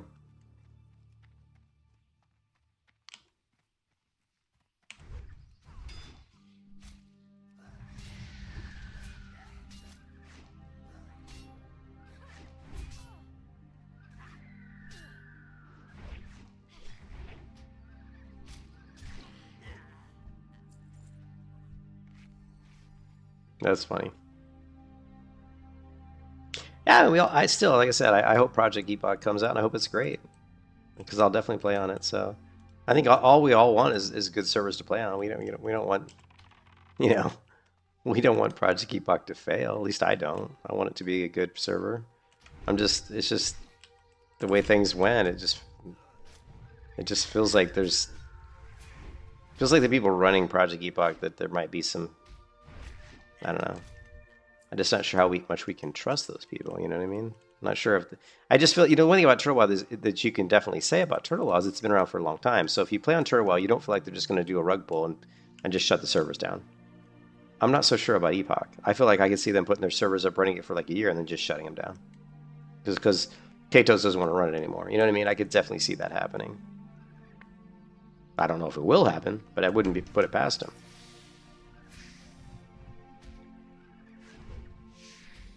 It's like a giant square that...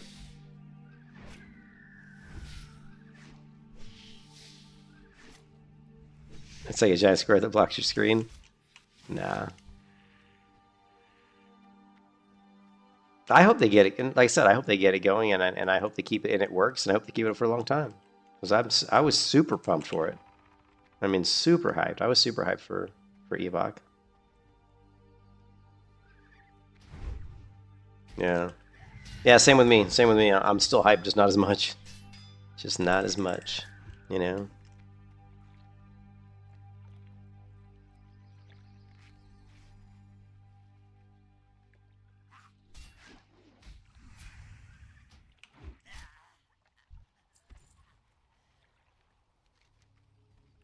Hmm.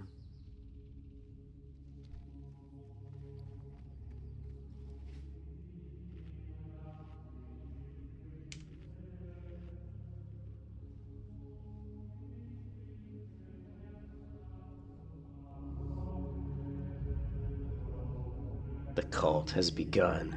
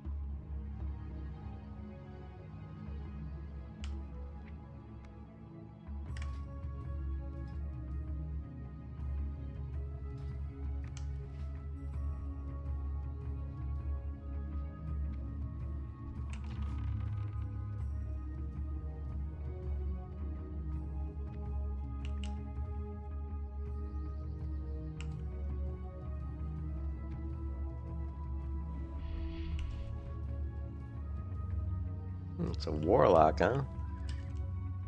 She summoned a Summon a Fellhound.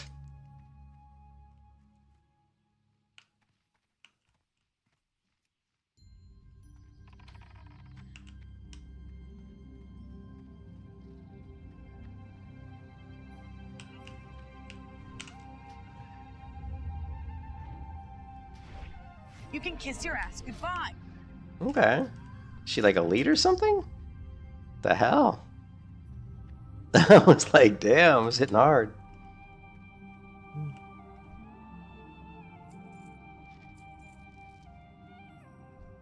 I don't know if Turtle Wow has an elite frame, but it doesn't. Let me do something really quick. You know, if this has. No, there's no easy way to tell. No, we can see elites. We can see elites. She just hit really hard. Never mind. Yeah. I think with my particular UI, it'll come up with the gold frame. So.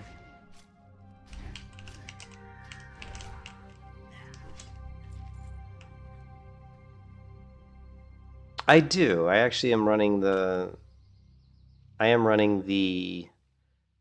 Let's switch. I'm running the HD pack, but not for all. I'm not running the HD pack for the models. So I'm using the regular vanilla character models and NPC models, but I'm using the HD pack for, like, you know, the textures of the world textures and stuff.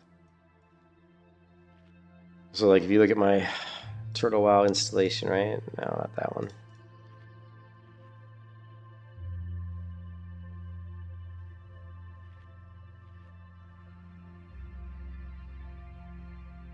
Okay. So I'm not running the A HD pack. I'm just running the B and the C, which... Where is it? Turtle WoW...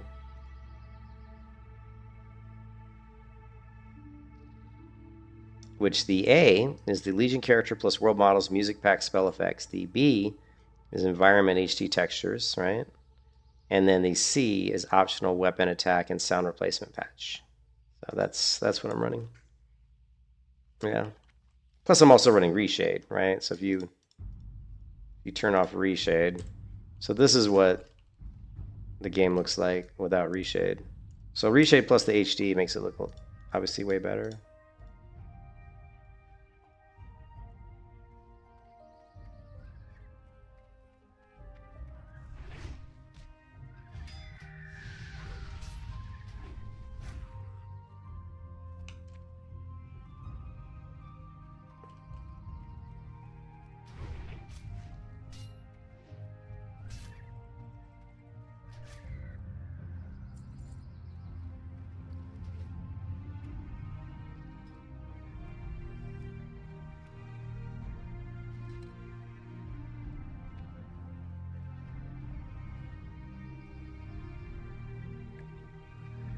All right. I'll see you, McGiggles.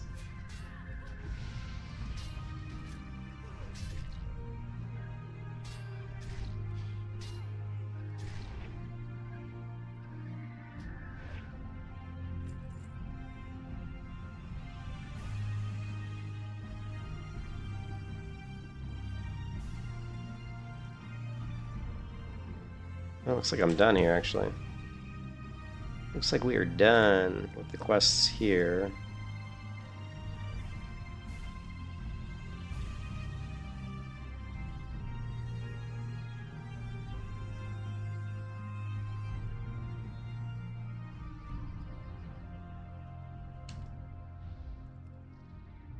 Did he just kill my pet? You bastard.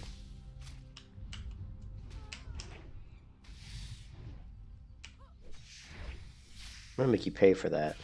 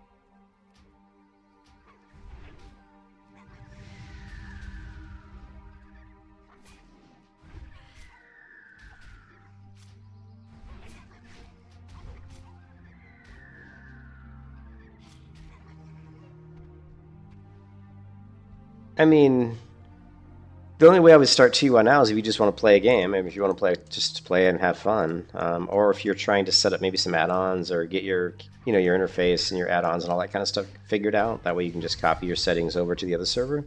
You know what I mean? So if you want to set up your user interface and all your add-ons, it's definitely worth setting it up now.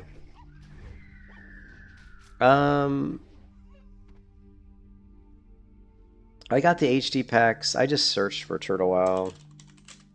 Turtle WoW HD packs. I don't know if it was these though. I don't think that was it. Yeah, it was this one, I think. Yeah, I think. Patch B. Wait.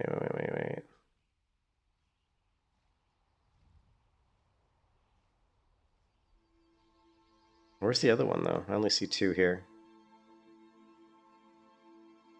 Patch B.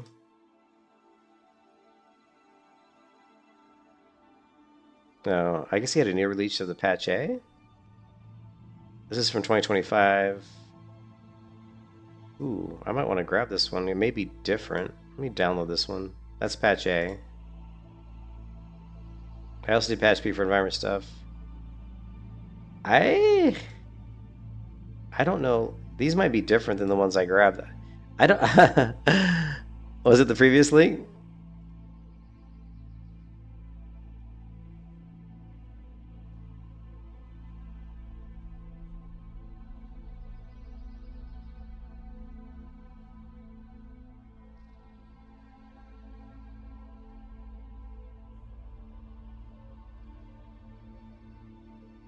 No, this link is recommending you go to this guy.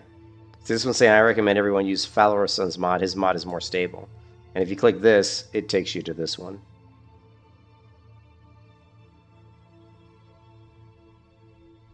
It looks like they joined forces. The first paragraph says, yeah, the first paragraph here says that this person recommends you use this guy's mods. The only thing that's weird is I don't see all the patches. I only see on this one, I only see two. I see A and B.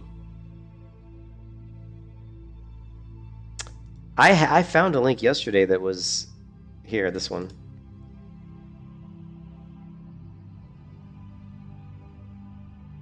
Oh, patch H.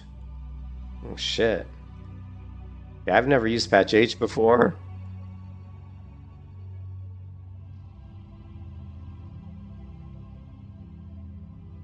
Well, no, they're different ones. So I made sure that here. So let's go here. Show and folder. So we got A, B, and H. Let's take all of these. We're going to cut these out. And we're going to go back to Turtle WoW, right? Turtle WoW. And we have a folder for HD patch. So I'm going to open this up. I'm going to put a new folder. I'm going to call it more patches. I'm going to paste these in here. So, but look at the file sizes of these, right? Like patch A is 1.8 gig, 8/10/2025. This patch A is only 1.2 gig.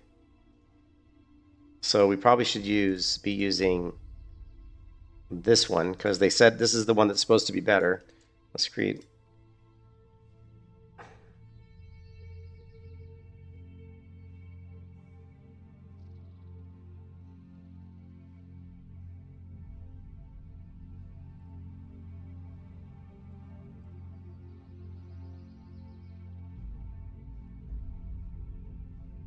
Ah, shit. Where'd my text document go? Son of a... Here. Right.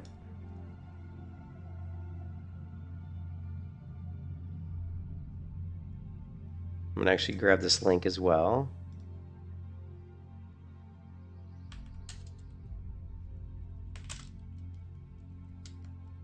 All right. So we have this, which is this guy's comments. We can even copy now if we're not worried about that. We got that. And then we got this patch H, which is interesting. So let's go back to that one. And we're going to copy this guy's link, right? Copy.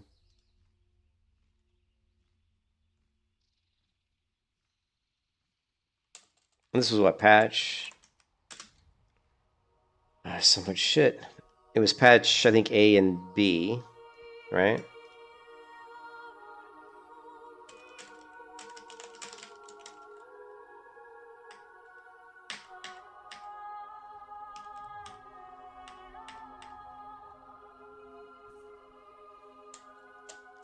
Patch H.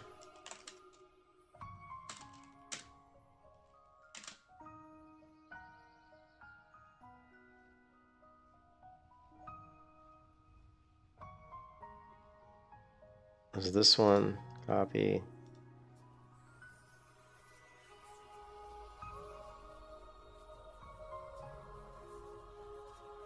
Anyway, so we have these.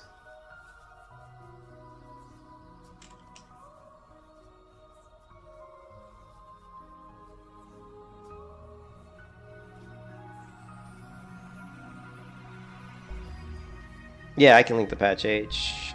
So, let's delete this file.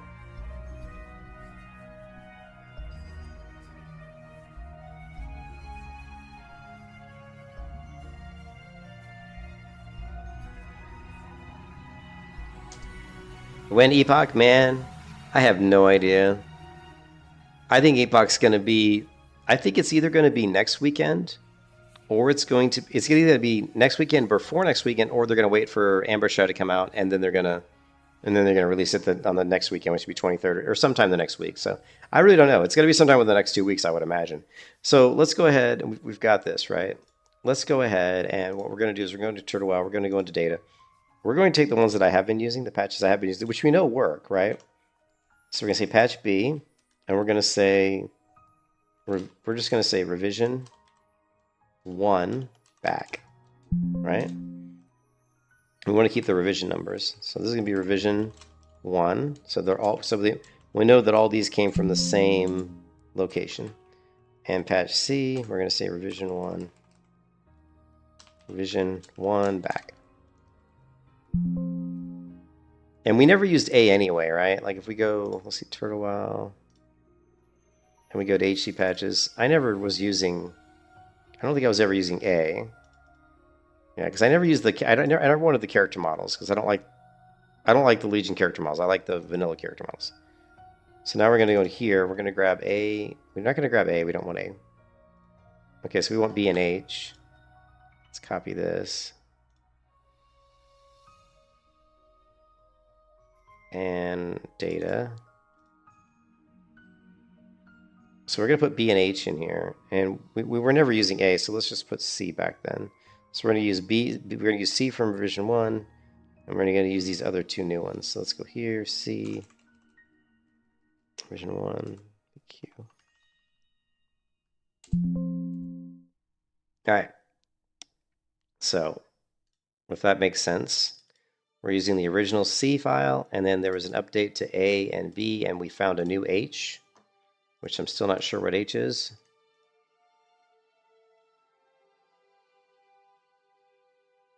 Now this is from Mazai, whereas the other person was this guy. So there's all these different people. Yeah. So if we can get the upscated vanilla models, or like, what I would like to get is the increased NPC enemy models out of the patch A, and leave the vanilla character models alone, which I haven't figured. We haven't found that yet. So.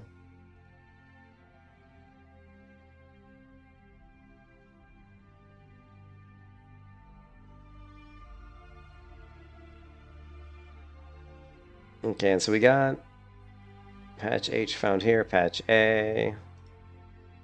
All right, so we're good to go, right? Let's close this, minimize this, close this, close that. All right. Expect Turtle Wow, launch Turtle Wow. He was mad we never got the Chuck Norris human male. Trust me, I was not unhappy about that. The Ordinary is full.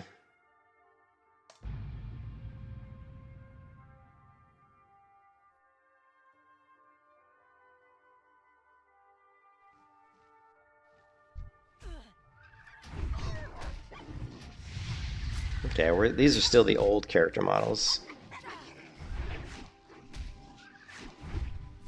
Okay.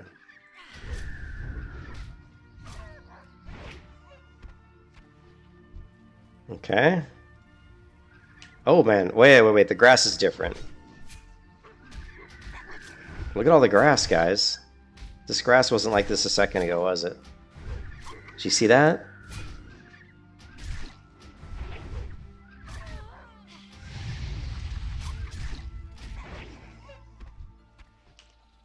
Look at the grass. Right? So if we go back in the stream here, and we rewind it, this is what the grass looked like right here. See that? That's what the grass looked like. And this is what the grass looks like now. Let's get out into the light. So it looks a lot different.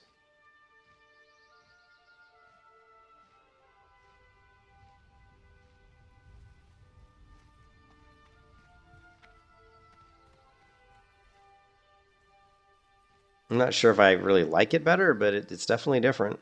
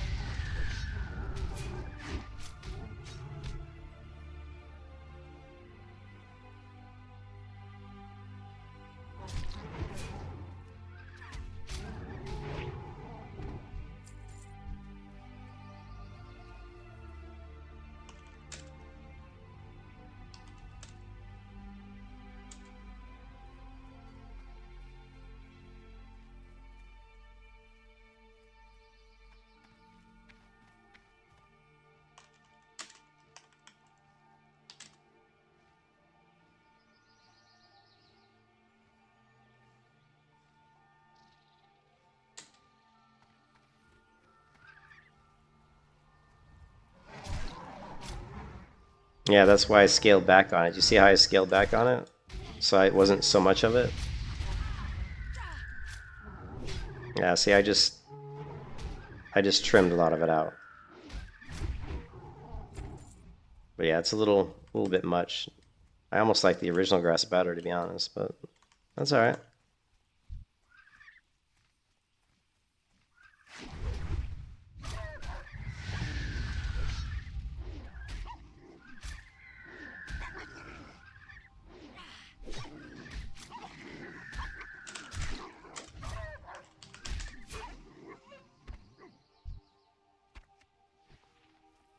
Let's look at what he...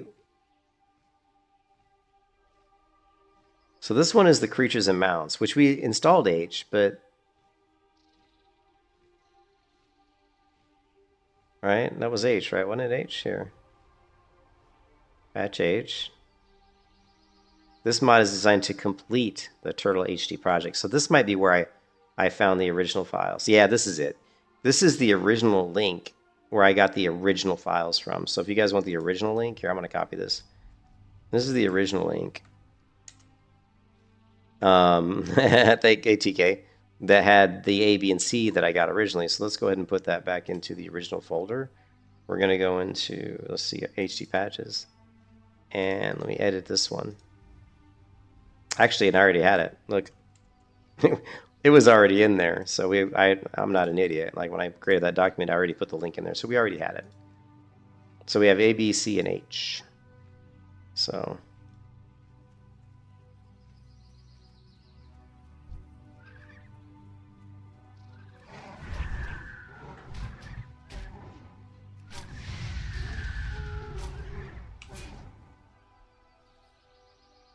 my pet's starting to do a little bit more damage. He's up to 8% damage.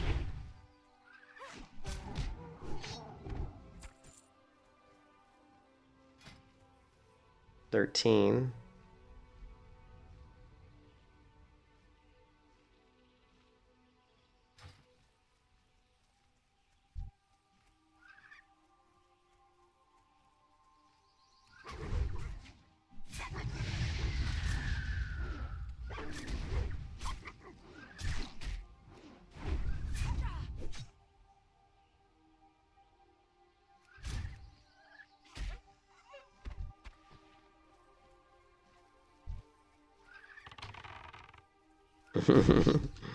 Yeah, thanks, TK. Appreciate it, man.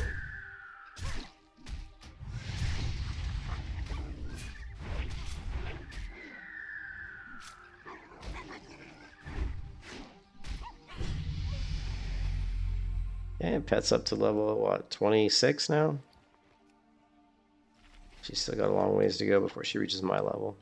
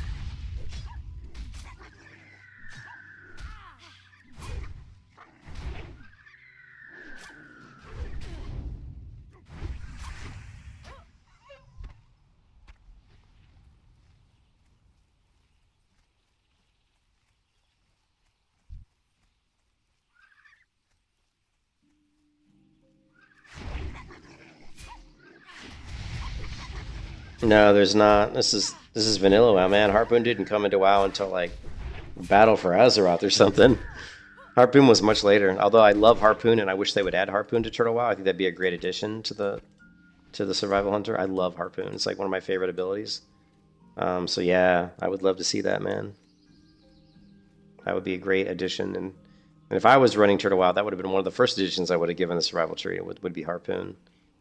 Harpoon and the Poison Dart. But they kind of got around the Poison Dart by giving you this talent here, Stinging Nettle, which basically made your Mongoose Bite and triggered fire traps now apply higher ranks of Serpent Sting, which is kind of the same thing. You know, I just would have gave, instead of doing this, I would have got rid of this ability, and I would have just added Poison Dart, which is not a, you don't need a melee weapon equipped to use it. It'd just be, just be like a little dart you throw. Because then it's more of a positional. You have to aim it. You have to hit somebody with it, land it. You just can't, like the way it is now. It's like the melee hunter's a little boring because the rotation's like so ridiculously easy. You know what I mean? I basically just have mouse wheel down that does Mongoose Bite, and I mean I can literally go here. Watch, I can go send my pet, mouse wheel down, Shift X to drop my trap, and that's it. The rest of my rotation is just mouse wheel down. That's it. That's literally it. Like if I want to throw in like a wing clip, mouse button 5. All right, throw in a wing clip, mouse button 5. Maybe kite a little bit. Go in. My rotation is like stupid easy for a level 46 character. So I would like to see them do more to mix up the rotation and make it more thoughtful, more strategic, and of course, in the end, more fun. So I definitely would. I think adding in the Poison Dart, getting rid of the Stinging Nettle would be an improvement. Also, adding Harpoon would be an improvement. A couple other things. Well, this is better than, yeah, this tree is definitely better than the original, for sure. But there's a lot of room for improvement still, I think.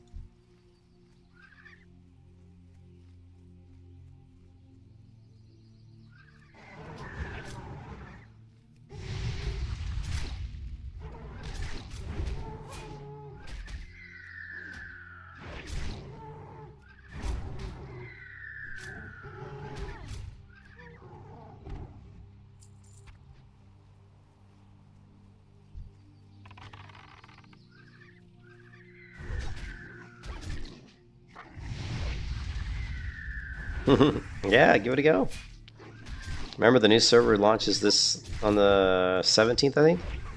Ambershire launches on the 17th. So a week from today.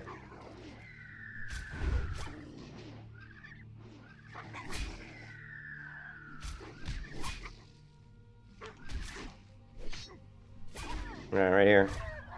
August 17th. 6 days, 19 You hours. can kiss your ass goodbye. No, don't kiss your ass goodbye.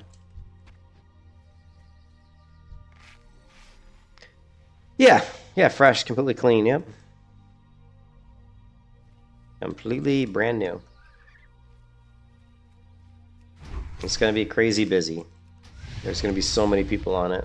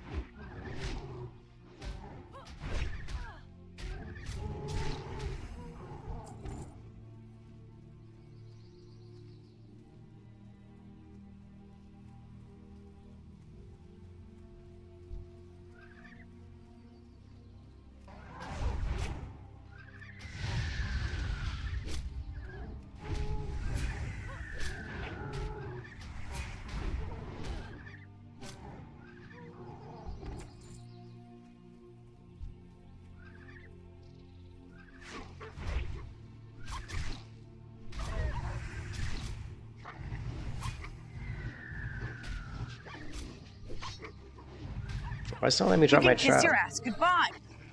I don't have any mana. I'm like, why can't I drop my trap? I got no mana.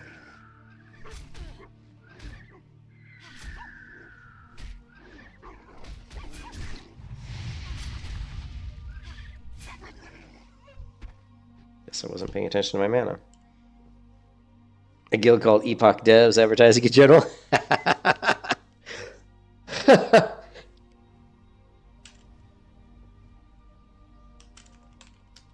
I heard the first 500 people to log in get a free stack of soothing turtle bisque.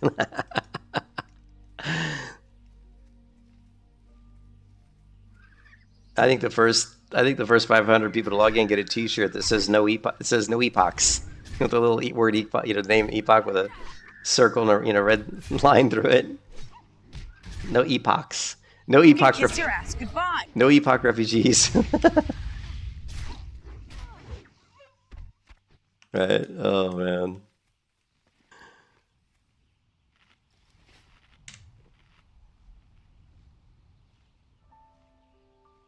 You'd wear it. But I'm coming from Epoch. I wanted to play Project Epoch, so I'm going to Turtle WoW because Project Epoch's not doesn't look like it's going to be out.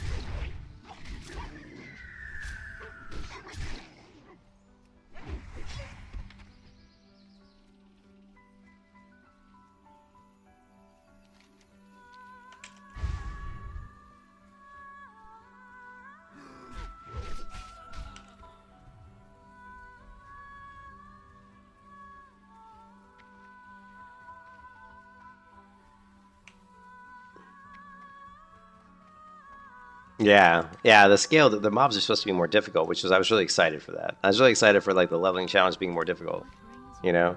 All right, so we're gonna get an upgraded. We can get the upgraded bow, or we can go with the upgraded dagger. The dagger doesn't have any stats on it, so I think we're better off just grabbing the bow, because it's gonna give us 4 more agility, 4 more stamina. Even though I don't really use a bow much, but I still think getting the stats. We'll get more weapons. So let's get the bow. The bow of Daniel. And we also leveled up too. So we do need to I don't know how much does it cost to respec? Do I have isn't there a respec person thing? I don't know if I have that.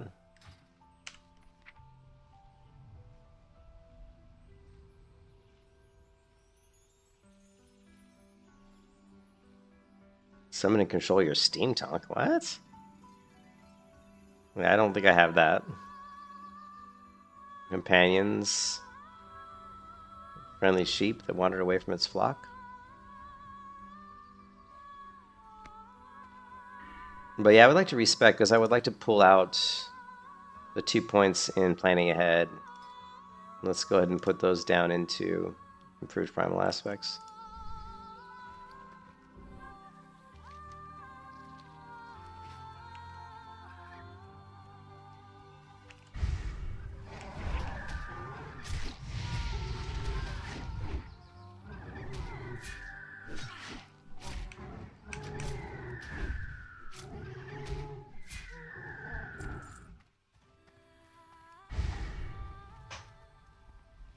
A bow of Christmas package and a bow of Texas prom date. What?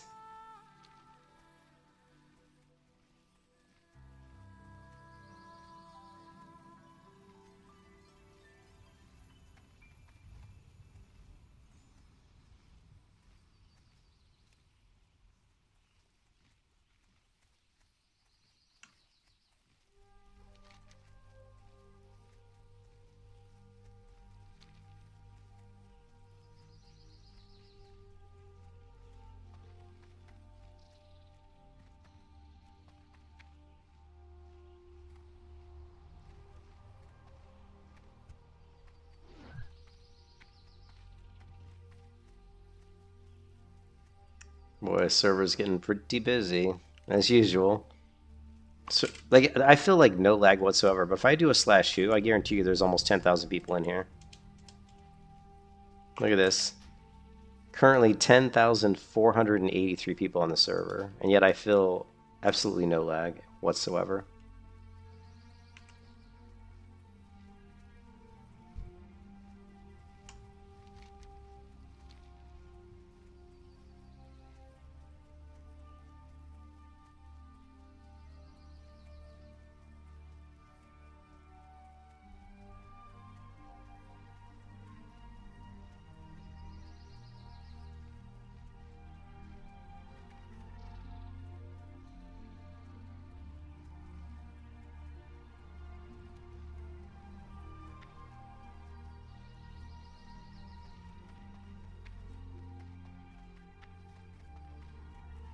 Talk to me. Watch your back.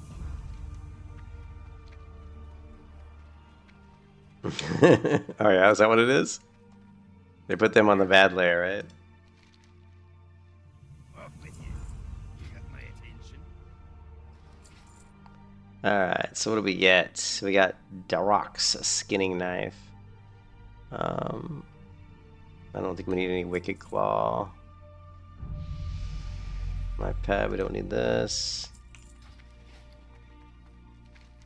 Yeah, we need to go talk to the leather skinning working dude. He's down here. Well met. Safe travel. Great to meet you. Be good. Okay, we gotta take this to somebody upstairs. What's on your mind? Watch your back. You got my attention. Place the Wildhammer feather headdress on the tombstone door described in Airy Peak's graveyard. Okay. It's not gonna kill me, is it? What's gonna happen when I do?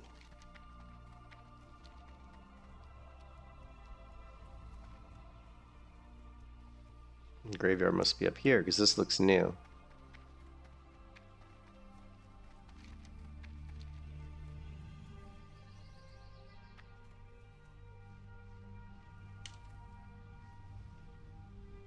Whoops.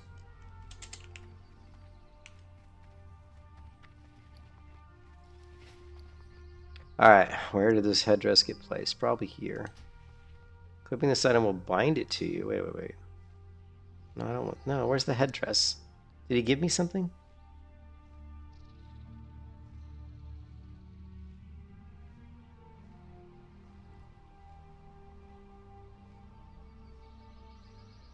Ah, here it is. The feathered headdress. Quest item. Okay, well, here we go.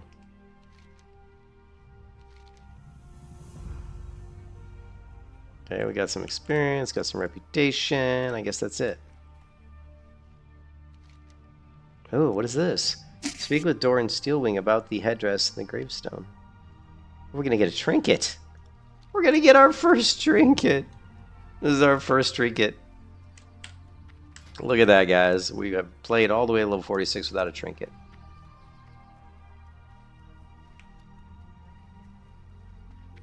Let's go. Get a trinket finally.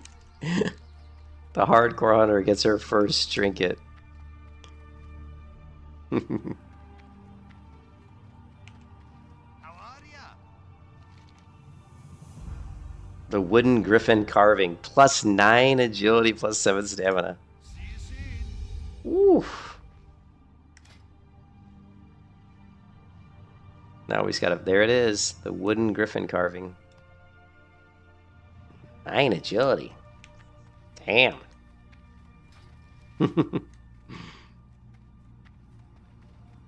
Alright, so how are we looking? We did most of the quests. We did a lot of quests in this zone.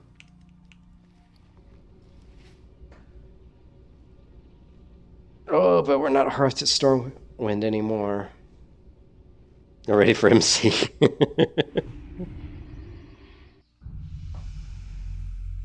Well, remember my pet. We tamed my pet Amberwing here. Remember Amberwing?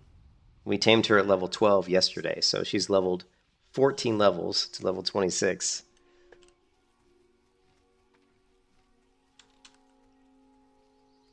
So I do want to respec. And see if I can pull these 2 talent points out of here and put them into primal aspects. Need help? So if we just go to Iron Forge, we should be able to do that there, hopefully.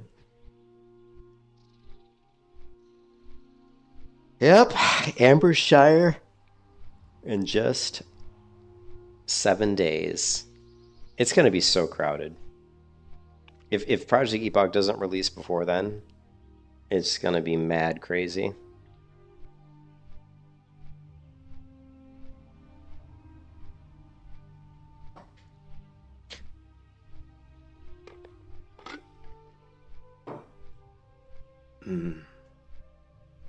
Alright guys, I think I have to probably stop the stream here. It's been what, 4 hours? I haven't eaten anything, so I'm starving. I'm starving! And I gotta hang out with the wife, see how she's doing. See if she needs help with anything. So I'm going to take a break. I'll probably come back and play again tonight, but it'll be like much later. Like probably around like, you know, like maybe 9 o'clock or 10 o'clock, like 6 hours from now. Yeah, no problem. I'll probably just come back and play maybe a little bit longer. Because I want to respec and see how the... If we can respec and get the talent points shifted into... You know, into improved primal aspect and get that 4% leech. I'm curious how much healing that's going to actually give me. But you know, we're looking at trying to, on Ambershire, creating a tanking hunter build, if we can. So that's going to be interesting. So we're going to want to be building as much defense as we can, much like, you know, deflection, parry, but we're also going to want to build as much leech as we can. And we've seen already there's 2 items that we can get in Gilneas that give us 1% leech, right? And I probably still have them. Here's one of them, right? This gives me 1% leech. And then I thought there was another item. I don't know if I equipped it or...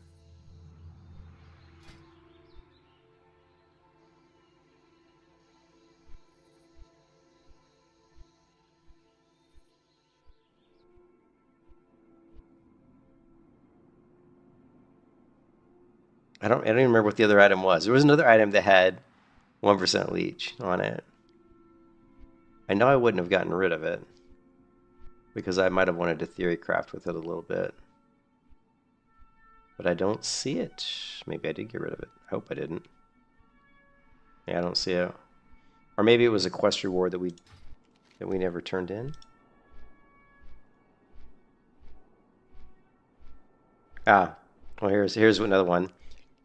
Throws the Ravenshire, 1% of damage dealt is returned as healing. So that's another one. Yeah, this is the one I was thinking of. So we want to do this dungeon, the Fall and Rise of Greymane, because we get the Signet of Gilneas, which gives us 11 stamina and 1% damage dealt is returned as healing. So that's going to be part of our tanking build. Yeah. No, it's this. This is it, Nunya. It's this ring. So I've got the belt. I equipped the belt. So, but this is going to be what we're going to want for our tanking build, right? Because this is going to give us stamina and it's going to give us health regen. So I don't know if as hardcore I can get into a hardcore group though. So I don't know. We might not be able to do. We might not do hardcore on Embershire because it'll be harder to get the items that we want. And we can't even do a tanking build if we go hardcore, to be honest. Because I was thinking about doing the Vagabond, like Vagabond hardcore, but if I do that, I won't be able to theory craft the tanking build while I'm leveling. I could theory craft it once I get to 60, but I wouldn't be able to do any theory crafting with it, while I'm on my way to 60.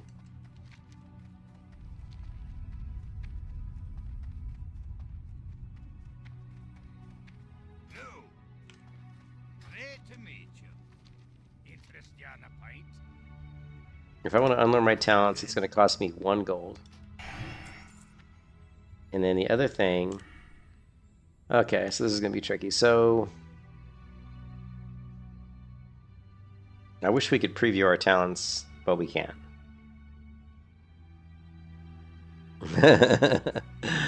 Well, we definitely had swift reflexes, right? We had 4 or 5 here. Let's just go 3. 1, 2, 3. We definitely want Savage Strikes. And I don't remember if I even had Entrapment. I don't even remember. I didn't. I did not have Entrapment. I had 3 of 300 proof Slaying. So we're going to go Slaying. Okay, cool. And now we're going to go Deterrence. Hey, Karen, what happened to Epoch? I don't know. Those devs over there, who knows, man? I don't know what's going on with Epoch. They had some internal, I think, infighting. One of the developers' magic seems to have been either booted or left. I don't know exactly what happened. So I don't really know what's going on with Epoch. They definitely did a little bit of an implosion on Friday. I think it was. Yeah.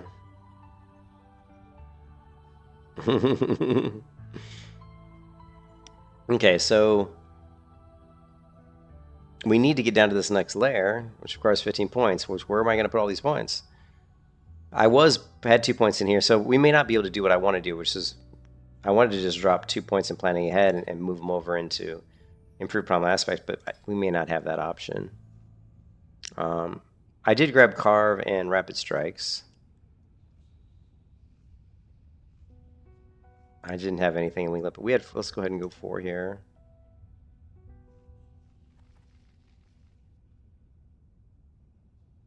Yeah, we're kind of screwed. We got to put 3 more talents because I had 2 here and 1 here. That's where they were last time. So, interesting.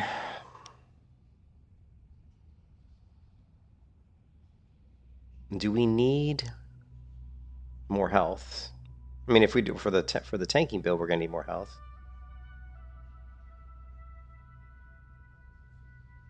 We don't need Rapid Strikes. Well, your rapid strike ability also increases your melee attack speed by the same amount. And Rapid Strikes is... let's see, I think it's, was it 20%?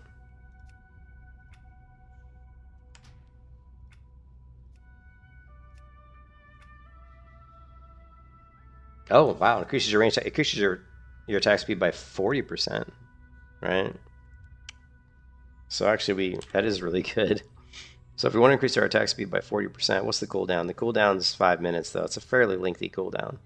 So every 5 minutes, we can increase our melee attack speed by 40%. If we put 2 talent points here and here. Now, the Carve doesn't do very much damage, right? But it does strike up to 5 enemies. But it doesn't do much damage, So I'm thinking what we're going to do. I don't know. It's hard to say. I mean, this is a DPS increase. This is a if we were going to build like a melee hunter tank, we would definitely want to go survivalist, I think. And we could put, instead of putting 2 here, 1 here, and 1 here, we would just put all of them here.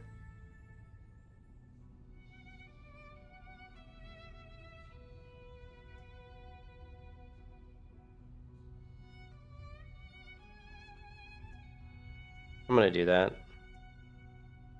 You just want to play Epoch? If their grandmas have to die to make it happen, so be it. Two of their mobs got in a knife fight. Yeah, I think I'm just gonna go with the survivalist actually. I honestly I keep forgetting I even have rapid strike, so I used it. I've literally used rapid strikes like twice in the last week. So even though this is a really good ability, I wasn't using it at all because I kept forgetting I had it because I have it hidden. And then carve I don't really use that much because it's kind of garbage to be honest. So we're gonna go here. We're gonna get our hit rating. Stinging Nettle. It's good. Do we need it? Do we have to have it? Not really.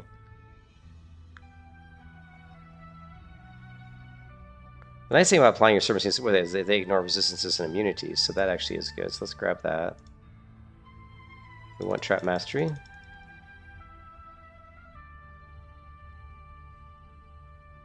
Okay. Your Mongoose by Raptor Strike.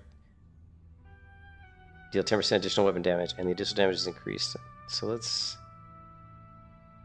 let's go with,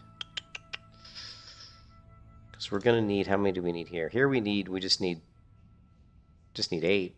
We just need 8 points in this tree. So we just need 8, so we can use 5 more points. And we need 30 here. So yeah, so we're not going to be able to get Untamed Trapper. So yeah, that kind of sucks. Well, we can get it, but we're not going to be able to get all our points into our leech. That's okay. So let's go here. 1, 2. Increase strike chance while weapons increase your melee. Yeah, let's grab that. We got 10 left. 1, 2. Grab that. Back to Beast Mastery. This. And 2 points left, and this. So now we've got 4% leech.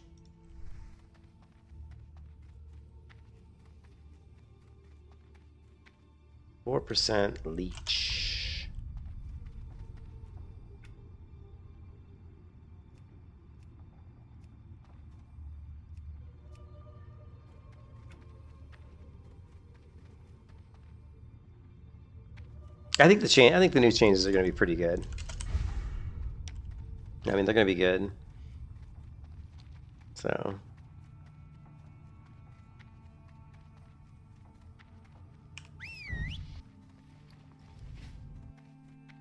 yeah, there are dwarf shamans. I think a lot of people really were excited about that.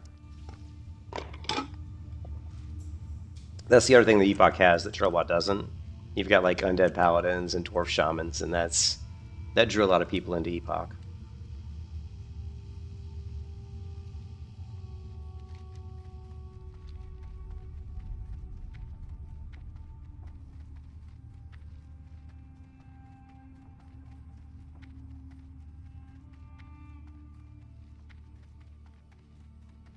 How are you? Keep your feet on the ground. What can I do for you? Oldemon. What can I do for you? Iron Bed wants you. This is going to be Lochmodan. See you soon. How are ya? That Kanka.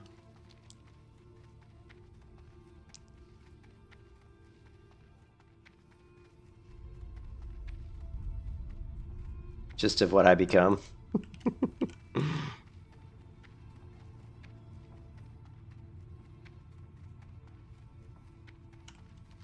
What's the closest high level area? I guess it would be probably the Badlands, right? So if we go to the Badlands.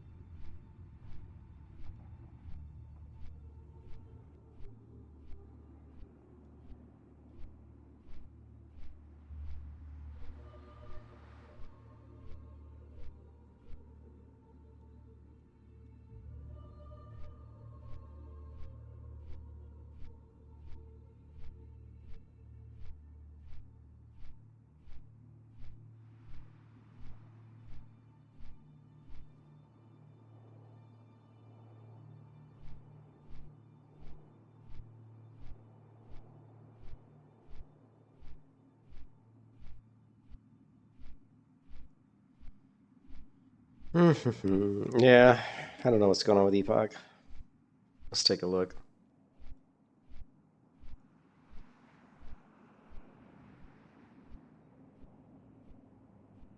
They created a poll. Look at this. On off topic, somebody created a poll. What is this? Project Epoch reset launch after. What is this? Project Epoch reset launch after problem resolution. I'm not sure what this is even asking. Project Epoch reset launch after.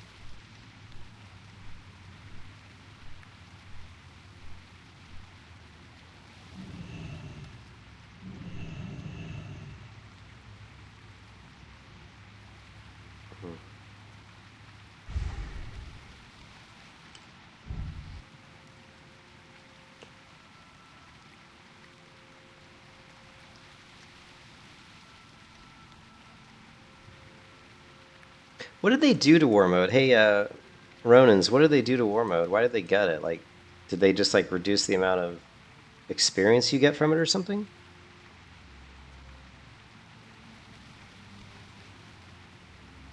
What would make me play dwarves? Oh my god. Um, if they could create like a cool looking female dwarf that wasn't dog shit ugly. It was 5% experience from Obzu. That is a lot. That's a lot of experience.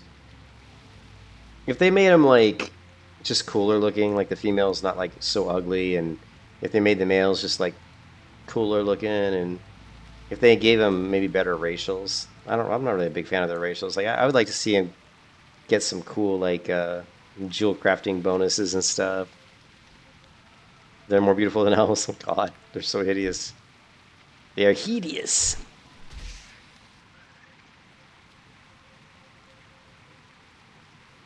There'd have to be more lore built around them. The racials would have to be better.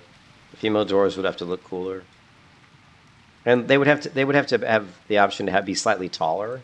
They're so short that the gear doesn't look very good on them. One of the reasons I don't play like the shorter characters in WoW is because the gear just doesn't look good on them. It just looks squished. You know what I mean? Like it just doesn't look that good. Now in later versions of WoW, much later versions of WoW, I think they started to fix that problem a little bit. But in these older versions of WoW, the gear looks like crap.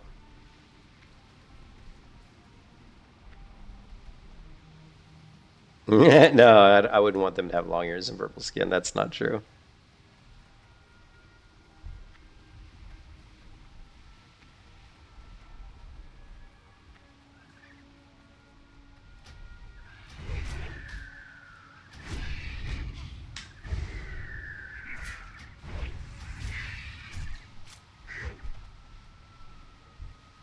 Hmm.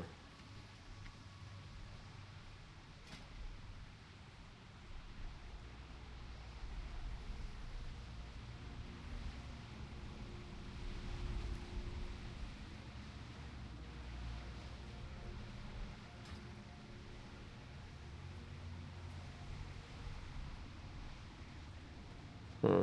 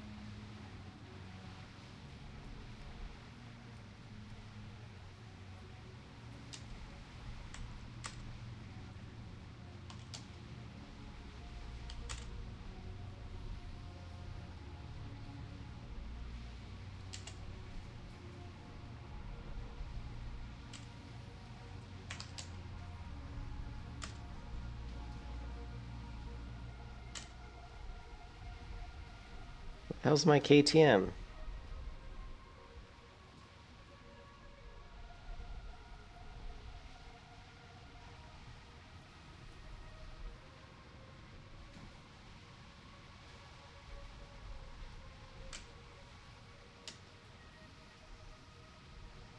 Where is it?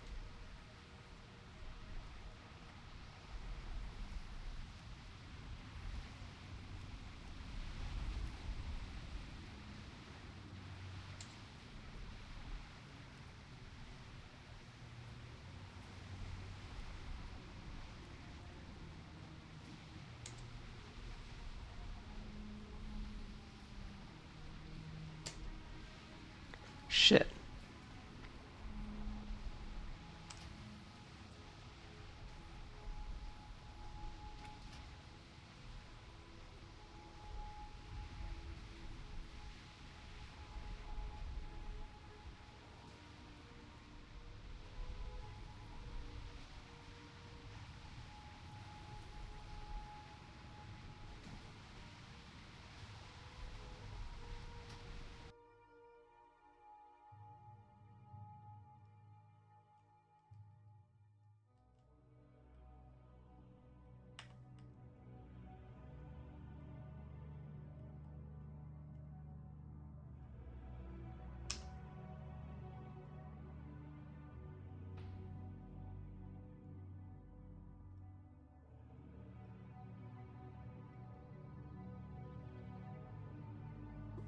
No, Stoneform's good. Yeah, no, I agree. Stoneform's cool. I'm just saying I would like to see a little bit more stuff. I'm not into dwarves, dude. It's just that simple. I'm not into dwarves. They're short. They're ugly. That's the they're short. Or their ugly gear doesn't look good on. You know, that's my biggest problem with them. Short, ugly gear looks like shit on them. You know, you know, if they fix those problems, maybe I'd play them. Sorry, that's just the way it is, man. Just the way it is. You know, if they made him look better, made him a little taller, then maybe I'd try him out.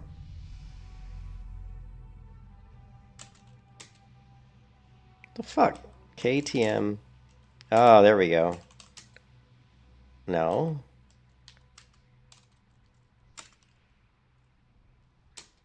Ah, finally. Finally.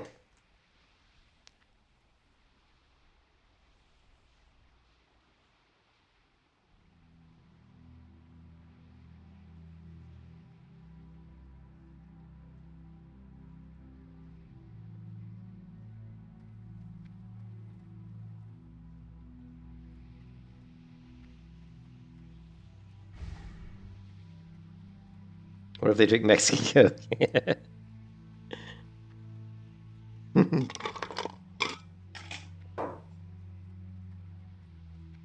What is this?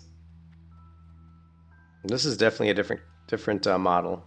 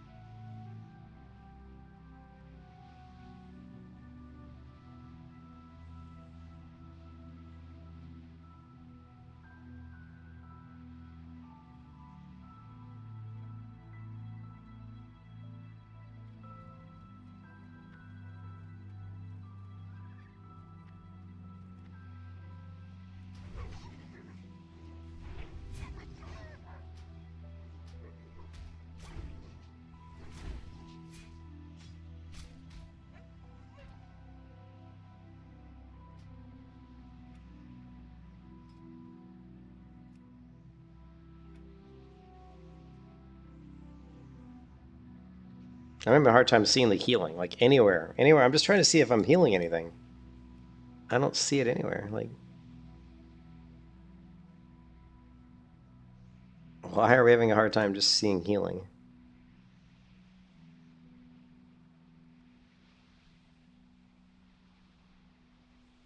Like, nowhere in here do I see healing.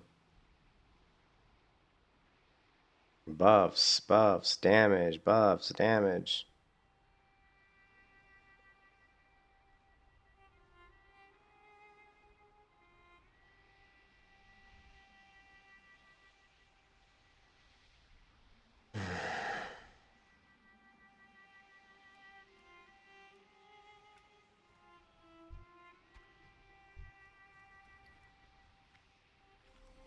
KTM used to show healing, but I can't even show it in KTM.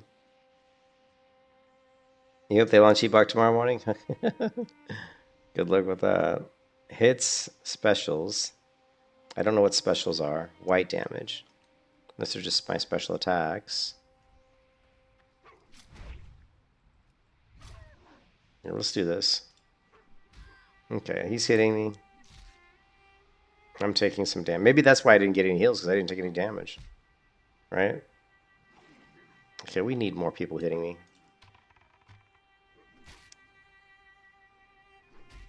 Alright, so now we're taking a little bit of damage, right?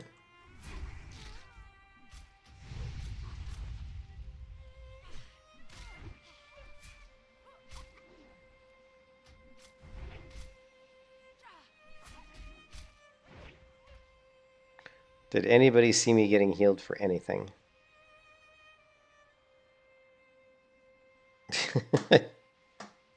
I mean, this ability says that I'm going to be getting healed for 4% of my damage right here. See, this says increase. It says while aspect of the wolf is active, you're healed for 6% of your melee damage. But I'm not really seeing that. I'm not seeing that I'm getting healed. It's certainly not showing up in my combat log. Wait a minute, my combat log was all the way up. Here, hold on a second. No. ATM wasn't showing it. Hell, man.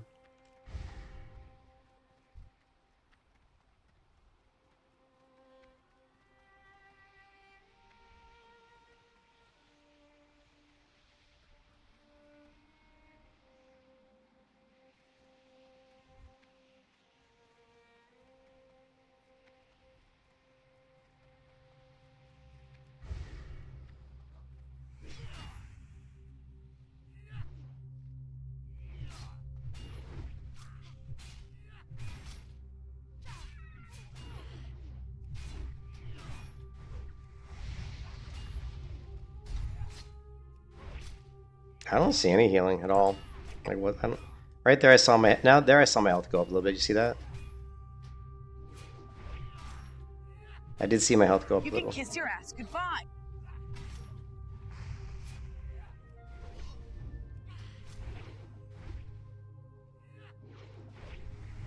You gotta run. The family wants to celebrate you sitting in front of the PC, and you're like, yeah, I gotta go soon too. So I don't know. I did see my health go up a little bit, but it would be nice to actually see healing somewhere. And I don't know. I mean, even MSBT is so old. Normally KTM shows heals, even in vanilla. See, my health went up, right? See, it just went up.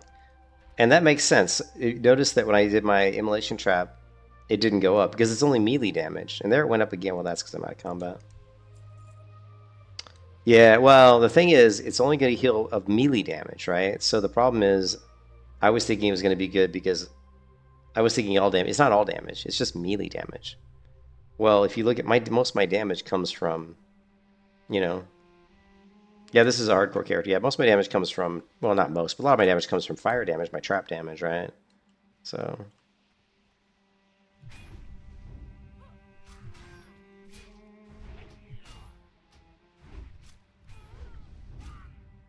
I'm just looking at my green bar here.